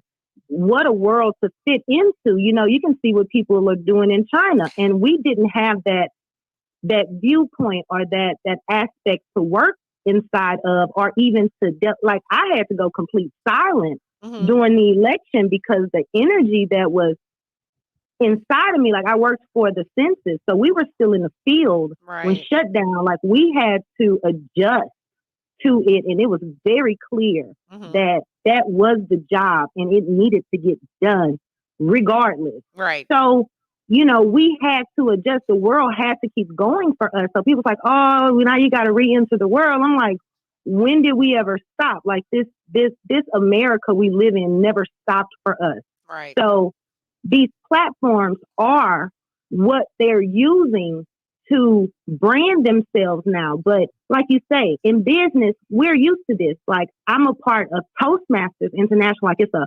platform where we're taught public speaking. We are taught how, and I learned how to do this being put on the spot in the boardroom, being in corporate America and actually getting the opportunity to take advantage of their training and their tools and utilize it outside. But now I see my family, we communicate via Zoom meetings and group text messages too. And man, I be looking at these text messages in the tone. I be like, Brandy, you can't say that. They're going to take this is a message with 7 people. Right. And you have to know your audience and where they are. Right. We ain't even talked to some of these people today. We have so many family group texts that even just today, I saw like a 6 or 7 back-to-back exchange on one of them. And I'm like, oh my God, I don't know if I'm going to read that, because I have so much to do today. Because you remember when we were in the office, we couldn't have our phones. We couldn't be we had firewalls. We couldn't get on social media. Right. So I was so productive, even in myself. Not that I was working on personal things at work, but when I found the connection of my spirit, I followed it, and I was so focused only because I was still in a productive, structured environment. And here we are working from home now, and investing, like, oh my God, should I say it, like family businesses, like families have decided, so, we in this house together, we need to become the team like I had at work for us to be successful. Yeah. But who's going to lead this team? Right. You know, how were you led at work? And if you've never been at work or never seen leadership, you gotta watch who's leading. You know, I've been in some rooms and, you know, a lot of the platforms are promoted because they're gonna make money. Right. You know what I mean? And you have to make sure money turns the world. Yes, material things. You need materials to do projects. Clearly, we are all here. We just can't. These gifts are priceless. Right. So to continue on and function, yes, money is necessary, but you have to be careful in this world that is revolved around success in producing and where you're producing and where they're gonna protect yourself. And your life, like you guys, we'd have to pay for this knowledge. You know, I've paid for this knowledge before. Like I seek this. I'm forever growing and leaving space for anybody to feel like I know nothing. Right. I know nothing. And you have to show up. But we do have platforms where people are saying, I have the answer. Mm-hmm. Right. Follow me like this. And I have questions. I'm like, oh, wait. And you're not allowed, you know, in Clubhouse, you got to announce who you are and where you come from and what you did. And I'm just like, ooh. Well, that's why one of the key things like you're doing, you know what I'm saying? You're seeking out platforms that do allow that process. And so as long as you keep doing that, I'm telling you, if you subscribe here, and I'm sure if you follow, you know, anybody else that's in this room right here, you know, you're going to be able to continue to be able to actually talk to somebody and have your stuff heard and shown and stuff like that, you know, and that's what we do. Yeah. That's what it's all about. And the legal question was, like I was saying, I try to stay focused. I am learning. I am in development. A couple people trying to call in. No problem. Go ahead. You good. So my legal question is, as I approach this, how much of the legal aspect do I need to concern myself with?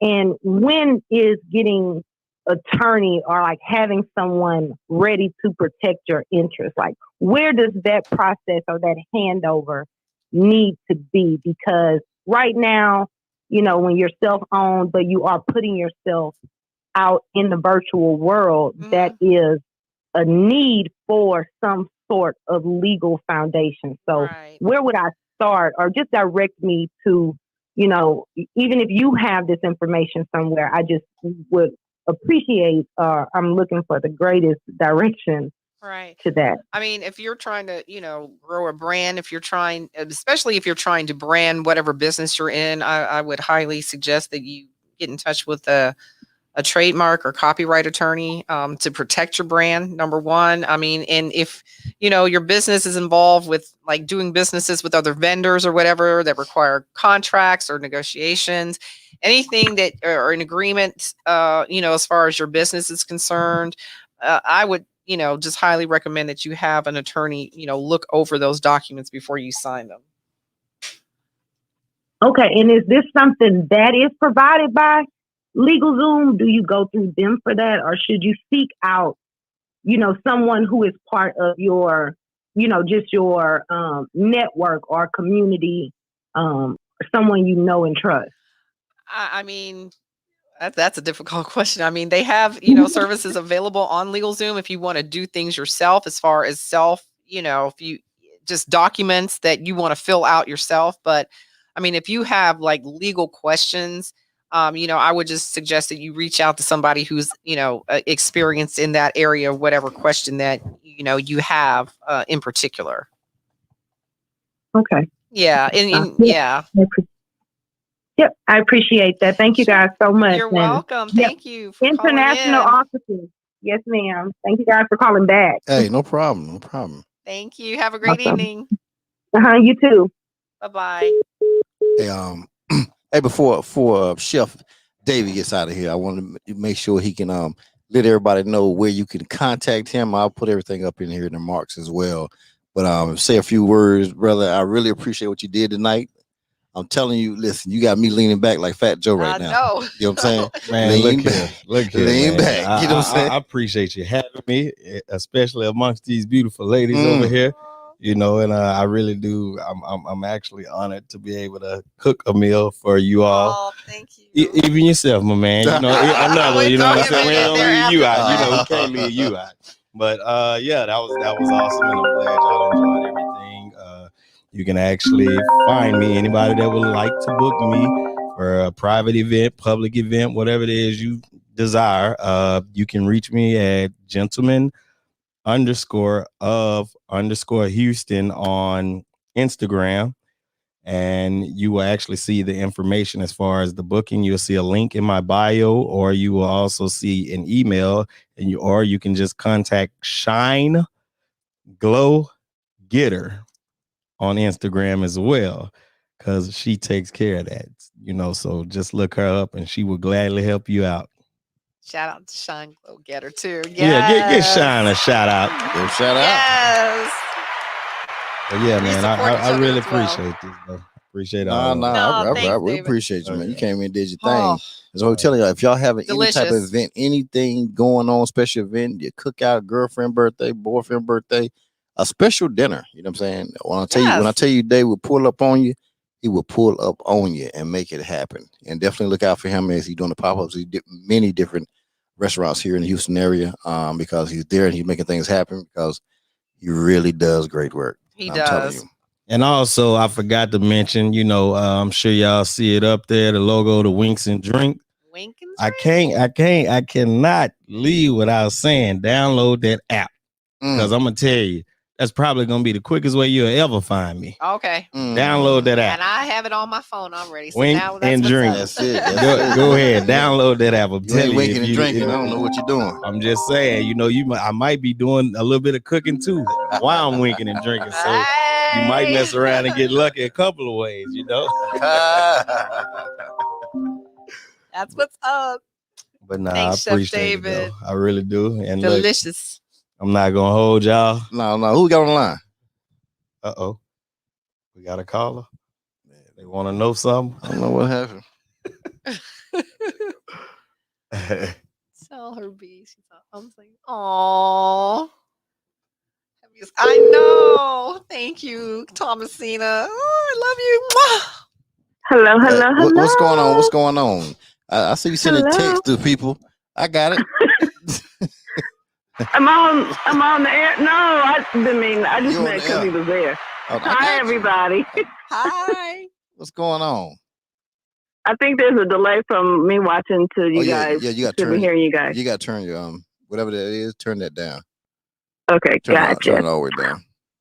Well, first of all, let me just compliment what I've viewed tonight. This was like major network, watching a major network television. The side-by-side was amazing. Oh, stop playing now. Don't make me push the button now. You know I push the button on stuff like that. In the back room, you see Chef David Dixon. Wait till I get these other cameras in the corner. Wait till I get these other cameras in here. You know what I'm saying? They'll be here in a couple weeks. So. I definitely wanted to join y'all tonight. The weather just did not permit, but you guys had an amazing show. I did want to ask Jennine, aging myself, I remember Sister2Sister getting the magazine and subscribing to it. What is next for Sister2Sister? Is it going to continue to be 100% virtual? What will we expect? More digital magazines? What's coming next? Well, we have a website up right now. So it's kind of functioning as the digital version of the magazine. You know, we're still trying to figure out as far as if we're going to be able to put together a real digital magazine. But for now, there's a website at Sister2Sister2.0 and we're on Facebook and Instagram also. So just stay tuned. Yeah, and there may be some,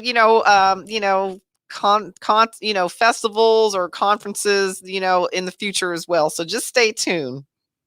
There's good stuff. All right, well, you got a prime vendor standing next to you. So. Absolutely. You can some tacos. Yes, that's what's up. Hey. We are family. Absolutely. VIP up in there.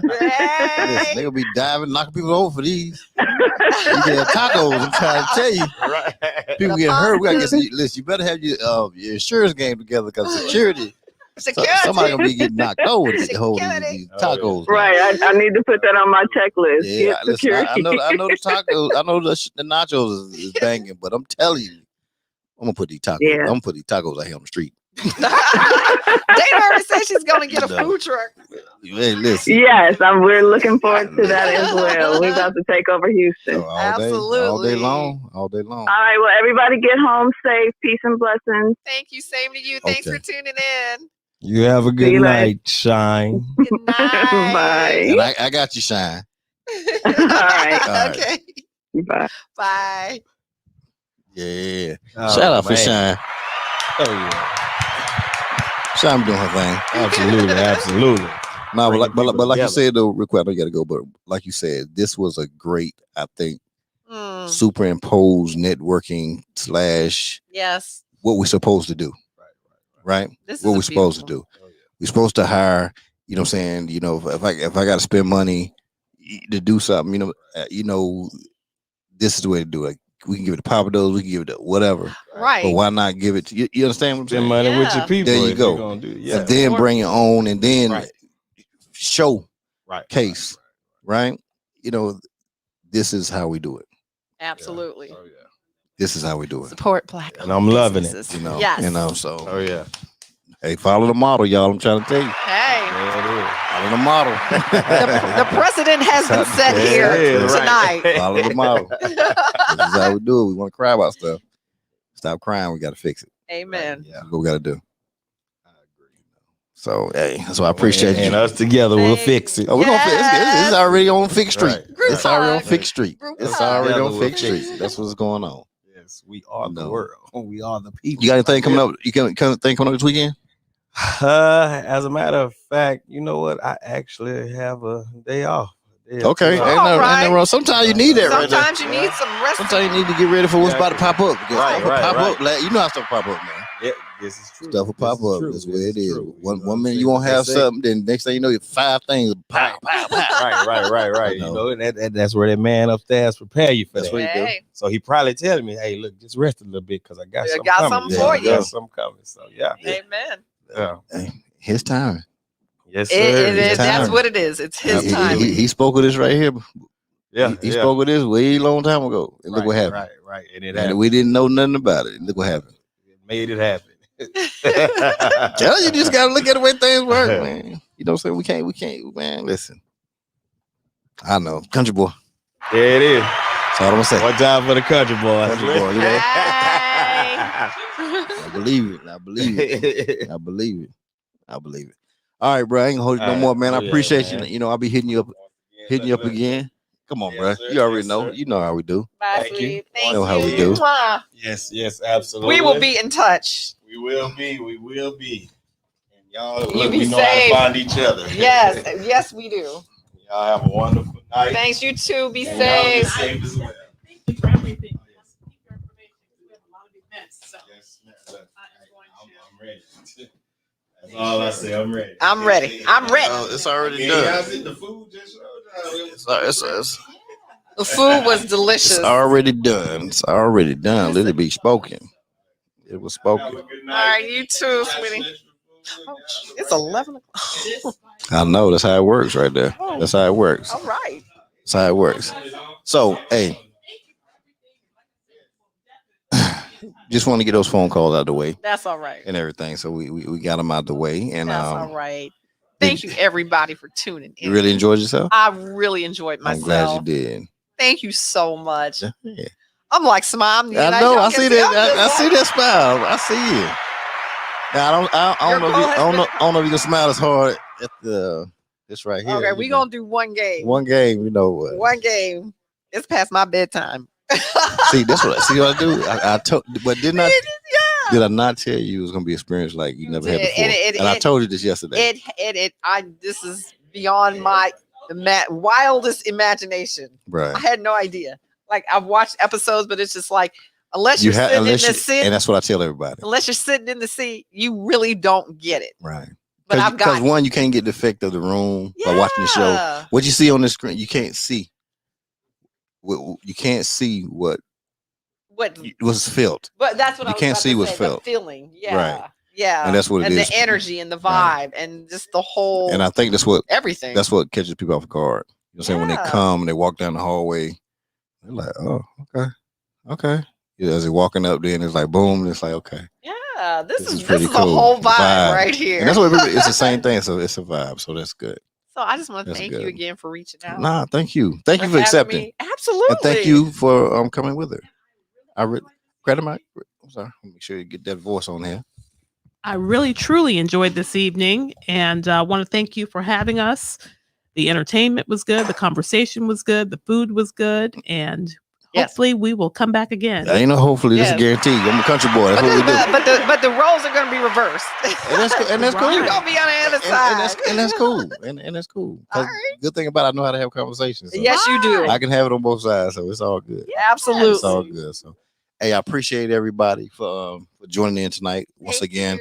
What's the day? Thursday? Yeah. So next week I got a couple shows. I think I'm doing 3 shows next week before I get out of here and head out to DC. But definitely I have Ivan Sanchez. He's one of the Sanchez brothers.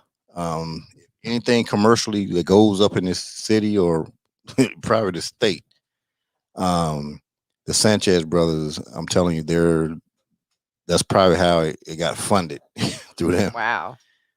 They are huge, but the biggest thing about it is Ivan. He's the president of the Houston Millennials. Oh. And so they have a big thing. They do something every week, but they do big stuff. Okay. And so they have a big event coming up. It's the Millionaire Millennials. So most of them millionaires anyway. Most of these guys in this organization, they're millionaires. But all the millionaires, they're coming together for this event they have. And they got some young lady coming out of California who's real big. And she's like headline speaking for it. Okay. But when they do things, they do it big. They go big. Like they go huge when they do events. Right. You know, and so, but he'll be on the show on Tuesday. Okay. He came one time before. And so he's really doing his 2.0 show. All right. Great guy. He ran for Congress a couple years ago. Young guy. He's just a beast. He's a staple in the community. Okay. He does stuff for the community every day. Wow. Every day this guy does something for the community. And the Houston Millennials they're huge. Okay. They're very huge. So they do great stuff. So we'll be having those shows next week, and I look forward to everybody joining. And I appreciate y'all. And I'm gonna roll out of here with my girl Corey C's song. Let me pull it up real fast. All right. And thank you everybody for tuning in. Yeah. Oh, some parting words for everybody, if you don't mind, both of you.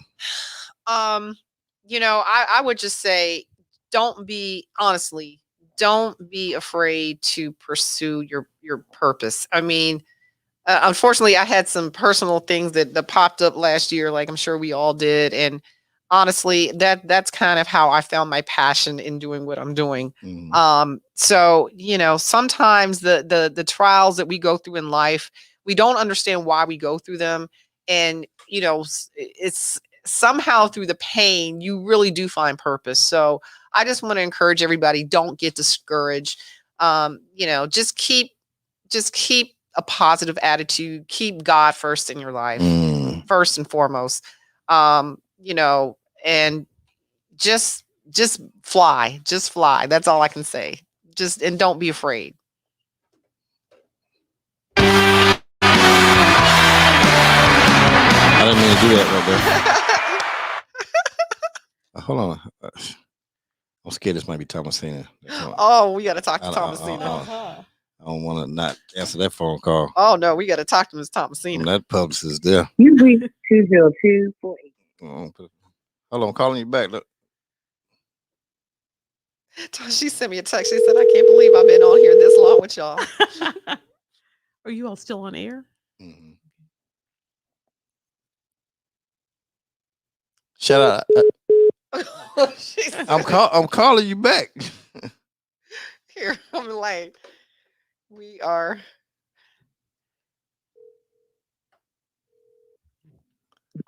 I'm calling you back.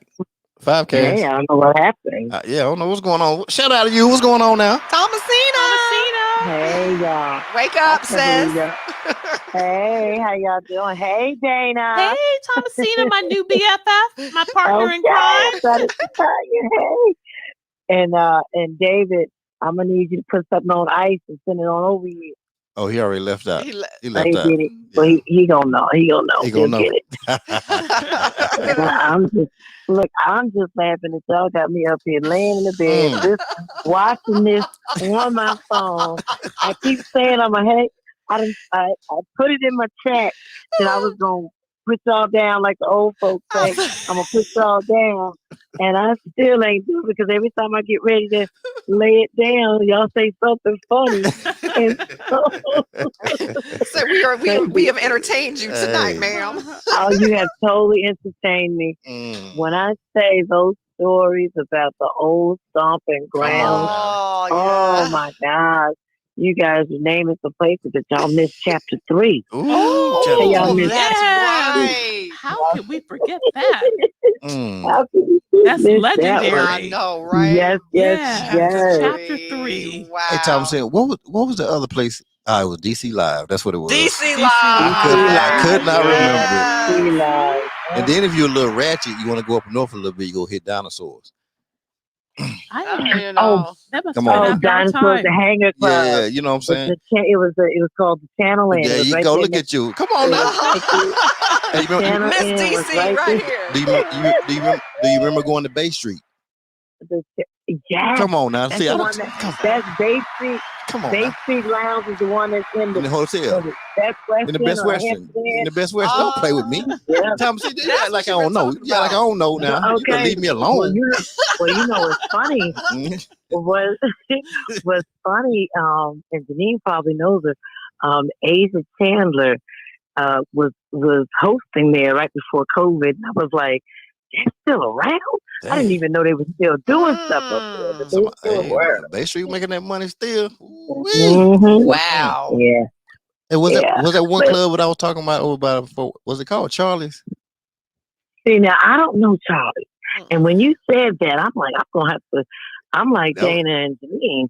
I missed that one because that's where I should have been. That was a spot right there. Yeah, that's what I'm thinking. I should have been there back in the day. I should have been there because the channel, which was right there next to, y'all ready? I'm about to say it. Holgate's and Xana. Holgate's. That's what I was trying to think of down Holgate's and Phillips flagship. Yeah, right there. Yep, that how was it. could we forget that? But right next door, was the Channel Inn, and that's where the dinosaurs were. So they were now the dinosaurs was way too old. Like you can't, I can go out with an older guy, but I can't go out with my great grandfather. Come on, no, girl, no. They were old enough at Holgate's and Phillips. I know. You understand? You understand? I kept trying to think of the. I'm like, okay, there are two right down there by the waterfront. Hey, right? Yeah. Hey, last one time. So, what was the name of the What was the name of the club that was right outside of the post of the Air Force Base? Because everybody said go the classic. Don't play in the classic. Yeah, they're classics. If you weren't in the classic, you weren't doing that now. Come on now. Tell me the classics was hot, wasn't it? You all go way back. Oh my God, way back. And the classic. You got to think that's when I was a size 3. All up in there, girl. The same thing. I seen you every time. I'm bringing pictures the next time. I seen you up in there now because I was up in there. And look, and on Sunday night, that's when you couldn't figure out. The first couple times I went, I was like, where are all these big girls going? Now, of course, now I'm one of the big girls. That's not the point. But it was like, where are all the big girls going? And they were going to the class because Sunday night was the Bad Boys of DC. So you had Rick the Ruler, the Scorpion, all that. Yeah, but that was till about 11:30. Then after that, they rigging them got out of there.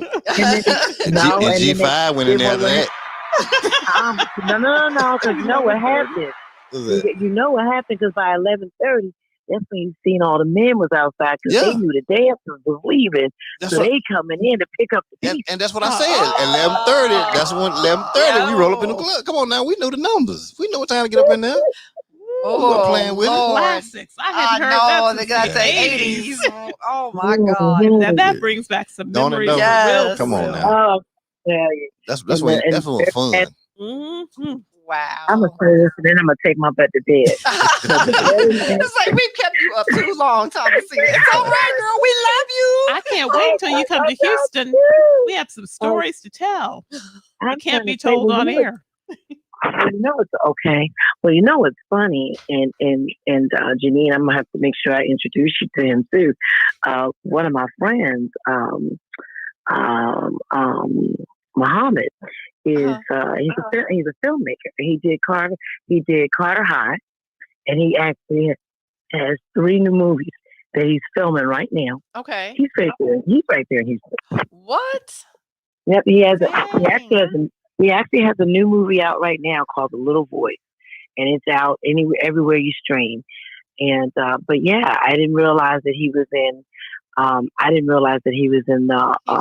Houston, and sure enough, he's right there in Houston. You actually, if you go to A. Muhammad Films, just if you click it on Netflix, you'll see several movies. Your boy Christian Keys has been in 2 of his films. Yes. Lamont Rucker has been in a couple of his films. So yeah, he's got quite a few things, and he's right there in Houston, and he tends to use more the last 2 projects, in which it's unfortunate, but a lot of times, the mainstream doesn't really want to interview him because there was no quote unquote names in the film. Right. But the films were so freaking awesome. Wow. Like The Little Voice, you get a chance to check it out. It really is a good film.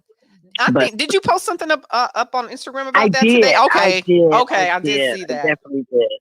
And then the last thing, tracks. I have to bring it up. Oh, yeah. Because when we were laughing talking about tracks, that was when that's when we first started wearing the ponytail. Without the baby hair, though. Without the baby hair, because I'm trying to tell y'all, this baby hair fad. I sure can't wait for them to get rid of it. Because when they did my hair, and then I fell asleep when they were doing it. I said, "Oh Lord, what is this?" And I don't know nothing about wearing no baby hair. But now my granddaughter got to keep it up for me because I'm like, "What is this?" But that baby hair was popping when you was up in New York. When you was in New York, it was popping with it. I saw you on the train on the way up there. I said, "Look at her! Look at her with them baby hair popping on the train." Lip gloss shining. I was like, now B is definitely the business partner to have, because when I say he had my itinerary, he knew. I was like, wait a minute, I might have to watch this social media thing now. I'm gonna have to work. From now on, I'm posting my pictures when I get back. That's what you're supposed to do. You better wait till you get back to post them. Exactly. But the time I had the last time I was in track, and it's not because of the situation, just that the last time I was at track. I'm a girl from Jersey, so I love house music. Oh yes. Track, because of the nature of the club, house music was the thing. If you wanted to get some good house music, that's where you would go. That's what we used to do. On Sunday night? Sunday, yeah. That was how, right? Yeah, house.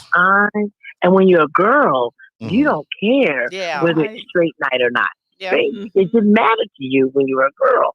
Yep. And so in there shaking my ponytail. Shaking your ponytail. And next thing I know, I did one of those moves. And one of the guys in the thing said, "Baby, I think this is yours." Ooh, come on! You don't wop that ponytail out I danced myself out my ponytail. Oh, but I did not leave. We kept dancing, and now we just had a little twirly toy.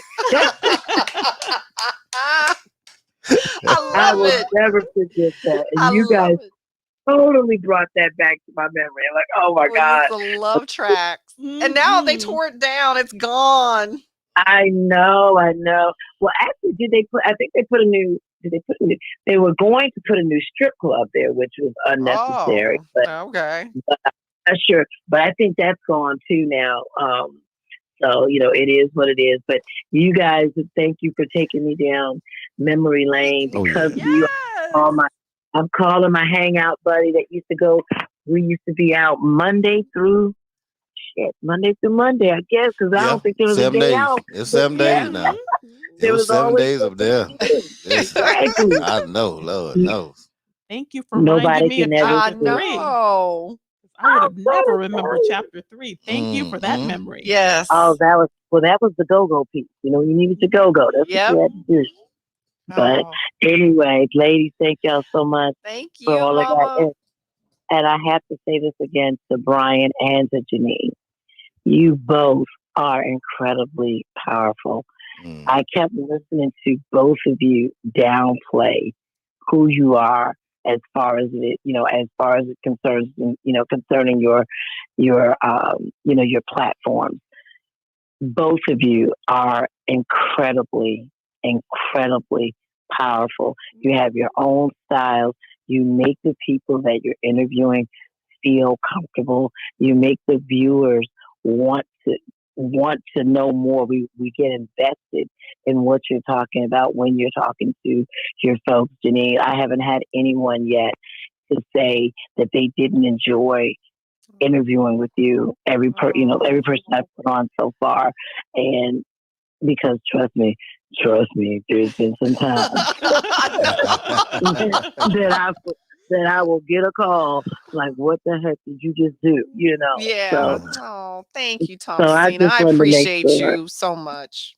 I really do. I really appreciate your support and you trust in me to interview your clients. So thank you. Well, we appreciate you too, and Brian, we're gonna have to get you some. So we will definitely do that. And I'm now really going to bed. And okay, because I'm not gonna be far going to Houston. Right. You don't know where you're coming. I don't know when I'm coming to Houston or when you're coming back up this way. But we are here, and I cannot get off, even though I know Brian's going to say it. The DC launch of Wink and Drink is happening July 21st at La Vie on the Southwest Waterfront. We're benefiting Dr. Lakeisha Preston's Dental Suite Foundation, which is a foundation that gives back to the homeless. They feed them once a month. They provide dental care packages and dental services to the homeless. And she also went to the Howard Dental School of Dentistry. Okay. So, let's say that to you guys. Yes. So on that note, and you see those bottles in front. You see those bottles in front right there, don't you? I'm mad I didn't get that food. I can't see you guys no more, but I'm going to. Oh, she's like, mad. She's like, I'm turning off. I would just say if you notice those Tito's bottles up on the front on yeah, I did notice that earlier. I don't know if you saw my comment. Yep. Yep. Tito's is our sponsor. They are amazing. Awesome. And so we're gonna have a ball, guys. And y'all get home safe. Thank you. Enjoy. Mama. Thank you. Have a great one. Good night, guys. All right, good night. I love you. That's Thomasina. Thomasina, what I call it. You know what I'm saying? See how the relationships, further and then new, and this is how it works. This is what we have to do. Yeah. You know what I'm saying? As we continue to do this, I'm telling you, our networks are crazy. And yeah, people in different walks. That's how it's supposed to be. Yep. Right. That's how it's supposed to be. And the thing is, you walk together. It doesn't matter what walk you have, you walk together. That's the whole point about it. You know what I'm saying? When you look back, and I end with this right here. When we look at the civil rights movement, right?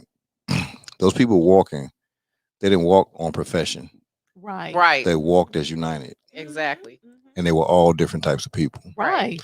Come from all different walks of life. Yep. But they all meant the same thing as they walked. Right. And they was united. Yeah. And see, that's the thing I think sometimes we forget or we've forgotten. Yeah. Gotten away from it. We have. Because we've classified ourselves so much that we outclassed each other. Oh, yes. To the point where we can't, you know what, I do this, so I can't really communicate with those people there. I do this, so, that's beneath me. No. There has to be a commonality. We all breathe. Right. That's the commonality. Then we all breathe. We all go away from here. You know what I'm saying? And so, and I think that's what I'm here to do. And then I'm here to bring everybody on all walks. I don't care what you do. I don't care what a person does. You know what I'm saying? You can clean up something somewhere, or you could run a multi-billion-dollar company. I don't care. but you're gonna get treated the same way. Right. Yeah. Excellent. And that's I what's gonna definitely happen. have been treated, beyond excellent tonight. So I just want to thank you again for this amazing, amazing experience. Thank you so much. Thank you so much. Thank Enjoyed you, sir. every second. Absolutely. And Thank you you. keep doing what you're doing. Because Yes. you are just destined, for much success in the future. This is your calling. This is your calling. I appreciate Absolutely. that. I really appreciate that. I really do. I'm trying to pull the song up so it can. Corey, young lady out of Virginia, in fact, served in the Army officer. She just recently got a master's degree. And so now she's pursuing a singing career out in Virginia. So, That is amazing. so my thing is support it. Play her song. All right, good night, everybody. I'll see y'all on Monday. Don't waste my time. Just leave me alone. You're killing me. Love so lonely at the top of emotional. Don't you support me? You're killing me. And I'm so hungry. Don't waste my time. Okay. Just leave me alone. You're killing me. So lonely at the top of emotional. And I'm so hungry, had to get it all on my own. So lonely at the top of emotional. And I'm so hungry, had to get it all on my own, baby. Don't want no love, don't want no friends. Count 20s, never 10s. Came up on a couple bands and you can't get nothing from me. Always got your hand out, looking for a handout. Running, chasing at the cloud, wanna see what I'm about. But you ain't finessing on me. You think it's easy to be rolling with the money team. You ain't nothing but a least rag, heard it on your name. While you always in the streets, we can never be the same. Free game, another lesson on me. Okay. So lonely at the top of emotional. And I'm so hungry, had to get it all on my own. So lonely at the top of emotional. And I'm so hungry, had to get it all on my own, baby. Look at me, stop telling me that you support me. You're killing me.